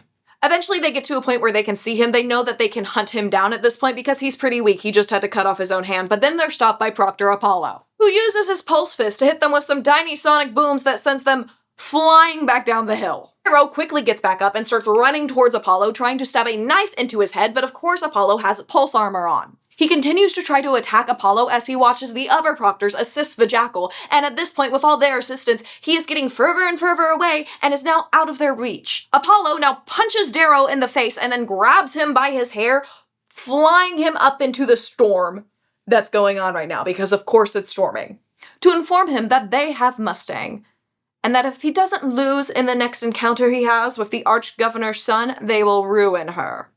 Now, part of Darrow's plan tonight was to have an encounter with the proctors, but he did not plan for Mustang to get captured. And he screams at Apollo, "I'm going to rip your bloody damn heart out." Apollo punches Darrow in the belly, but then also kind of looks a little puzzled because why did this boy just say bloody damn? Darrow takes another punch and then he's like, wait a second, if Apollo is punching me, that means his pulse armor is off. Now, he does have physical armor, but it doesn't cover everything. Before he's able to act on that, though, Apollo drops him. Except Darrow doesn't drop at all because he actually stole the grav boots from Fitchner. That is part of the reason he knocked him out. So now he gets his knife ring out and stabs Apollo repeatedly in the eye, making sure to twist that upward and stab him in the brain. And that sends him plummeting to the ground because Apollo is now dead. When Darrow gets back down, he lets his howlers know that they took Mustang, and everybody instantly knows they have bigger problems to deal with now than the jackal. They're going to get Mustang back right now, and that means they're gonna go fly up there and overtake Olympus. And it's really not even that hard for them to get up there because they already have Darrow's grav boots that he got from Fitchner. He actually gives those to Severo because they fit him better, obviously. This is his dad. And he takes Apollo's grav boots. And then the grav boots can lift a lot, so they just carry the other howlers up, and now they're there. Speaking of Fitchner, Darrow does actually inform Severo of the little conversation he had with Fitchner, and Severo gets a good laugh out of that. He doesn't think it's a big deal at all. He's like, oh, you figured it out. But now back to the top of Mount Olympus. Of course, he has his grav boots, but he also has a pulse fist and now a razor, which is the sword we talked about earlier that is, like a whip until you press a certain button, and then it turns as solid as any sharp sword you've ever heard about in any mythical story. Cool, got it, great. It's the preferred weapon of the gold, so he just took it from Apollo because, like, all of them carry it on them, but he has no clue how to use this thing. Anyways, he just tells all the howlers that they are after Jupiter and to neutralize everybody else. And somehow, this ragtag bunch of kids deals with quite a few Peerless Guard with no problem. Now, the Peerless Guard were not prepared for this at all. That's probably the only way this actually worked, but they,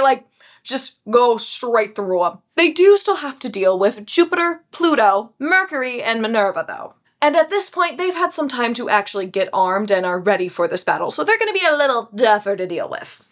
Still no sign of Mustang, sadly. Finally, they run into Mercury, and they break his arm, but he does have his razor. Darrow, over here, realizes he's not gonna win this fight fighting this guy with a razor or any other weapon, so he just sets his pulse fist to stun, and they stun the guy and tie him up. But behind this guy is Jupiter, who is freaking giant like Pax over here was, because he's dead now. And also Minerva is with him. And our boys go running for the first time because these fully armed iron gold, peerless scarred golds are rocking down the hallway to them, and they know they're not gonna win. Now, Darrow, just a little bit later, does have to fight Jupiter by himself, and somehow, by acting like a complete maniac, he's coming out on top so far. He uses his razor for the first time and kind of really cups up this guy's leg, and they both go spilling out of a window. They end up falling for a little bit into a snowbank, and then Jupiter is like, Darrow, you should have stayed in your place.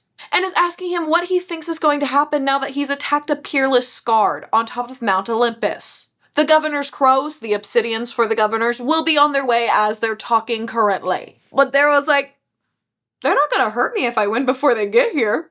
And then goes on about how the hollows, they know those are on the delay, the ones that go out to the drafters, the videos that go out to them. And they're like, do you know who's editing those? Because we're gonna make sure they have the right story that goes out. And Jupiter's like, oh crap. Because in this conversation that they've been happening, he's been talking about everything that's going on with the Archgovernor's son, everything that Darrow already knows, okay? But not all the drafters know that because they keep editing out all of those parts. Jupiter's getting real offended by this point. They're having a little back and forth, but eventually as they are just about to start fighting again, Darrow drops his razor to the ground, and this is when Severo, who has a ghost cloak on, an invisibility cloak basically on, grabs it from him and slices up this dude's hamstrings. Severo then works on cutting up his arms. This man's suit is working to stop the bleeding, but his tendons are so messed up, there's not anything the suit can do about that. So eventually he falls silent and they go over and take his weapons.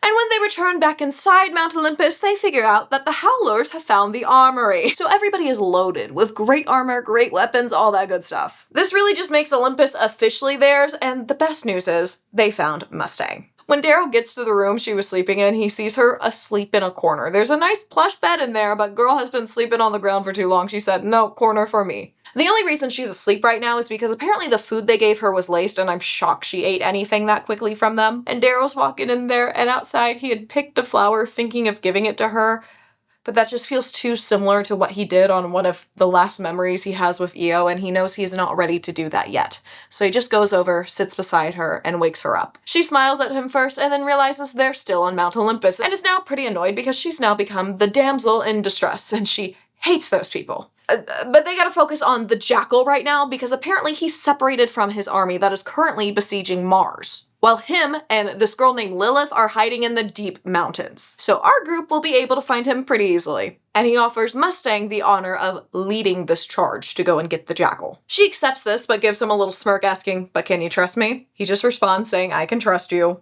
When she asks him how he knows that, he just responds by kissing her. Now he couldn't give the flower to Io because that's just too connected to Io, but maybe he can give her something else that isn't as connected to just Io. A kiss is something he can give right now. He doesn't find it too personal, and he hopes that one day he might also be able to give his heart to somebody else, or have another part of his heart to give to somebody else, that somebody else being Mustang. After this sweet little moment, he sends her off, asking her to fetch him the Jackal's standard. And she responds with a yes, Lord Reaper, giving him a mock bow, and then flies off with some of the others from their army. During their sweet reunion over here, Severo has found where they edit all the footage, so him and Darrow have a little talk, and they talk about how they want that footage edited. He had also previously sent some howlers down from Mount Olympus to go pick up Fitchner and bring him up here. Fitchner is of course proud of him. But even though Darrow has sent Mustang to go deal with the Jackal, Fitchner is saying it isn't over yet, and Darrow's like, what do you mean? There are apparently 3 reasons why it's not over, but he's not going to give Darrow all of those reasons until Darrow tells him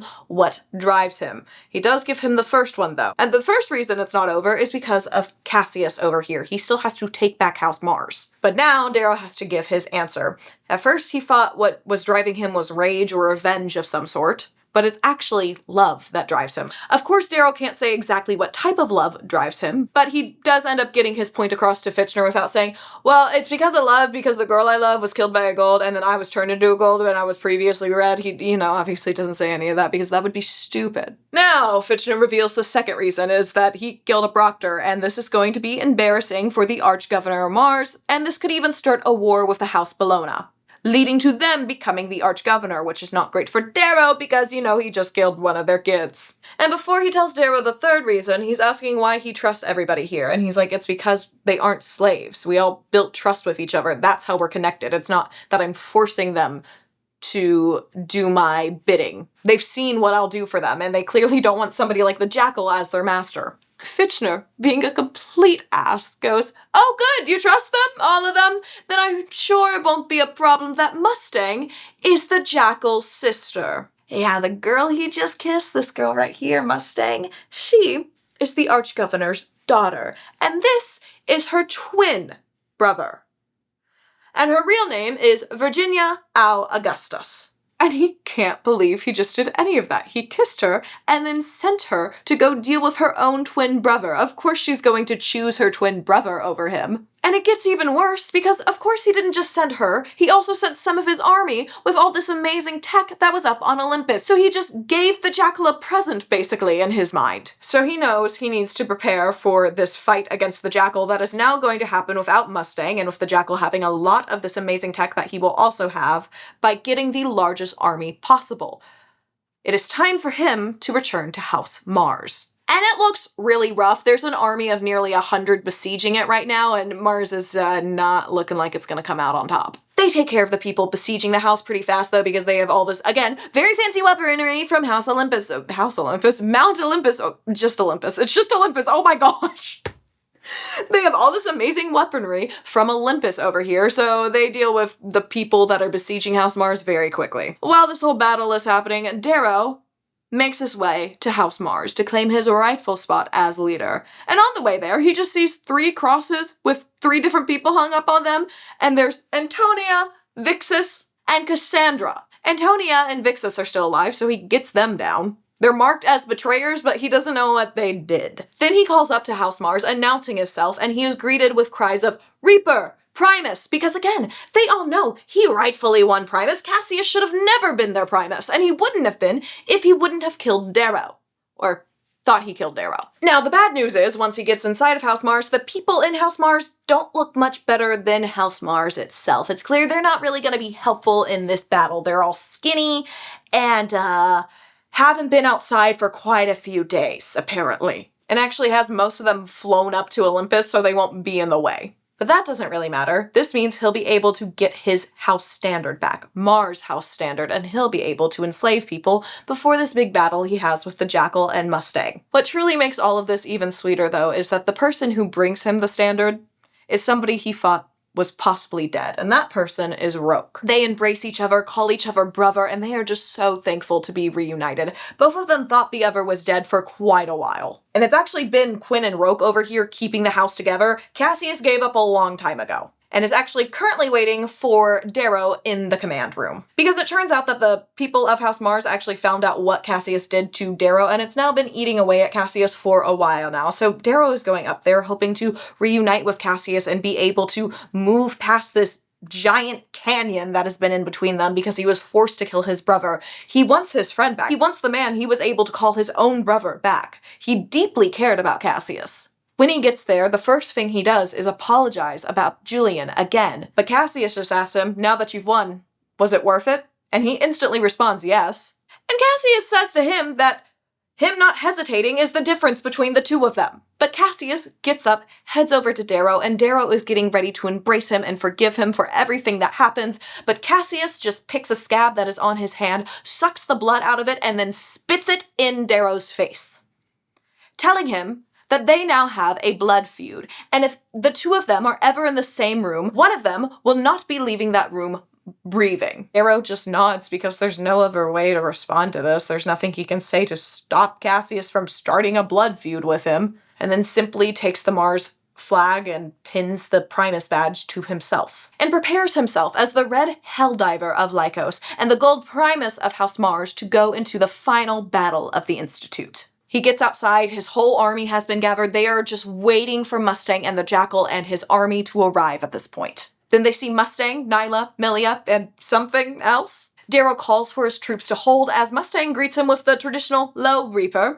He responds with the traditional low Mustang, and she explains that Melia told her that he figured it out. and she figures this army is waiting for her. He's like, yeah, thought there was gonna be a scuffle between us. She tells him that there's not going to be a scuffle, but she did bring him a gift, and that gift is her brother tied up, as well as his standard. And just like that, the Reaper of House Mars has won the Institute. Mustang is now standing beside him as they just stand there on Mount Olympus waiting for the dropships to come down with all the drafters, praetors, important people, and including the arch-governor as well, to come and start the ending ceremony for the Institute. And in that time, she tells him to not feel guilty about doubting her loyalty, because she should have told him that the Jackal was her brother, but she just never did. The reason why is because she doesn't really view the Jackal as her true brother. Her real brother died. I mean, he is her biological brother, but the person she thought of as her actual brother died at the hands of one of Cassius's brothers, and that is why there is a blood feud between the Bolognas and the Augustuses. But this still doesn't really answer the question of if Mustang is her father's daughter, or if she's the girl that was humming Eo's song in the cave. He's pretty sure he knows the answers, though. She is what gold should be, and she just happens to come from a family that is what golds currently are. And he can't help but think that Io never thought it would be this complicated. They just figured all golds would be evil. But now you have Mustang, who has very similar dreams to Io. Or not dreams, but belief systems as Io did. She believes that there should be more equality through all the colors, but he doesn't know if she'll actually fight for it, or she'll go against her people for it, or if that's a true enough belief and not just a funny little idea she has. He has no clue. But that kind of wraps up their conversation, and now Severo steps up to talk to him, and he's like, hey, I finished the editing, and some of the audio during the storm and when you were chatting with Apollo, I got a little fuzzy there at the end. I couldn't really catch what she said. And, you know, that's the moment where he said bloody damn to Apollo. So Severo kindly wiped that from the record. He has no confirmation of what Severo actually thinks of him after hearing him say bloody damn, but he does know that Severo covered for him, so maybe this is somebody who's truly on his side no matter what, but he has no clue. Severo is still a gold. But at this point, the shuttles and all the ships are landing and people are starting to come out of them. Many, many important people. The director of the Institute is simply laughing at the position Darrow put the proctors in, and his worries about being punished because he overtook Mount Olympus instantly are wiped away.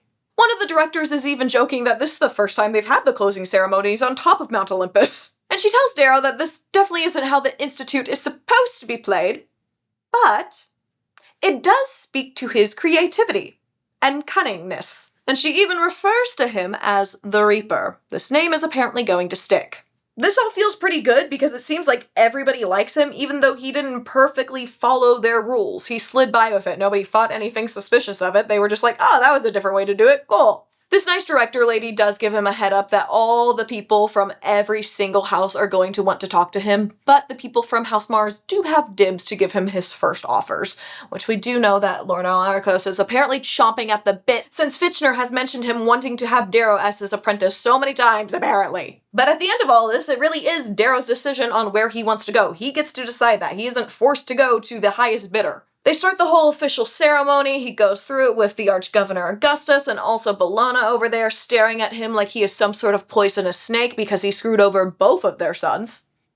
And also killed one of them. So that's a little awkward. But they get to the end of this whole ceremony, he gets something pinned to him, and then they're allowed to mingle with the people up there. He starts looking around for Mustang again, but before he can find her, the Arch-Governor is already by his side and goes, look, I'm a very busy man, so I'm going to be very direct with you. You've complicated my life. He does make it clear to Darrow that the reason he paid off and threatened people for the Jackal's success is because his wife was begging him to do it.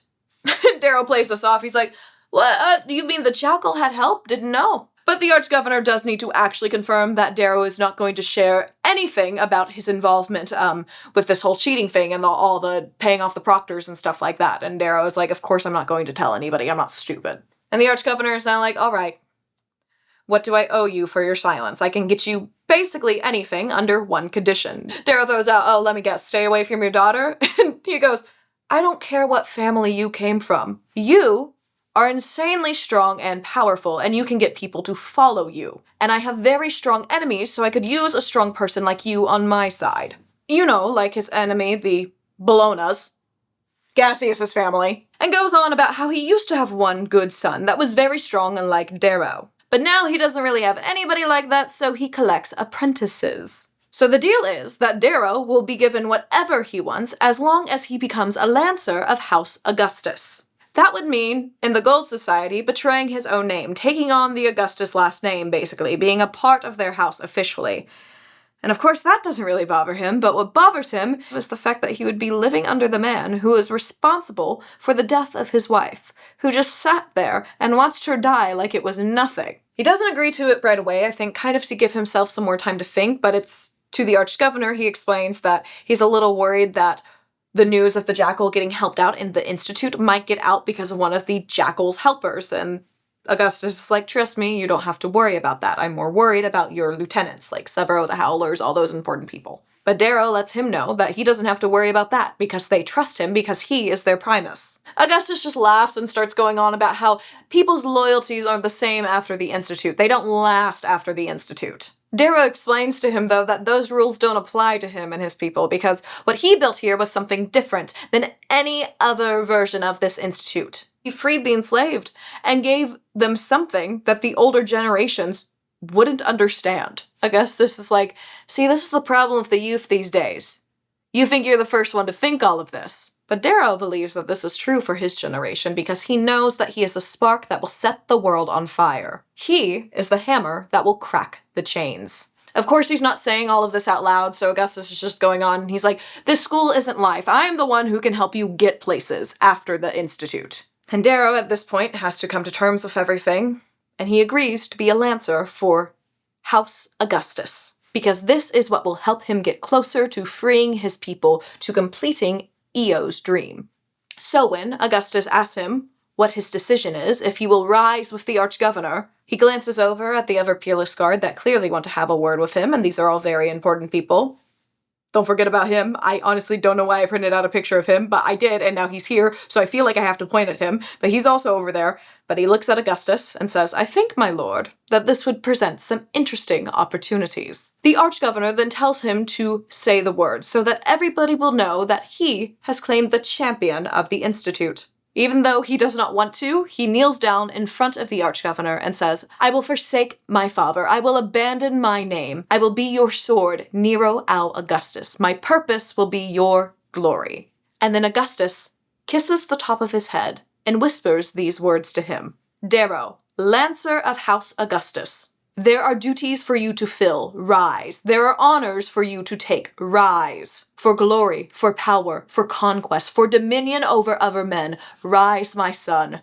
Rise. And I mean, you could even say this would be a red rising. Hey! Yeah, everybody just clicked off the video, but that doesn't matter because this is where this book ends. He's got a little fling going on with the daughter of the guy who killed his wife. He's also now working for the said guy who killed his wife. But that also means he has one of the most powerful men on Mars, helping him rise to the most powerful position he could dream of. And little does that powerful man know that that might be his downfall. We actually made it through that book! I didn't know if that was gonna happen! Holy crap! Anyways, it is now time for me to wrap up this video. So if you enjoyed this recap and want to see the future books in this series, definitely like, comment, subscribe, do all that stuff to interact with this video. I really appreciate it. It shows me that you want to see more books in this series get recapped. And with all that being said, I will see y'all later. Bye, y'all. Okay, see what's going on is all the reds were... He asked Dancer what it's gonna take to get their planet back. Right. Okay, sorry, I got in a loop there. I look like a moose, but a very cute moose. Make all the boy moose go. Okay, that's enough of that. Oh, God, I'm awkward. That was almost the perfect Patrick Mahomes impression. Luckily, after receiving... it's just they do the bare minimum possible to not be shamed once they get out of here. What? To not be... Eventually... Now he's standing in the middle of the very tall... He's